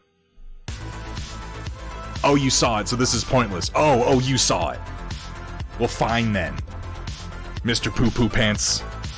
Chaotic Harmony. You know what I'm gonna do? I'm gonna play this. As Crackling Thunder Spunk. Yeah! Alright, back to this. Okay, let's get going. Going out for buying some model kits. If you're not responding, it means you're gone. Mafik! Thank you so much for being here, man. I hope you get some damn nice model kits, and I look forward to seeing what you pick up, man. Alright. Here we have up first from Darkheart X9. Excuse me. My biggin for my Chaos Black Legion. Oof. What are these guys called again? They're not Soul Grinders, that's the other thing. This is, something Beast? I was out of 40k by the time this became a model. That Forge Fiend, thank you so much, Darkheart. Done in the Word Bearers style. I like the Word Bearers. If there were any Chaos, like, okay, if there are two primary Chaos Legions that I always have moments where I'm like, maybe I'll paint a few of those. It's the Word Bearers and the Thousand Suns. I love the Word Bearers and the Thousand Suns so much. Got a close combat one called Mauler Fiend, too. Yeah, they did this whole thing where they introduced a bunch of, like, war machines that were possessed by demon spirits and thus had become animalistic. Like that weird dragon thing that's like an Imperial fighter that's possessed by a demon spirit. And yeah, I got out of 40k, like, right before those became a thing. Yeah, demon engines, but demon engines didn't used to be quite so animalistic prior to that wave of figures. I'm not saying it's bad, I'm just saying that I was getting out of 40k around the time that happened, so really quite some time ago. Either way, nice work on this one. That is a nice big boy you got there. Good job, Darkheart. What do we got up next? Here we have from our very own WJ Prince Vahili. That's right, WJ? Pretty sure. I'm doubting myself now as I say it, but I'm pretty sure. Screenshot, enjoying the scenery one last time for Total War Rome Remastered. Oh, before you begin the Romanization of that lovely architecture. These do pop up a little small, and I am sorry about that. If I open the original, it's just going to open it up in my browser, unfortunately. Oh, that picture's small too. What are you doing to me? Like the way I said it, very French/noble sounding. Prince Verla, the Dauphin Verla. It is a bit of a screenshot for Ants, but it's okay. I am glad that you were enjoying Rome Total War still. Or rather, Total War Rome. Pardon, a series of games that I very much have been told I need to play based on what I like. I'll have to cycle through the Total War. Like Total War, the Warhammer one. Total Rome War. I mean, that's just accurate. Total War... Total Rome War... Total... Warhammer Total War? Oh no, my brain's coming apart. What am I trying to say? The one with the rat people in it. Then they shoot the goo. Let's move on. Here we have from Chaotic Harmony. Not Vermintide, no, it's a different one. It's a Total War game. Now I can't remember what it's called. Is Warhammer a tabletop game that people play? I mean, maybe. My brain's turned to fucking mush. Total War Warhammer, I think that's right. I think my brain was just fucking it up because saying war twice in a row like that sounds weird. Yes, that one. Everyone recommends that one. And I still haven't played it. Starting to come apart. Starting, just because I'm unraveling doesn't mean you need to pull on the damn strings, Amateur Paint Hour. Can we get a shout out, by the way, for Amateur Paint Hour? Another stream you definitely need to check out if you enjoy watching mini painting. Vermintide's the only one I knew. When is Darktide coming out? Total Wawa Hammer. Ooh, I hear you can get really badass sandwiches at Total Wawa Hammer. What a wonder experience makes. Mini on the left took me 4 hours, Mini on the right took me 45 minutes, and about 7 months between the two. Nice. God damn, Chaotic, you really have come a long, long way. And yeah, this is a good application of some very, very simple painting techniques, and I'm telling you, the more you go, the faster and faster this is gonna get. Not that I don't love this classic Anarchy Cultist, you did a great job on this, but yeah, bang, bang, boom, and you're done in no time at all. Chaotic Harmony. Coming along like a fucking painting pro and now doing a bunch of pre-release boxes for his FLGS Chaotic. You might just be a legitimate miniature painter, my dude. You might just be. Here we have from Avash. Oh, I think it all started thanks to Vergaderung kindness. Yay. I'm really, really glad that you have continued on the painting journey as long as you have, Chaotic, that you've had the time to develop your skills, and I'm loving seeing what you're producing now. Here we have from Avash. Ooh, we got some, these are Conquest figures. Which this one, I believe, is the Imperial Officer? I'm pretty sure, with his little tactical rock. I really like the kind of bright yellows that we have there on his pants. What we got here? I believe this is one of the Steel Legion commanders. I haven't built this set yet. Steel Legion or Gilded Legion? That's the seasoned veteran. Okay, thank you. The, I'm gonna sneeze. Excuse me. Yeah, the Gilded Legion. I thought so, because I've got the Steel Legion.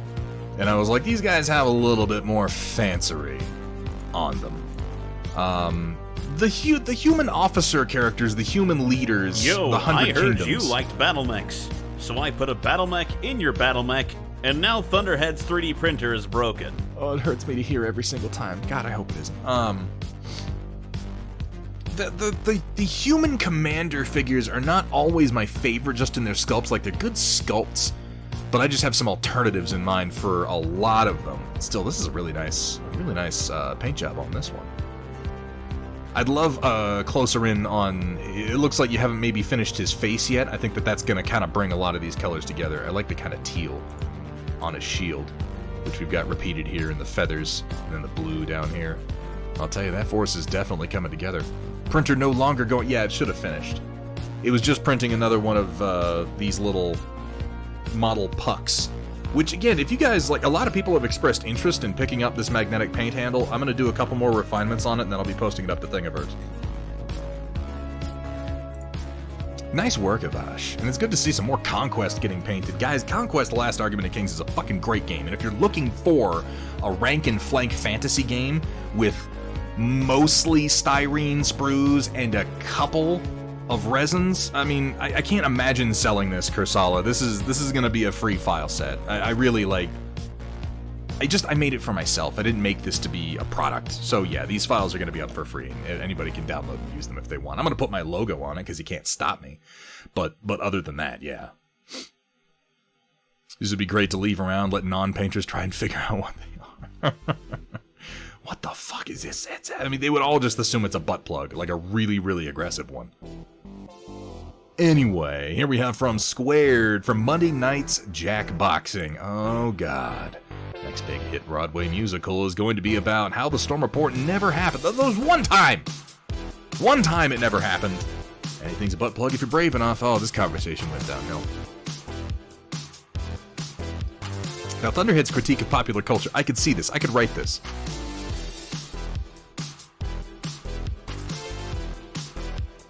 What would be our opening song, though? There's always an opener. There's always some big opening number that just grabs you, pulls you out of your seat, and kind of sets the stage for the rest of it. It would probably be titled something like, I Hate It Because It's Popular. Money is the Death of Art. That's a good song title. I like that one. Archaeologists won't admit they've discovered cave paintings of obnoxiously colored horny furries. I mean, they have. The first Storm Report entries of the evening. God damn. So many shots fired.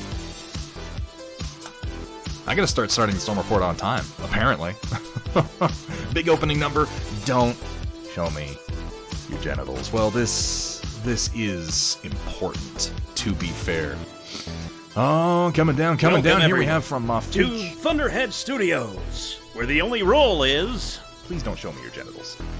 Have fun, be safe, and above all... Don't show them to me. For the love of God. Just don't do it.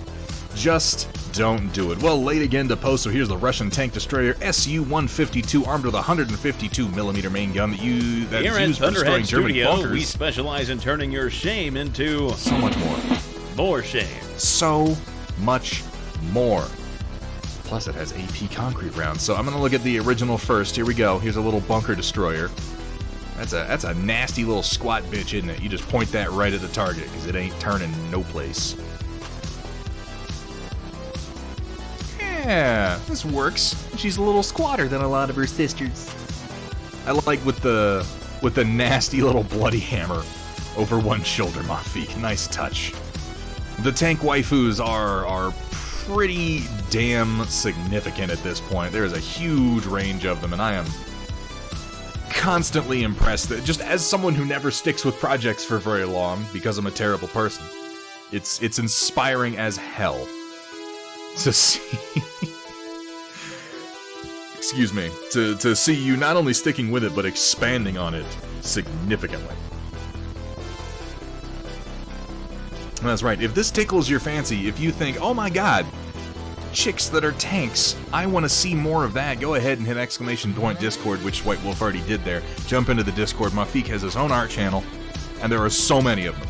There are so many of them, and it's not the only art that he does. Mafik has such an interesting and unique style and take. Here we have from Chaotic Harmony, Test Crons for the store's army. Left is the Mephrit Dynasty color scheme. Right is the standard Necron scheme from the box. Mephrit is how I'm building the store for, so I figured I'd give them a try. What do you think, Thunderhead and chat? Say left is the Mephrit? Yeah. And this is where I keep seeing the orange pop up. I really like the orange. This kind of bronze with green. This is just how I'm used to seeing Necrons. I really like this. I guess probably just because it's different. I really like the sort of contrast between the dull gray and then the shiny silver. It looks almost like maybe there's a little bit of green in the paneling. I can't quite tell. I think maybe I'm just getting thrown off by the green border. Walter's Workshop. Who doesn't want to see girls who are tanks? In that particular case, probably any German who's in a bunker, because she's gonna bust them wide open with her frightening bloody sledgehammer. Speaking of busting things wide open, go give Walter's Workshop's channel. Walter's Workshop's channel? Yeah, that's possessive. I can't word today for whatever reason, but go give him a follow. Oh my god, Walter's Workshop, one of my favorite streamers here on Twitch, and one of the best painters. Not to mention a truly great streamer on top of his talent as a painter. Like, really, like he oozes talent. It's kind of uncomfortable how much oozing he does on any given stream, frankly. I'm glad you see what I did there, because I don't even see what I did there. My LGS said they want the right-hand scheme with the red glowing bits. That could work. I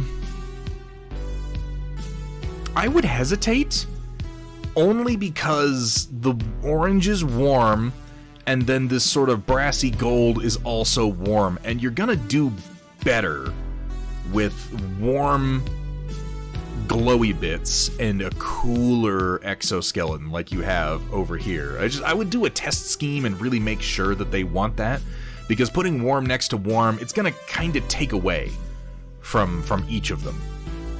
So just make sure that they want that, Chaotic Harmony. I'm not saying it would look bad, I'm just saying play to the strengths. Data Nerd and White Wolf, thank you so much. A great human as well. He is. He humans very well. I have to agree. Walter's Workshop is a fine example of being a human. I also like the Mephrit one. It's just, again, it's just different from what I'm used to seeing, and I think that appeals to me. Oh, Lore Friendly decided to take a break from AdMech to do some more gluing. Got all the heroes, the plasma sight, the 2 trash bins, the scarabs from Andromeda's glued up. Still debating if I want to trade the Marine half for a second Necron half or not. They are good-looking models. I really like a lot of these new things. What is this, like a Scorpec Destroyer, I think it's called? A lot of the new Necron stuff is really good-looking. What are these assholes? These, like, half scarabs with the blade hands? They're not flayed ones. Did they change the lore on flayed ones? Flayed ones used to be insane. They were insane Necrons who were addicted to the idea of getting their flesh bodies back, so they skinned living beings and covered themselves in skin. That was their deal. Crypto Thralls are the little one, okay. Destroyer Lord. It's this guy, alright. Yeah, there's a bunch of new models that I do not know the names of.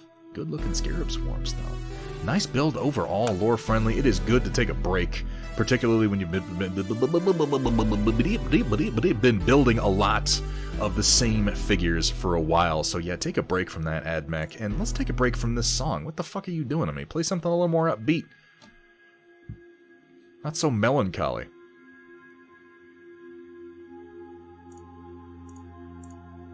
This isn't inspiring me. There we go. That's better. Alright, up next we have also from Darkheart, still working on the Tech Marine, but here are his servitors. Need a little touch-up. Oh, looking damn good, though. I really love that particular red on the weapons. Maybe it's just because it reminds me of being alive in the late 90s to early 2000s when so many 40k armies, particularly, well, you know, Imperial armies, had this very orange red for the weapons. Particularly Dark Angels and Ultramarines. Love the look. Good, yeah, like, you've got a really good flesh tone going on here, Darkheart. I would come in here and hit a lot of the raised parts with a much, much lighter flesh tone because that's going to contrast wonderfully with this green and all these metal parts. I think it's going to really bump up the look of the whole figure. Running with that scheme for all your Dark Angels? Yeah, I thought so. You're doing a lot of Dark Angels lately, particularly them Thar bikers. I think that it is a great scheme. Really good work. Here we have from Amateur Paint our first models in about 2 months. Oof, I know that feeling. I was going to ask for some advice and come back to finish these guys, but decided I'd rather wrap them up and move on to a new project. I think they're a good indicator of my tabletop level of painting at the moment. As always, interested in advice and opinions. First pick is a collage close-up. Second is a more realistic tabletop viewing. From 3 feet, they don't look half bad. Well, and I'll tell you, that's something that's important to remember. Something that's important to remember for all miniature painters. First of all, know what you're painting for. If you're painting something because you want to push yourself and try a lot of really complex new techniques, that's great, do that. If you're painting because you want tabletop figures that just look good and you're willing to stop at a certain point, remember the average viewing distance rule, 3 to 5 feet, or alternatively, arm's length. What looks good right up here in your painting handle won't necessarily look good at arm's length. And arm's length is the average viewing distance for most models when you're actually playing a game. So every now and then take that model that you're painting and hold it at the end of your arm and look and go, does that look good? Does it need more contrast? Because 9 times out of 10, you want to add more contrast. It might not look good right up here, but it's going to look great on the table. That's what matters. Really, really digging this scheme, though. Nice job on the little bits of lensing for all the weapons. Those little splashes of color do a lot to liven things up. The gold... The gold cockpit glass, I think, works because, and this is an interesting note to me, because you've come in and you've done the struts around the cockpit glass in each case that I can see, with this sort of cool gray echoing what we have down here on the legs, which I really like the gradient from the light to the dark going up towards the waist. If you had just done this yellow next to yellow, I think it would have looked funny, but you have this little bit of blue-gray to divide it up and make it distinct, and I think that actually works pretty damn well. Yeah, that looks nice. And yeah, this is a good example of the difference between up close and personal with lots of lighting and average viewing distance. Natural shadows are going to add a whole lot. Cockpit glass works. Might be cool to try them in green or blue. If I were picking them myself, I would have picked green or blue because it would contrast well with all the other colors. And when I'm painting battle mechs in particular, I always look at the cockpit glass as a great opportunity to introduce some really highly contrasting, like temperature contrasting color that isn't almost anywhere else on the mini. It's just that one little nice focal point right in the middle. And a lot of models don't offer you that, but battle mechs do. They offer you that perfect focal point. I agree, without the metallic canopy frames it wouldn't work, but as it is, it does. I think that is a great job you've done there, Amateur Paint Hour. Coming down, here we have from the POV 42, work in progress of my final of the 4 Desert Bus mechs. I was really nervous about this one because the orange and yellow are bastards. They are. Those are hard colors to paint. And I was so happy with my underpainting shading that I was petrified I was just going to mess it all up. Still a few hours of detail work to do, but in the end I feel happy with the results after I took the plunge. One more treatment to do on the brown to make it lighter and match the flag better. That is an aggressive color scheme. I think that the yellow and the yellow and the orange actually contrast pretty decently. I really like these touches of almost fuchsia that you have on the legs and on the top next to the cannon. It is definitely a gaudy paint scheme.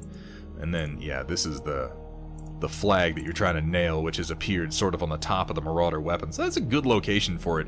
It's challenging, particularly on this model, on the Marauder, finding a large enough panel to paint something like heraldry. But it's an interesting choice on the top of the weapons. That works pretty decently. Stealing that paint scheme for the yellow and red one, do it, Sewer Creature. I think it's a great idea. What would I change about this? There's something about it. But I feel like just one little thing might improve it, but I can't quite put my finger on it. Yellow is definitely a struggle to paint in a lot of cases. I would say deepen the shadows on the yellow, but what that's going to do is it's going to move you more into the orange territory, and honestly, they're contrasting well enough now, I don't think I would really do that. Something. I feel like there's just something small missing, but I can't put my finger on it, so I guess maybe it isn't. I really like that orange. It has a, the canopy. Be interested to see what the canopy color winds up being on this one. Some more pics later for some detail work. Excellent. I'll check those out, POV42. We'll see what we think about that.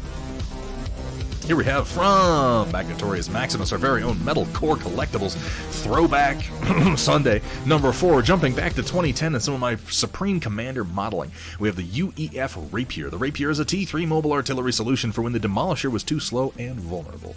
This one came about near the tail end of my more productive modding period, but there was still room for improvement. Most notably the leg design. I designed cool stuff, but I wasn't animating them, and in hindsight it shows because the legs animated weird. Oh well, live and learn. And then get loves. Fortunately, in the future, the Rapier gets revisited for my Proxy War project. I'm sure we'll get to it in a future Throwback Thursday. I kind of like the way that the legs look. Like, they don't look like they're designed to walk aggressively.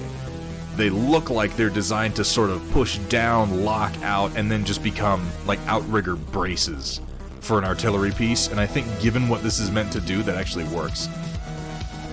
I see what you mean, though, in that I'm not sure how it would move if it were animated. It had a waddle. Okay, yeah. I could see that. Because it's not really designed to move that much. Like, it's designed to move from position to position and then set up. But the legs seem very purpose-designed to brace it, ideally, against whatever ground it's standing on. I think it's funny that it then shows it on shifting sand dunes, because I can't think of a worse place to try and brace something like this. Let's get a closer look here. Yeah, it's just tricky because it doesn't have, like, knees, really, except up here, and I'm not sure how you... because it's not like these feet can rotate so that these come down. It would have to waddle. It's a neat design, though. Overall, like, I like the deployed look of it. I just feel like it should have some sort of transformative mode for walking at that point, or scuttling. Yeah, like, or if the ankles could rotate downwards so that the legs were more vertical, and it wouldn't be as stable, but it could kind of, you know, sand crab scuttle from side to side, at the very least. Really nice work, though, overall, considering you did that, like, 10 years ago, man. Holy shit. Here we have, from Sumatha, stumbled across something you all might enjoy, especially you, Thunderhead, especially me. My god, DeviantArt randomly found this when I recently logged in, and is apparently a fan-made ship for the Halo universe. Plog did a stellar job with the art to represent it, as he usually does. Hell, I'd say this is right up there with the Firebrand that he did for me / Operation Lancaster based on Cybrant's incomplete miniature design. Anywho, without further ado, I present the Stalwart 2, commissioned by Alluring Ming on DeviantArt and knocked out of the park by Matt Plog. Ooh, that does have some very pleasant lines to it, doesn't it?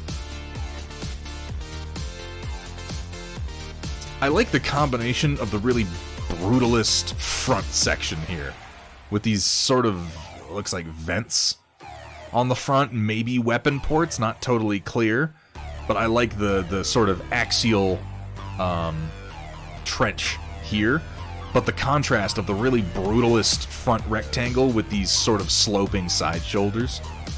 I like this too. I'm not sure what's going on here or even up here, but I like it. UNSC design. Yeah, I could see this fitting in with, like, the Pillar of Autumn is such a great design. Such a great design. And yeah, if it's a UNSC ship, it would have the main gun right down the middle. It would be a Mac cannon. So many of their ships had those. I've still got a bunch of models. Maybe this is something we'll get up to at some point. Painting models for a game that doesn't fucking exist anymore, that we can't get any models for. I have a bunch of models from the Halo Fleet Battles game. Still unbuilt and unpainted.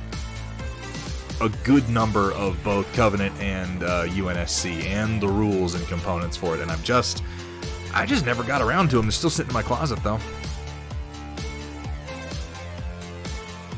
You don't like the broadsword, Rio? What's wrong with it? Here we have from Matt Yee. I almost said Matt Lee. I don't know. I don't know why my brain did that. Here is Lock of Eye. Used a combination of acrylics and oils to create the blends on her. I feel like I'm writing an essay and need to fill for words. Wow, what a great looking streamer we have here. Very handsome. Here is a video of her. Vertical video, by the way. So I'm not going to be able to pull that up, unfortunately, Matt Yee. But that is available right there in the Storm Report if you guys want to check it out. And Matt Yee, I would encourage you to please post that link over in Showcase so more people can access it. And would Data Nerd, Kursala, whichever one of you are here, would you do me a favor? Ping me on Discord and just say, make it so people can see your browser in the Storm Report, because that's something I've been needing to update for a while so that we can have a little bit more diverse content. Data Nerd, thank you so much. I got to watch him paint Lock of Eye live on his stream, and this is one of the models that really makes me admire Matt Yee as an artist. This picture isn't selling it. Like, you need to see the video. This isn't selling everything he has going on with his model or the sheer number of colors that he has worked in here. You should have seen how sloppy he was painting this thing. Mostly with oils when he started, just slopping them on, wiping them off, slopping them on, wiping them off, blending them kind of randomly, picking colors nearly at random, taking suggestions from the audience, and coming out with this really, really amazing model at the end of the day. Matt Yee is a huge inspiration. He is one of the messiest oil painters I've ever seen, and he is the reason that I am trying to relax a little bit more into the process. Matt, thank you for sharing this amazing paint. Also, it took me forever to realize that Lock of Eye she's like a bat centaur. There's a piece of terrain here that she's perched on, and there's like a big gargoyle body with arms, and then where the head is, there's just like a humanoid torso wearing armor with like a blade. I don't know why I thought it was like a chick riding a bat for a long time. It's fucking crazy. You have Rune Wars heading to your house. They'll be here Tuesday. I already have demos lined up. Greg, what are you doing, man? Greg, it's over. I'm gonna die, man.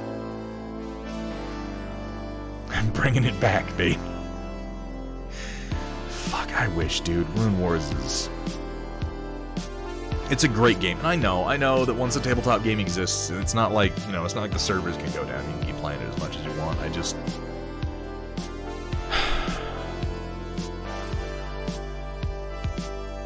Rune Wars, we hardly knew ye.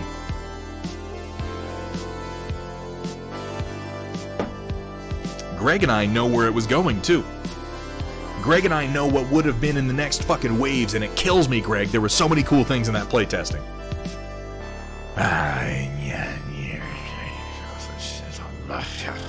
It really is. The blends on this are phenomenal. Guys, check out the video that Matt Yee posted. This is fucking fantastic. $10 play and win still has the file. I've still got the file. Shit, I never deleted any of it. Coming down here we have from Datron Voltari, first print for my new Blue Star Irregulars company, which will include one of each of Thunderhead's Dugram sculpts. Aww, that's awesome. This thing was a total pain in the ass to support, lots of unneeded detail. Needs some cleanup and some foot surgery, but I'm happy with it, planning on putting them all on a Martian crater landscape to contrast the midnight blue paint. That's a good idea. And this is something I would encourage people to remember. Greg, ping me about that. Let me dig those out. I'm not going to promise you 100% I still have those files. I'm pretty sure I do. Please ping me so that I'll check. I'm pretty sure I've still got them all saved on my backup hard drive. I don't remember ever deleting them, and I don't see why I would have. This is something Datron Voltari is talking about here that I think a lot of people should consider, particularly if you're newer to miniature painting. Basing can be tricky, deciding how you're going to base something. I would suggest almost always that you choose the color of your base based on the color scheme of the model. Choose something that's going to contrast with your model overall. Think of the base of a mini as sort of like a picture frame. You don't want it to draw you don't want a picture frame to draw attention away from the picture that's in it. What you want it to do is to define the picture and to complement it. You want something that is going to make the picture look better, complement the colors. You don't want so much detail in it that you're like, oh, look at that picture frame. But you do want a color that is going to make everything else sort of come out at you a little bit more. And as he's saying here, he's going to be doing a midnight blue color on this Marauder. That contrasted with like a Martian orange is just going to make both of them look better.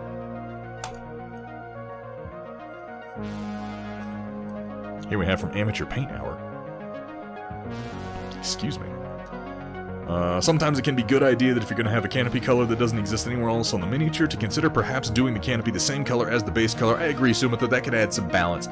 There's a lot of learning to do when you get started with miniature painting regarding broad color theory. And part of that is balance and composition.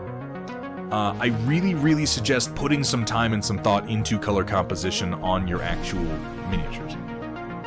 Because the human eye and human brain are really, really weird, and so much of miniature painting is essentially fooling, tricking, and manipulating the human brain because of how it reads color. What color, like what a color is next to, can hugely influence the way that you see. I think a good example of this is, you guys remember the classic, you know, is the dress blue or black, or is it gold and white? Like, that is a great example of how just putting one color next to another color can make your brain almost short circuit. And it's the same idea that you know, a temperature contrast, an orange next to a blue, can make the blue seem more vivid than it would otherwise. If you put blue, like deep dark blue, next to a lighter blue, they're each gonna look kind of washed out. They're not gonna really grab you.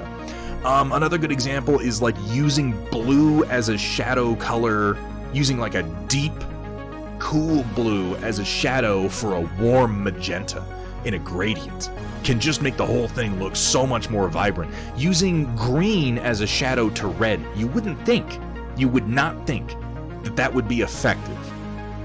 But mixing green into the shadow on a red cloak, mixing red into the shadow on a blue cloak, you would be astonished at what your brain does with that. Again, it doesn't seem intellectually like it would mix well, but I'm telling you, pick yourself up a color wheel and start learning about triads, and it will change the way that you paint. It absolutely will. Clearly not a neuroscientist. No, Data Nerd, I'm not a neuroscientist. I'm so sorry. Oh my god.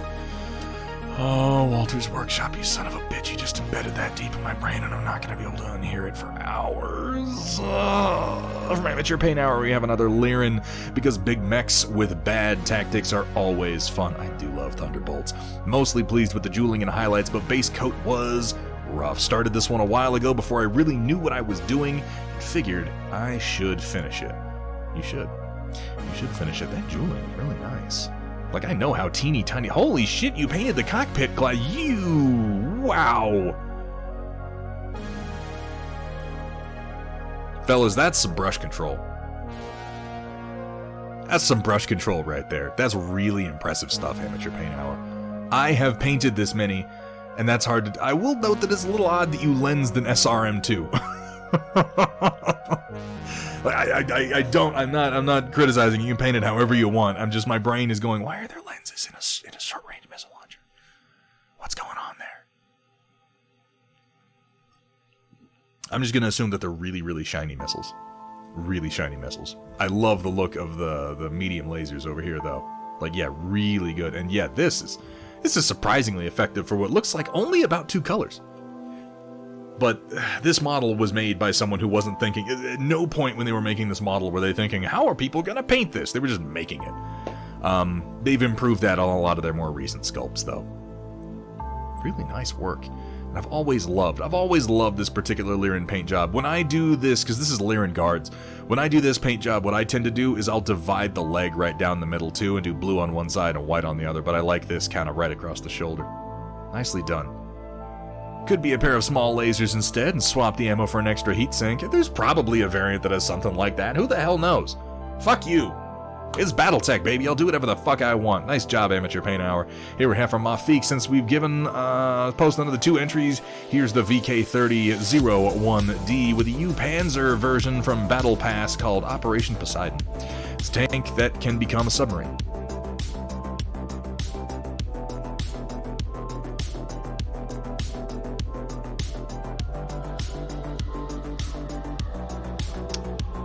This tank from Speed Racer? Is this like a James Bond thing? That's not a thing. That was never a thing. I would know if that was a thing. There have been pseudo-amphibious tanks in the past, but there's never been a tank that's also a submarine. Just a made-up skin, so no actual tanks driving. Okay, yeah, that's fucking crazy. What the fuck? Every tank can become a submarine for a few minutes. Oh, that's wonderful logic, Waffles. That's right up there with anything's a toy if you play with it. That doesn't make it a good idea. Oh, God. I kind of like this funny sort of almost smiley shape it has on the front of the hull. Are those meant to be like barnacles growing on it? It has kind of a funny little winch. I would imagine you would use this winch quite a lot to, you know, pull it out of the fucking water. Once, yeah, everything's airdroppable once. I didn't know you could fly a plane. Fly, yes. Land, no. That's insane. That's insane. Hypnotic Mom, welcome in. Good to see ya. I got some dice coming your way. Wait, I already said that to you. I'm repeating myself twice in the same stream. My brain really is going. 4 colors on the main body, light gray, wet blended to white with the highlights, and then a darker blue with the straight electric blue highlights, then gunmetal for the accent piece. It came together nicely. Amateur Paint Hour. Yes, please, if you don't mind. The one thing I might do is toss another black wash on the gunmetal pieces. Getting that a little bit darker is going to be a good thing. The A-Team flew a tank once. Wait, was that in the movie? The one with Charlton Copley? Thank you so much. Just making sure that my cables didn't get pulled out because I have an unfortunate rat's nest over near my door right now. Deus Dolts, the rallying cry of the Grey Legion, translating roughly to God, I'm an idiot, is thought to have originated from an engagement where their chapter master outpaced his support and was killed facing a far superior force. Oh shit, that happens to me all the time in Chivalry 2. Oh, that's way too real. That's been my experience in Chivalry 2, like, for the last 6 games I've played. I get way too aggressive, I charge in, I kill, 4, 5, 6 people, I'm having a great time, and I'm like, push deeper, break that line, push deeper, and then suddenly, I turn around and there's nothing but enemies behind me, and I'm like, oh shit, I'm gonna die. Oh no. It was just too enthusiastic, guys. Oh, to Square, thank you for that, I'm starting to slouch over here. Ah. Yeah, but at least the Fast and the Furious is more fun. The A-Team movie is perfect, silly fun. I think I only watched it one time. I like Charlton Copley as an actor. Like, guys, if you've never seen Hardcore Henry, go watch that fucking movie. That movie is fun. Ended up keeping both halves of the box, as you can probably guess. Yeah, we must have figured that out by now. I love this lore for the chapter, and I really look forward to seeing what color scheme you give these particular fellas. Lore friendly. Nice build on that one. It is. Hardcore Henry is the best video game movie. It's hilarious. And it has so many homages directly to games like Doom. It's just a joy. Was on a rampage 20 minutes ago in Shiv 2, 13-2 until I crashed. I've been having a lot of server crashes lately too. It's been pissing me off. That game, man. Oh, here we have again from Mafik, and there's a waifu of it. Oh, this is of our U-Panzer. There was an error in the art, so I made a new one. Oh, and she's got like a little mer monster pet thing going on here. A little rebreather mask. I particularly like the addition of the random bits of hanging moss. Very nicely done, Mafik. And again, guys, go check out the cavalcade of tank waifus in Mafik's channel on the Discord. It is really something to behold. Here we have from Squared, got a unit of Core Republic Centurions and Union of Stars Bruticus for Revelation Skirmish printed up, resin minis, FDM bases. This is fucking awesome. So guys, if you're not familiar with Revelation Skirmish, it is a game done by White Light Media and Rick Graham over there, who is a great guy. It is a kickstarted game that is available entirely in STL form. I'm glad that he added these, by the way. He did this after I had done it to a few of the infantry. It's just a great way to print and base these guys. It is 10 to 12 millimeter scale. You can get STLs for every single unit in the game, so if you have a resin printer, it is absolutely worth supporting. It's a fucking good game. I don't get anywhere near as many games of Revelations in as I should. And I've only got one force painted for it, which is a damn shame because I've got Union of Stars figures that I need to print and paint. They're 12mm scale and they're crazy tiny. Yes, they are crazy fucking tiny. I've got a bunch of them over here. The square. Oh, they're up there. Yeah, hang on. I can confirm they are in fact crazy tiny. Here's one of them. It's that big. It's like a half-inch tall.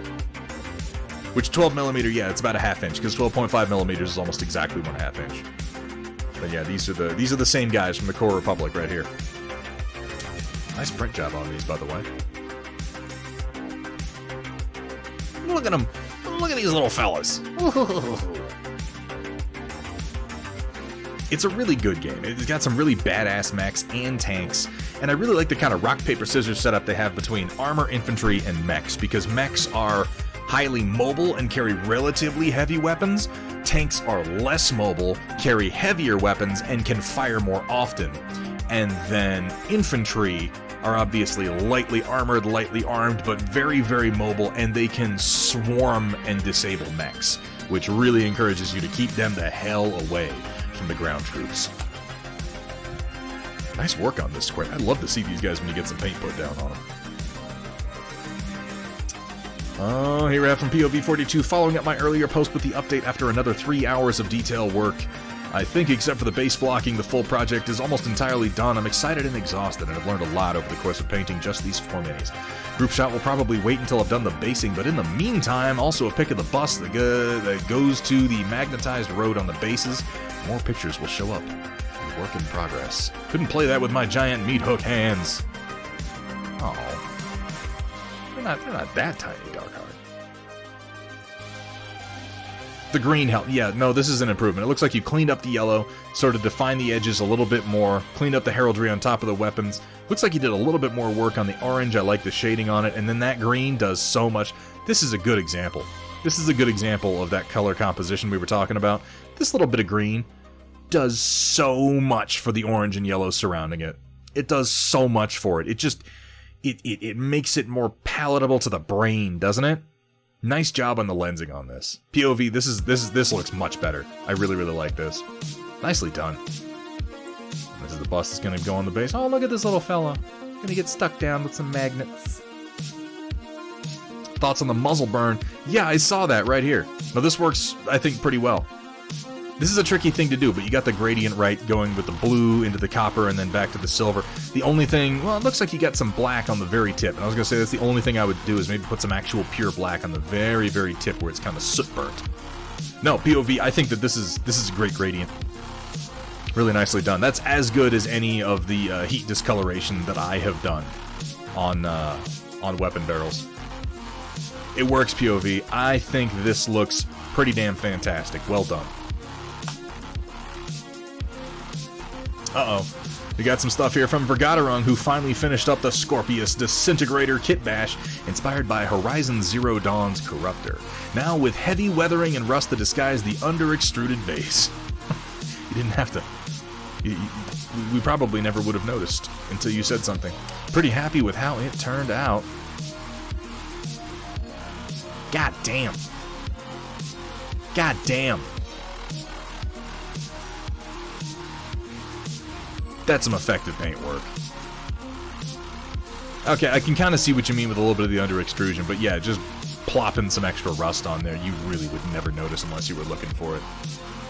God damn, Vergaderung. This is just some effective fucking I hope that you don't mind my brief analysis of it, Vergaderung. Like, nothing that you've done here, I think you'd probably agree with this when I get back to chat and I can see. You haven't done anything here that's particularly complicated. The kit bash itself is, I think, the majority of the work. The painting techniques at work here are all fairly straightforward, simple, procedural painting techniques. We've got some real deep pin washes in the panel lines and the crevices. We have some fairly simple edge highlights. We've got some good contrasting colors between the silver and the brass. We have an effective use of temperature contrast between the reds and the greens for all the glowing pieces on top and the eyes. I really like what you wound up doing with the missiles on the one side there. We've saved the blue just to kind of balance out the yellow. We got the yellow on one side and the blue on the other for the weapons. This is very smartly painted. Very smartly painted. The color choices are just right, the techniques are simple, there's a good amount of dry brushing and washing. This is the kind of paint job that anyone could achieve if they were thinking about what they were doing. And you clearly put some good thought into it. Really like particularly the heavy pin washes around the rivets here to make them pop out. And then here in the panel lines, really effective. Yeah, this is good. Vergaderung is such a talented painter. Holy shit. That's the same one, hang on.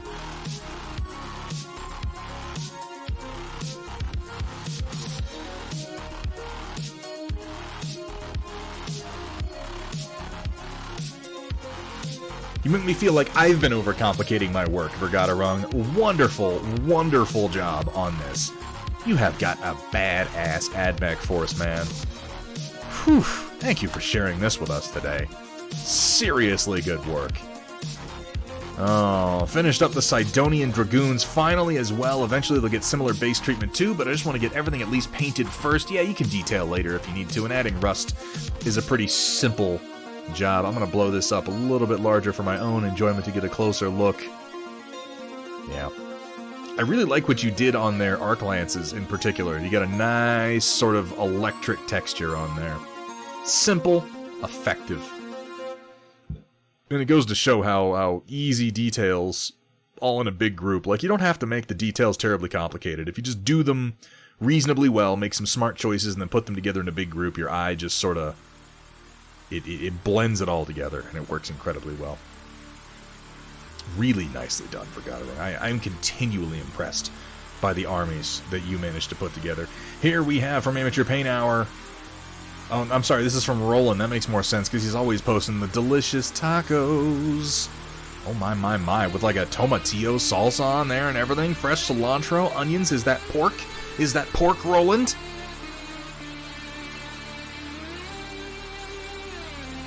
We're nowhere near close enough to the end of the storm report for me to be looking at pictures of delicious fucking tacos.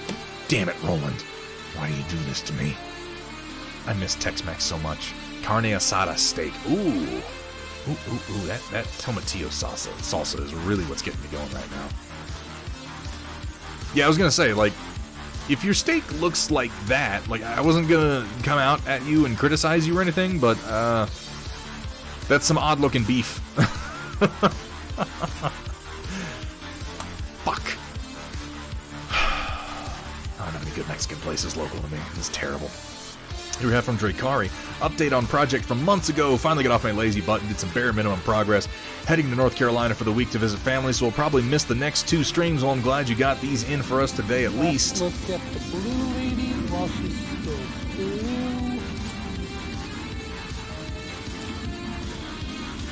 blue. Ooh, I like the anchor. It looks like you did some repair work, adding like a bandage to one arm here, and then yeah, we've got like a rain anchor attached to one horn.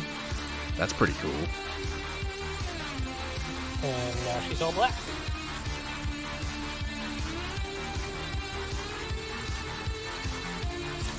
That's a really cool pose. I'm digging it.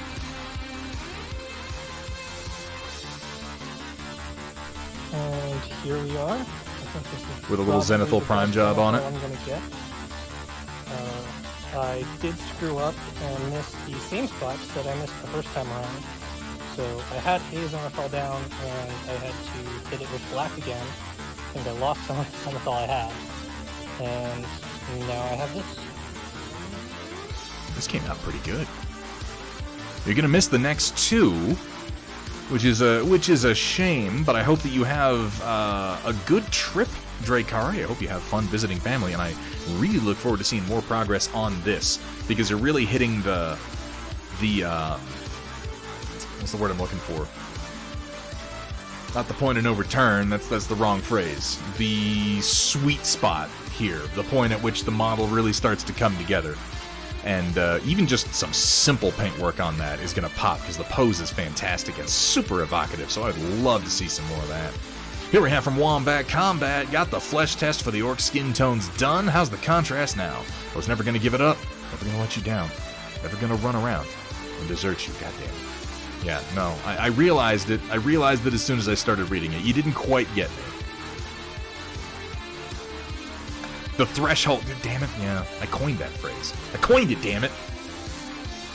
You know what? You can come here, Suicide Prinny and Sumitha. You can come here and you can fucking run the stream. You can think of all the things. This is now the Suicide Prinny and Sumitha fucking happy hour, okay? I'm gonna go fucking. I'm going on vacation. I'll see you guys later. I'm out of here.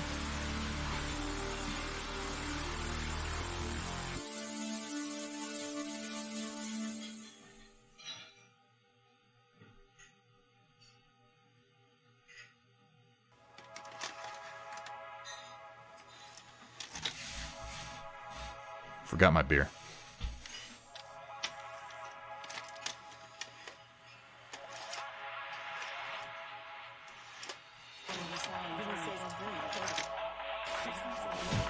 Alright, fine, we'll finish the storm report. Oh, I have another beer, hang on.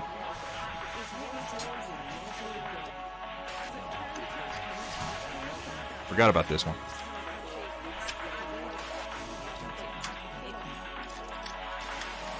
Alright. The contrast on this is much better. Much better, Wombat. The green is a... Now, this might be a color choice. If you the anchor green... the box, you're gonna get stuffed in a box. It's not a fun box. The green is very yellow.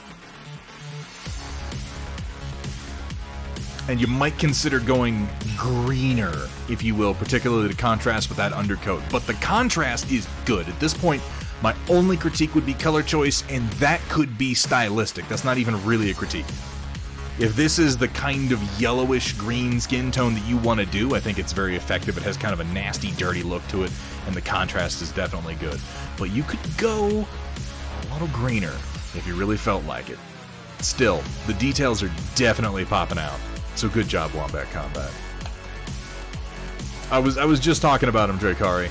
I was just saying that when you get back from your trip, when we've got you again, I can't wait to see the first round of painting go down on that particular Dragon Rider. I really like, particularly the one Rain being held. That's a nice touch.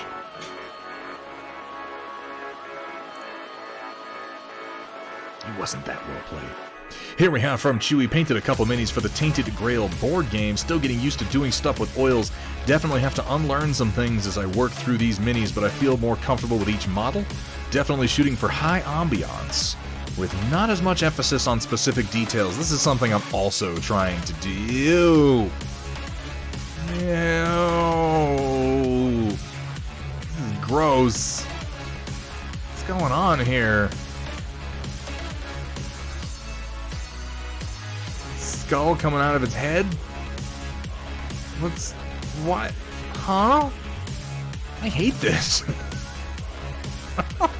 I love the kind of visceral, gory, purple, red, really livid colors that you've chosen for all the gooey bits in here. Yeah, it's got shoulders full of eyeballs. That's an unusual place for eyeballs. Nice freehand work, particularly for working with oils. Yeah, no, it's good. I just hate it. I really kind of like how we've got something about the color up here for these sort of stony protrusions. Works really well for me. Oh, this is nice. This is some nice effective work. Looks like we've gone for kind of a reddish pink OSL down here.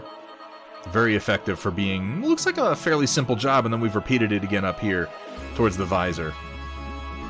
I like the look of the armor with this sort of organic growth to it. I think that this method of kind of doing the oil wash over the zenithal and the undercoat works really nicely. Yeah, the torso and hip armor. Looks like we've got some blue greens and a little bit of purple mixed in here. I think this, particularly right here, this kind of belly plate might be where it really works the best. I think we got some greens mixed down into the kind of bandages around the arms. Oof. That's really nice. That's a really nice work. And this is you going broad and not focusing so much on the details. I can't wait to see where this takes you, Chewy. Chewy's a damn talented painter, and I always love seeing his work in here. Here we have from Ion Raptor, busted this Athena out in 5.5 hours. So much easier to do than mechs. God, yeah, right? Like, tanks are so much easier than mechs. It's crazy. Figured I'd do away with the big slab sides and give it some guns that can at least elevate. The original looked like a building with tracks. I'm still kind of getting that from it, to be fair. Hopefully this looks a bit more tankish while still being crazy clanner nonsense. The addition of these sort of elevating arms, I think, is a good touch. I almost want there to be more of a support mechanism here, like some sort of assistant, like a hydraulic assistance to the elevation. But I guess you probably wouldn't need to elevate this much higher than like 30 degrees, so that's probably not necessary. I kind of like how the tracks stick out quite so far. Really nice. Let's get a look at that. Let's get a look at the junk it has in its trunk. Woof! The original Athena looked like a duplex on tracks. Gun barrels looked like bedroom windows. I don't even think I've seen it. But it's a clanner tank, so that's no surprise, because everything the clans do is by definition terrible. Really, really nice. I would live out of that tank. Yeah, right? I wish it was a duplex on wheels. There's probably like a bathroom over here, nice little living room. You take one of these out, you could put a game room in the side. You could put a 6x4 table kind of right on this platform, put a rail up, you'd have a view. I'm with Sewer Creature. Ion Raptor, let's see a version of this that's been turned into an apartment for Thunderhead to live in, okay? Ion Raptor, thank you so much for sharing with us. Let's take a look at this real quick from Sumitha.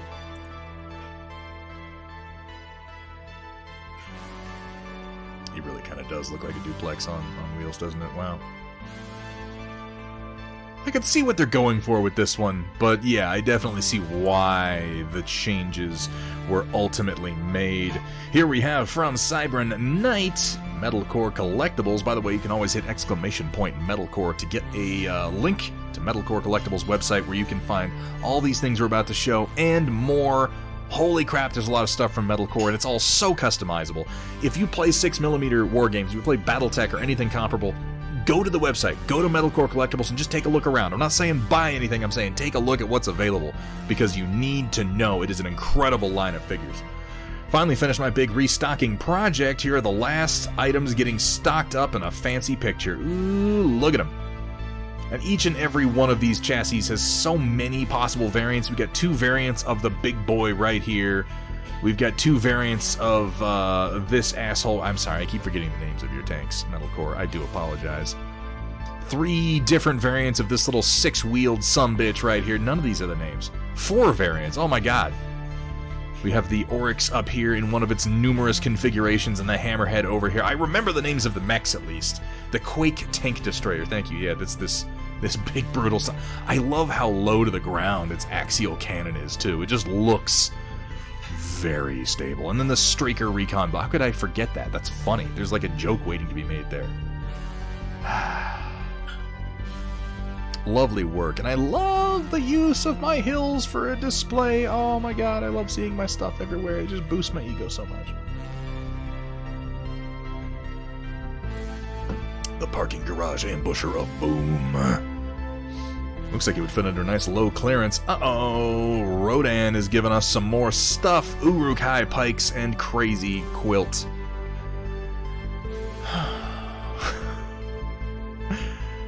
I love Rodan's work. He does all these night model figures for Batman the Miniatures game, and that's a dick butt. He drew it. There's a dick butt. And a surprised Pikachu.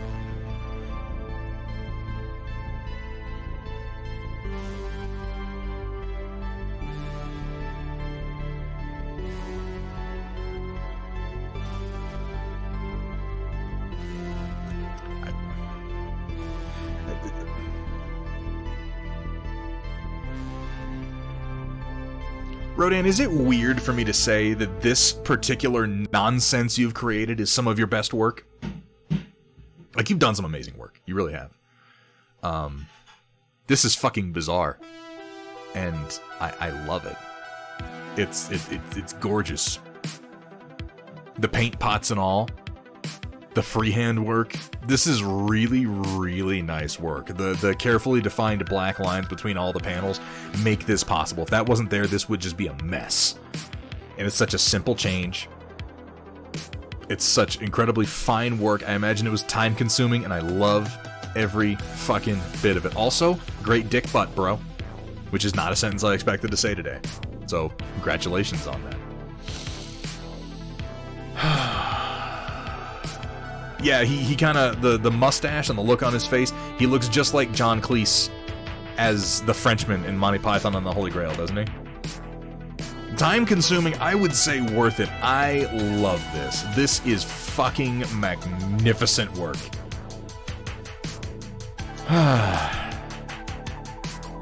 What am I doing with my life that I'm not producing art like this? I don't know. I don't even know.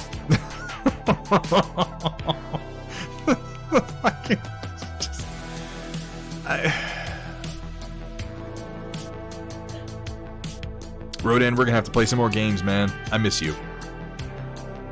I miss hanging out with you, man. Please tell the wife hi.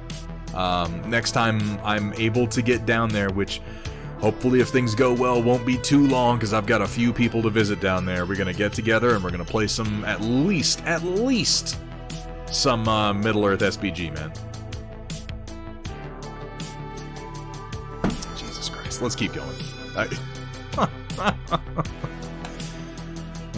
And then of course we have some Uruk-hai, which I love the use of the orange in these. These models wind up being really, really muted most of the time, because the colors that were used for the movie were, you know, they were all pretty dark. It was dark greens and dark browns, and people kind of try to zhuzh those up, but it's tricky. It's tricky to take something that looks good in the form of a costume, where you have a total control over the lighting and the framing and everything, and make it look good in miniature form. I really like those little splashes of color, though, and I particularly appreciate the way the green and the orange contrast with one another. Hell yeah, Rodan, I will. Lovely work, and I love the little bits of highlight on the tops of those nasty Uruk-hai pikes, just to really help remind you of the horrible hooked shape of them. Particularly when they're all standing in a block like that. Lovely work, and I like the wood grain that you've done on here. Well done, Rodan, all around. But this is just...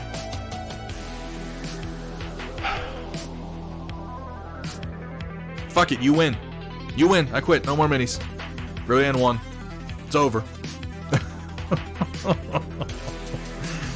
Damn it. Here we have from Waneel, Mannix the Lemur here. Oh shit, Mannix. Nice. Primed this mini over 10 years ago, and it's sat in my shoebox of shame since then. Ooh, I've got a few of those. In fact...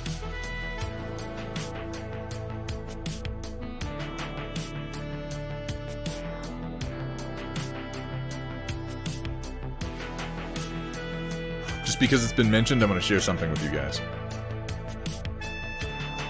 You can tell me how long ago this was. I'm going to switch the scene for just a second and then come back to this.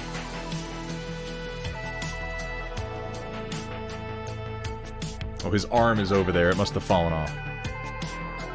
Yeah, his arm is over there. So I've got all the pieces. This was a special edition Vanguard Veteran Space Marine metal figure that was released and came with, I believe, the first run of 5th edition Warhammer 40k rulebooks. I put it on its base. I added the slate chips, I primed it, right after the 5th edition rulebook came out, and it's just been following me around from shelf to shelf ever since. So you tell me how long ago that was. It might not... It was over 10 years. It had to be over 10 years, because this was like 2004? 2003? 2004? Fuck! They should probably paint this mini at some... Why do I still have it? Like, at this point, you'd think I would have at least gotten rid of it. No, I've still got it. This guy hasn't been relevant for a long fucking time. 17 years... God damn. Why'd you have to go and be so accurate, Lol Canoe? Yeah, I've got it, though.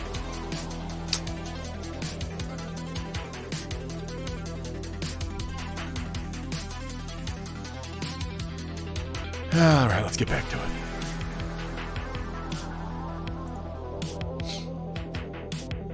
As a lifelong sufferer of clinical depression, whew, samesies, bro.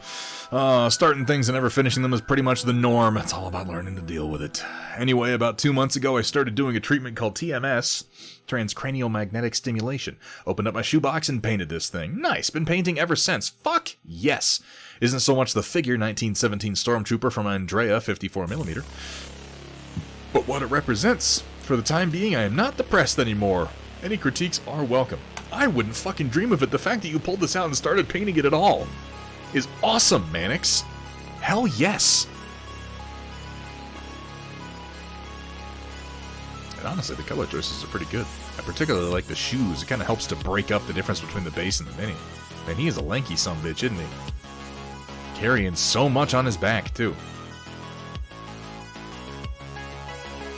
Really, really, really fucking inspiring stuff, Mannix. The fact that right now you feel motivated to do some art, to paint some minis, that is exciting as hell, Mannix. I am thrilled for you, man. Keep up the fucking momentum. Keep the inspiration coming, man. I am glad that this treatment is working for you.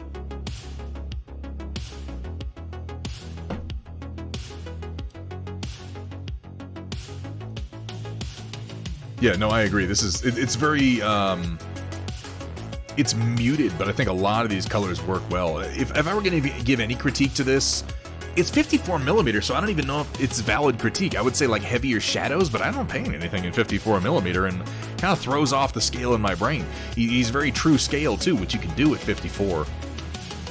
It's less viable at 28, but this works really nicely.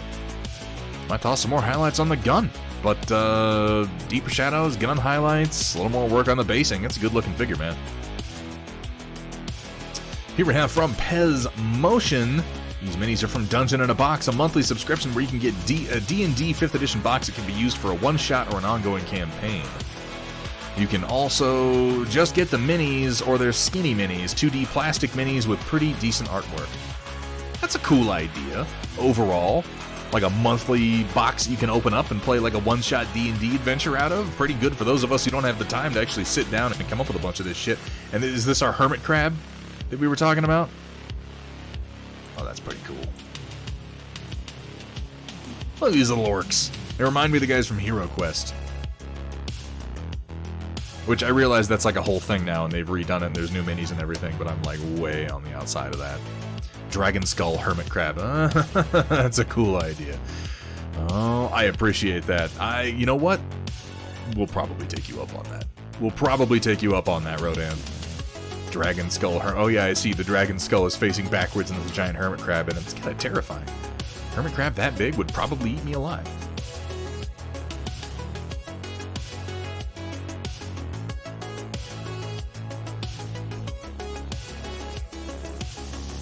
That's a pretty cool set, Pez Motion. Nice, simple work on these guys. Effective. I'm not familiar with Dungeon in a Box. I'm going to have to look that up. These are from the Bones 5 Kickstarter. I like the blue cloak. Blonde hair is damn tricky to do, let me tell you. Mine always winds up looking a little bit like straw. I've discovered that using a lot more reds, like think of it almost like painting a redhead. Lots more oranges and sort of auburn browns, and then just little touches of that straw color can really help to sell it. Good, quick paint jobs on these. I like the quarter job on the shield. The quartered heraldry, that's a nice touch. This is an interesting figure. She's got like a chain whip going on here. Damn, yeah, the blonde hair, it looks a little bit better from behind where you have a little bit more surface area to work with. Good shadows down here, and then you have that little bit, that slight hair sheen in the crown around the top. Nicely done. Well, damn, good work, Pez Motion. Glad to see people getting some of those Bones figures painted. Kursala made me do it. What does the fox say? Taco Sunday. Legend of Korra in the background because it's awesome. It's on Netflix, and I wanted to rewatch it. Man, that's you don't even need one of those reasons. Any one of them is good. Blonde goes on really thin too. Need to put on another layer. Try adding some orange. Yeah, some kind of auburn colors definitely help. I have found with painting blonde hair. It's tricky to do though, one way or the other. Oh, tacos. I don't know what I'm eating for dinner tonight, but I want to know. Contrast paints are really good for fast hair. You know, hair, honestly, painting hair is one of the things I struggle with the most. It's just, hair has a very particular light sheen to it that is difficult to get just right. The highlights are tricky. But when you get it, I think the best hair job I've done was on that Black Widow I painted for Marvel Crisis Protocol a little while ago. I don't think I'm ever going to paint hair that good again. Oh my, what have we got here from Sumatha? Operation Lancaster preview. A significant number of different customized versions of Cannon War Machines are put on display in Operation Lancaster's technical readout section. A few of these are designs that I originally created many years ago. This is one of them. From the start, the concept behind this design was to take the original Supernova Assault Battle Mech and modify it in such a way that would be visually indistinguishable from a standard design, until it's too late, that is. Part of this was so that I felt no reason to use a modified miniature to have this customized variant on the field, but part of it was just for the fun of having something that would, in universe, be a sneaky, not-so-little bastard. Those familiar with this Battle Mech's design know that the Supernova is a jump-capable long-range sniper armed with a total of 6 extended-range large lasers, and that's it. Despite having a huge, gaping underslung intakes on each side of the torso below into the sides of the mech's nose, which looked plainly like weapon ports, that's all it had. It ran hot and had no secondary weaponry. It was a one-trick pony and arguably not all that good at it. Well, this particular modified Supernova, piloted by a former clan mech warrior known as Starburst. I do love Starburst. Immediately made my mouth water. You know what the best ones are? Or the like cherry flavored, the red ones.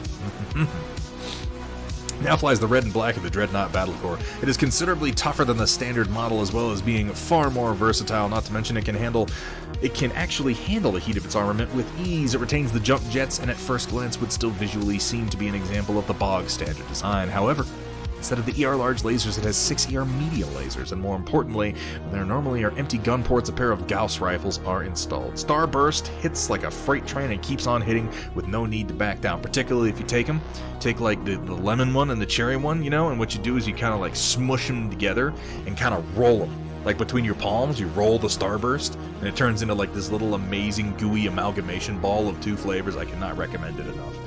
Plog doing what he does best, making this shit look good. It's good when combined with the cherry Kursala. No, the worst flavor is strawberry. Get the fuck out of here. I really like the way the large lasers are arranged on this guy's arms. Well, if you wash your fucking hands, if I got it wrong, it's not a big deal. Did indeed have a chain whip from Whiz Kids, if you recall correctly. Okay. Yeah, nice job with the little hoof feet with the little back to side toes. I like the look of that. And yeah, Plog, his work has such a dynamism to it. Yeah, here we see where the Gauss rifles have been mounted kind of underslung. It does seem a lot more threatening this way.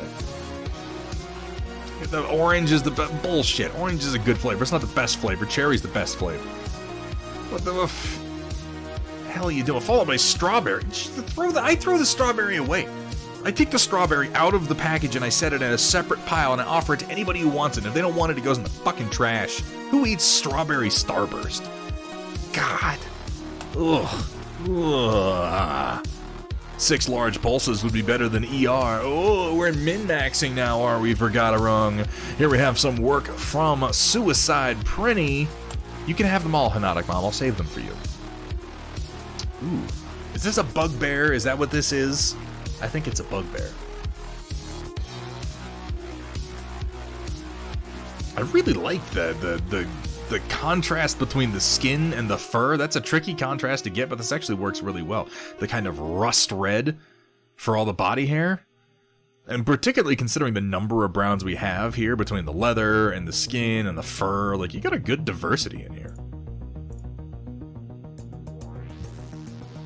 I'm really fairly impressed with the work on the fur. Well, red, because it actually also helps.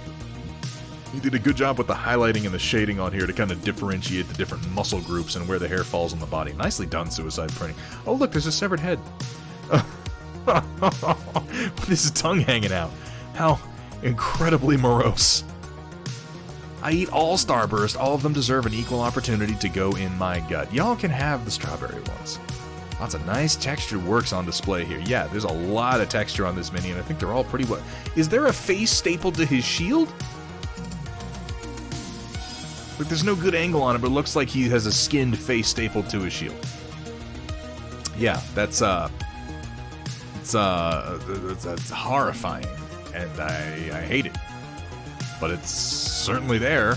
Wow, this guy just got a lot more threatening. Apparently he's gonna hack my head off and then peel the skin off and then staple it to his shield at some point. That's awful. I'm gonna sneeze. Excuse me, I apologize. Lovely work, Suicide Printing. Very, very effective and a good use of texturing for fairly simple but effective techniques. Yeah, I agree. I agree with Vergaderung. If he's going to be this gross with his stapled-on faces and his severed heads, we got to have some blood or some rust or something gross down here on the mace. That's the only thing that I would add. It's just going to help sell the rest of this.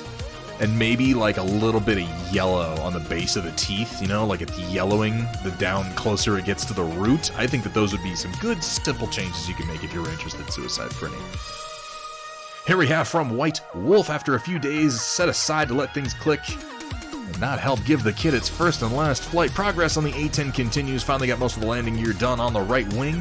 Now to wait for the first part of the left wing's gear to fully set. Why the landing gear is in 10 pieces and the other things, when other things don't get anywhere near this level of attention, baffles me. At least we're getting there. Yeah, that is bizarre. I thought when you said it the first time, like, oh, well, maybe it's got a mechanism so it goes in and out, but it's really just the one position? What sadist designed that? It's crazy. Either way, it's good to see the assembly coming along so nicely. I really do need to make myself a sprue holder like this. I love this every single time that I see it. Ooh, look, it's the drill. Very curious to see how this A10 winds up getting painted. Part of me is all, I'm going to hate painting that later, but most of me is, and who's going to see half those details? Primer black to the rescue. You're damn right on that one. I'll paint some of it, but it's more than likely going to be concealed. My philosophy is if it can't be seen, don't waste time painting it. Yeah, and I also tell people, like, if you can't reach it with your brush, chances are most people can't see it anyway. Wow, White Wolf, that's kind of amazing. On the outside of the kit, not on the inside, not even on... Is it on the bottom at least? I hope it's at least on the bottom. Has this creep done good on the bust? I'll show you, StilaRebel. I can do that. I'm actually really happy with where we landed for our work tonight. He still needs some more.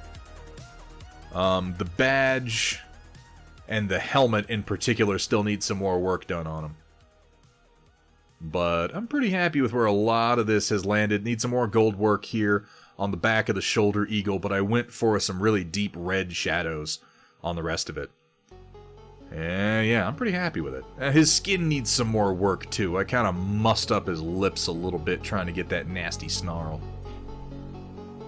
But I'm really liking the blue, green, red, gold. Like a whole lot. Which one gold panel are you talking about, Sumitha? I need to do some more red here. This is still more brown. This is more the red that I was hoping to get.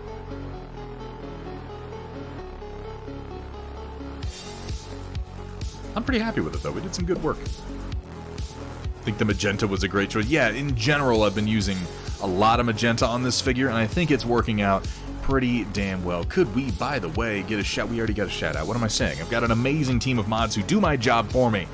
Guys, if you're not following StilaRebel and you have any interest in oil painting, particularly if there's any chance that you are on the other side of the planet in a wildly removed time zone from me, you're going to want to be following StilaRebel. She lives in Japan and she streams real late my time, but it might be just right for you. Fantastic. Fantastic streamer, fantastic painter. Guys, go give StilaRebel a follow. You say that like I add mods. I added one mod, Kursala, you absolute maniac.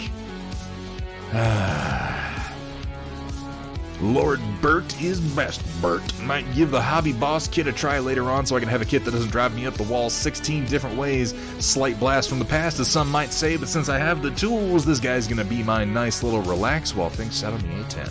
I'll finish up various seam removal parts. Gundam markers are obviously for panel lining, and then, of course, some of the oil brushers, and to add a bit more flavor, and of course help conceal various seams. After all, I've got 2 sets of water slides, the Bandai ones, and then, as well as the ones that Delphi? I'm gonna assume that's supposed to be Delphi, but it could be Delphi, I don't know. Decal provided, which have a lot more to them. Is also on the desk because I'm steadily working on actually finishing some kits. Delphi? Oh, okay. Delpy decal. Since he'll probably ask, editing to add in, it's an MS-04 Mugu high-grade Gundam The Origin kit. Oof. I've seen this kit. You've shown me this kit before. When you first started working on this one, I'm always struck by it because it has... like, it's obviously a precursor to a Zaku, and it has so many of the curves, but then some of the curves are just blocked right off in a way that I'm not expecting because I'm so used to the design being the way it is. It definitely captures the idea of being like a more primitive Zaku pretty damn well. One's a company, the other's some shit in Greece, I think. Yeah, Delphi's a place. There's lots of things named Delphi. There was an oracle there, for God's sake. It's a prototype before the Zaku was fully formed. Yeah, and that's the look that comes across with it, White Wolf. Let me know how those oil brushers are. I know a lot of people who use them. They seem pretty good. That's some good projects you got going there, White Wolf, and thanks for sharing with us today. Random photography, but playfully. Storm report starting on time. My name's White Wolf, and this is my favorite joke in the stream. Maybe I should drink less. Would have had it in infrared. Haven't been around where this is with said modified camera yet. I'm rather curious as to how it would look in either IR chrome or 720 nanometers.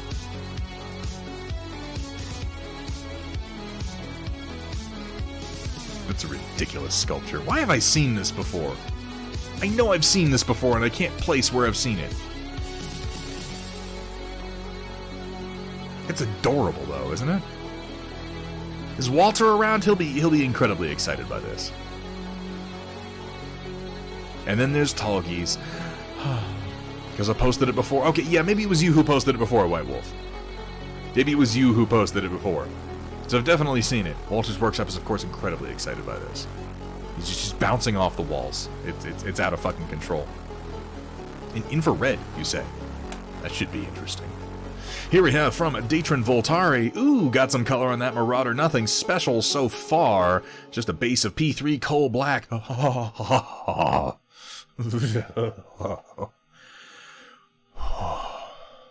do love coal black. And the first dry brush of P3 Signar blue base. Put a little red and black wash on the base just to give some temporary contrast. And see how a Mars landscape might work. Oh, coal black. Such a good color. So good. And red. Oh, they work. Oh, they work so well. You can bring that red a whole lot. One thing I've also found good for doing a Martian base is do black rocks. Like, do all your oranges, bring that up, bring up your Martian red, your deep red up to orange. And then come in, and if there's little rocks on the base, paint them like almost pure black, and maybe hit them with just a touch of coal black as a highlight. I really, really like the look of that, and the black rocks really help to sell the kind of Martian environment.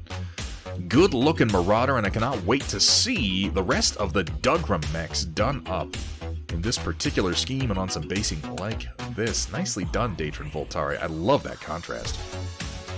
Here we have from Asri. Kiddo had his birthday game last week. Aw, painted his army, printed and painted the terrain, got him a great opponent. He was none the wiser until my wife brought him to the friendly local gaming store. Parenting win. Fucking shy. Is it too late to be adopted? Like, is that something we could do? Like an adult adoption thing we could talk about, and then you could set me up with like a room. I'll pay for my own food. You don't have to send me to school. I don't need like report cards or anything like that. Like, trust me, I got all that handled, but then you could just arrange my birthday parties. Like, that would be pretty cool. Fuck. Nobody ever gave me a birthday like this. That's fucking awesome. Really nice mat and terrain, too. Learn my lesson. No more kids, especially adult kids. The beer demands are too. I'll pay for my own beer if that's what I gotta do, Asri. Come on. That's a nice looking table. That's exciting as hell. I am so happy for him that he got to enjoy this. How did he like it, by the way? And it was a complete surprise, like he just shows up and you're like, here's 2 fucking armies and an opponent and a whole table with a matching mat. Really awesome. With LEDs I was gonna ask, yeah, is that like, if that was like a light livery green or if those were actually glowing. Really nicely done, Asri. Fuck. This is great fucking parenting. Damn it. I'm 50-50 split right down the middle with like admiration and joy and then just straight up envy. It's ugly. It's ugly inside of me, guys. Well done, Asri. Oh, here we have from Datron Voltari. Just for shits and giggles, my buddy is an engineer for the Air Force who shares an office with one of the guys on the B-52 re-engineering project. Thanks to the glory that are 3D printers, I'm going to have to kit bash one of these for him. Are they ever going to retire those things? Oh, and they're Constitution classes. There's warp engines on the B-52. Damn, it's got 4 warp nacelles? That thing's going to hit like warp 15. That's out of control. Those are like the new warp nacelles too. Those are ones off like the Galaxy class. Whew. Shit. If I ever become a father, I know exactly what I'm doing if my kid likes Warhammer. If he doesn't, doing that will make him like Warhammer. Somehow made even funnier by the B-52 having more advanced nacelles than the Constitution. Yeah, exactly. Like, there's the Constitution class up here, and then there's straight up 4 Galaxy class nacelles on the bottom of the B-52. That's unreasonable. That B-52 is going to be across... It's like, we're going to use that against the fucking Borg. Oh, here we have from Project Dark Fox a commission for carbonic acid. Spider SDR-7M, I believe. The Spider SDR Double Bird, from the looks of things. He does not give a flying fuck. In the classic MWO Spider style, which is a pretty good update. I still like the Spider with the head separate from the chest, but they did a lot of that in MWO, where they took the head and they just melded it down into the torso.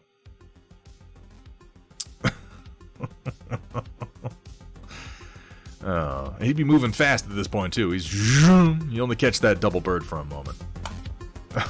Lovely work, Project Dark Fox. Problem now is that he wants knights as his next army. Oh god, no. That's... Oh, what have you done, Asri?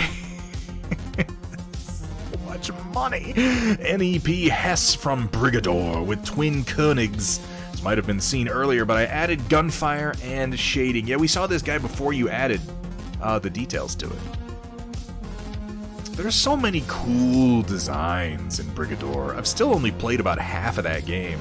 And by half of it, I mean like less than a fucking 100th of it, because so much of it is replayable to beat your own scores. Really cool design. And the NEP Kettle from Brigador, also commissioned like above, with a belter and an abbot. I remember this one because it's like a janky ass gun truck. I love this platform on top of it too. It reminds me of like the one design that I really liked from that awful movie Prometheus, which was that sort of flying cargo platform that they had. It reminds me a lot of that. I really like the overall look. Have to play more Brigador? Yeah, I do. I own it. I played a good amount of it, but there's so much more for me to dig through. I like the way the story's presented too. It's all very dark and very like, you don't even have to give a shit about the story if you don't want to with the way it's presented, but it is still there. It's got an interesting sort of far future setting that I really enjoy. And then of course it's horrifically violent. Roland,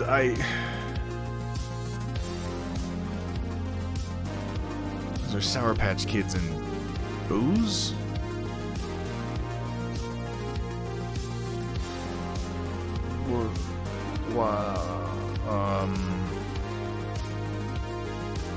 That it, but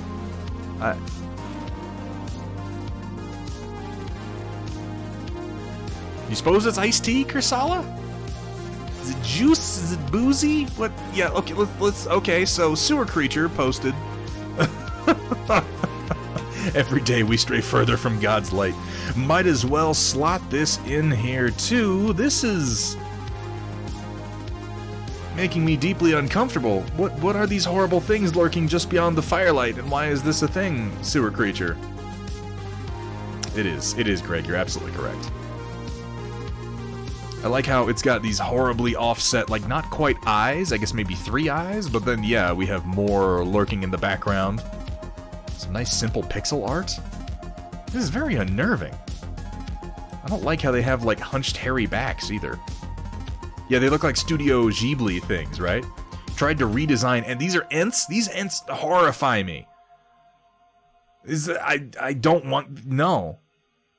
I would, in fact, be very hasty to get up and run the fuck away if these were Ent sewer creature. Yeah, kind of Mononoke vibes, right? It looks like as soon as this fire dies down, they're just gonna reach in and pop this dude's head off. That's the vibe I'm getting from it. Nice work on that, though, sewer creature. I always have an admiration for pixel art. It requires you to have a very clear vision of what it is you're trying to do. Oh, here we go. After sitting idle for a day, short of a year, I'm back to working on this MWO-based mech for the eventual use as a custom mech in Operation Lancaster. For now, just doing it up as a basic BL7 KNT. Soon, I'll be giving it a large upgrade with new weapons and armor to stand tall, with hatchet swinging.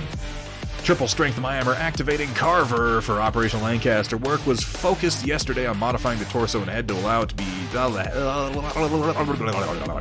the head to be printed separately and allow for up to 30 degrees of left-right rotation, which is awesome, by the way. Today was spent working on the new shoulder pauldron. The pauldrons themselves are already modular, but I needed something a bit bigger and more slab-like for the left shoulder. I can respect that. Yeah, the big, sort of, just flat, right? Yeah, inspired by art from Mech Warrior. That's the one I always think of as the Mech Warrior 4 Black Knight, because that's the first place I saw the Black Knight. Also spent a bit of time on streamlining the PPC a bit, as the original stuck out a bit too much for me. Almost done overall, not many tweaks left before I start working on Carver good and proper. These are all wonderful changes. I think this is one of the best implementations of the Mech Warrior 4 style slab I've seen. I love the head rotation, the proportions in general, and the addition of this gorget that you did in your first pass. It really, this Black Knight is so much better than the official one. It's kind of crazy. I admit that the sheer number of struts, like, I get that this is a part of the MWO design. This drives me a little crazy just because I'm like, how the fuck am I gonna paint? How the fuck am I gonna paint these tiny little windows in here? I'm just gonna slap paint over the whole thing and make it look like a smooth visor is what I'm gonna wind up doing. Because it doesn't look like power armor. You're not wrong. You're not wrong, Metalcore. I really like this edition, though. And yeah, the more streamlined PPC, I think, is a good choice. Can't wait to see it with a proper 5-ton sword hatchet. Still want shields on those kind of mechs. Those exist too, Rio. Those absolutely exist too. I know. I have the one, so I know what the struts look like. My personal choice would be one solid piece of glass instead of with the struts. But that's just me. MCC. Nice work overall. Here we have from Greg the Salt Miner.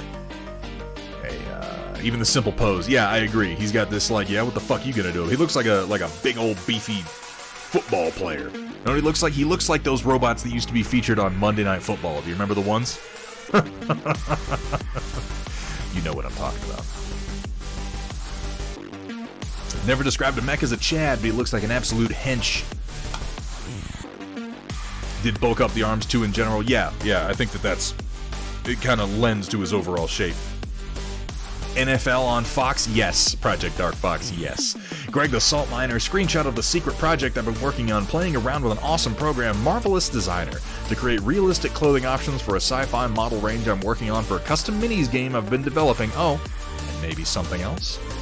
Maybe something else indeed that we might have been talking about? That's coming along well. Yeah, Greg has been doing some interesting stuff lately, using different programs for their strengths, including using DAZ 3D for rigging human shapes. And I think that that's a great idea, because that's a feature that, like, DAZ just does very, very easily, that other programs struggle with a little bit more. Yeah, I think Greg and I are going to be working on some things together over the fall that we've talked about, and I'm very, very excited to have some time to get to that project. Here we have from Kursala, the Daz Riggs base mesh with marvelous designer clothing. It's a very effective workflow, I think. And Daz 3D is free, isn't it? I mean, I've got a copy of it. The other day I was asked if I could make a trailer for my unarmed Cyclops. That wouldn't work since there's a giant door. Meanwhile, I had this one started, which was going to be an MLRS, but didn't like the way it was going, so I decided to make it into a flatbed with a trailer. And some tasty salvage, too. Might get some sort of ramp/hatch thing on the end. I bet they'll just use some crazy future tech tie-downs anyway. Yeah, just wave your hands in the air and say gravity tethers. In total, I've spent about 6 to 7 hours on this so far, which is much faster than the few of the previous ones. Practice, as they say, makes... I wouldn't say practice makes perfect, but it certainly makes permanent, and it definitely makes for faster fucking work. I like the overall profile on this. I like the way the bed's kind of divided in half. That's an interesting feature. It reminds me a little bit of the Eagle from Space 1999. It's got a little bit of that to it, doesn't it? All it needs is like some side pontoons or something. And yeah, a little chunk of salvage there on the back. Nicely done, Kursala, isn't it? It is a good feeling. It's a good feeling when you're able to sit down and do something and know, like, this took me much longer before. There's a very tangible feeling of progress. The thing looks so strange because it looks like a partial render and partial photo of a part with a metal miniature. Yeah, like, this part is just different, right? Nicely done, Kursala. By the way, guys, hit !Rainy River in chat to get a link over to Kursala's amazing store where he and Data Nerd have all kinds of modeling supplies available. Not just Rainy River Designs acrylic paints, which are fucking awesome, and I use a lot of them myself, but also a number of models now, and Thunderhead Studio merch. You want a mug? You want a t-shirt? Yeah, you want a sticker? You know, what do you want something with my name on it? I don't know why the fuck you would, but if you do, you can get it there. And that's pretty cool, I have to say. Oh, here we have from Greg the Salt Miner. You create all the outfits from scratch. Oh, okay, this was an answer. Does the program have other outfit options? Most importantly, is there a commercial license option for it? You can get enterprise or personal licenses. These are the patterns I created and sewed together in the program. It then simulates realistic physics based on a bunch of parameters. It does have a huge library of preset cloth types. You have some good ability to simulate everything from cowhide, leather, to spandex. Oh yeah, just like a real fabric pattern, huh? That's not bad. Stila wants that mug. You can't have it. If I can't have a Tiny Stein, you don't get a Thunderhead Studio mug. Kursala, Data Nerd, StilaRebel is banned from purchasing Thunderhead Studio merchandise. I take that back. No, she can buy anything that she wants. Never mind. No, you know, I thought about that for a second, and I think it would actually be a victory for me to have her drinking out of a Thunderhead Studio mug. It'd be like me kind of planting my flag, you know? That's actually pretty cool. I'm going to have to investigate this some more. I'm sure we'll talk about it more in the near future, Greg, but that brings us to the end. Arkrave, you finally watched Kong vs. Godzilla? Why? It's bad. You shouldn't have done that. And also, it's Godzilla vs. Kong, but I'll let that go. I'll let that go. And you know why I'm going to let it go is because we're at the end of the Storm Report. And as you might have guessed, at the end of tonight's stream. How'd you like it, Arkrave? What did you think of it? Big monsters fighting is fun. Yeah, that's the thing, though, is I watched that movie, and I'm like, you can cut 40 minutes out of it. Easy, you could cut 40 minutes out of that movie and not miss anything. You could remove Millie Bobby Bobble Brown's whole fucking storyline from the movie. Just chop her entirely out and lose nothing. Nothing at all. I was also very irritated with the fact that the bad guy of the movie, his whole motivation, his whole evil plot was, hey, there's a giant monster. Maybe, it's a thought, maybe we should have the ability to fight the giant monster. Right? It's an idea. And the movie's response to that is, you're evil. Like, what the fuck are you talking about? That's insane.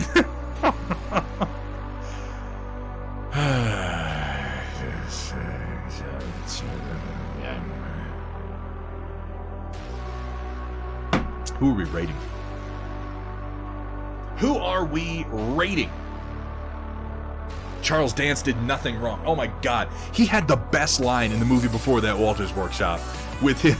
He's like they're right in the middle of getting berated by Millie Bobby Brown, and Charles Dance is just like, are you all listening to a 12-year-old girl? What the hell is wrong with you? And I'm like, thank you, Charles Dance. Oh my god. Thank you so much. Why wasn't he in more of the movie? That is the part that I could not tell you. Let me take a look at what is going on Twitch. We're probably going to wind up rating Wombat Combat Prime. I just want to have a look at who all is streaming tonight. Zambies is going. Wapelius is going. Ooh. I could raid Wapelius. Should I raid Wapelius? I never get a chance to raid Wapelius, and he is oil painting, and he's fucking amazing. He's so good. Teal is also going. I never raid Wapelius. Like, ever.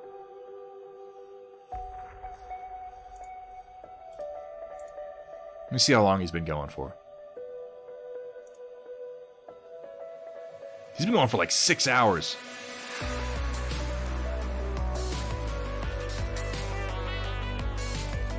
I want to do it. I'm going to raid Wapelius because we never raid Wapelius, you guys. Yeah, it's just because I never get the chance to, we're going to do it.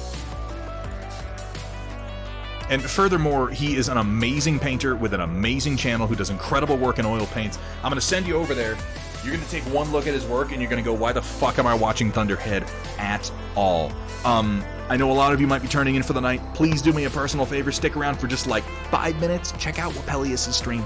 Consider dropping him a follow if you're not already. You probably already are. If you're in this stream, you're probably already following Wapelius. But if you're not, I think you're going to like what you see, particularly if you are at all a fan of Lord of the Rings. And God, he makes oil painting so simple. Like, yeah, if you're at all curious about oil painting, what I've been doing, like, this is the guy. This is the guy. And if you have any questions about what he's doing, he is almost always willing to answer them right there in chat. He's a fantastic streamer. He's a fantastic guy. He's a fantastic painter. Have I just, like, praised him enough? I'm going to stop now, and you're going to find out why he's so great yourself. We are going to be back Tuesday, August the 17th, we're going to be doing some acrylic painting with my new magnetic paint handle on Warcaster figures for Warcaster Neo Mechanica. We'll be back Thursday the 19th. We're going to be working on our D-Scene battle mech designed by Project Dark Fox. And then next Sunday the 22nd, we'll be back to painting Conquest and Oil. I should have this guy done in the next couple of days to post up online. A huge thank you to everybody who made this huge Storm Report such a success. And thank you to everyone who came out tonight. I got to get going, so until next time, keep on painting.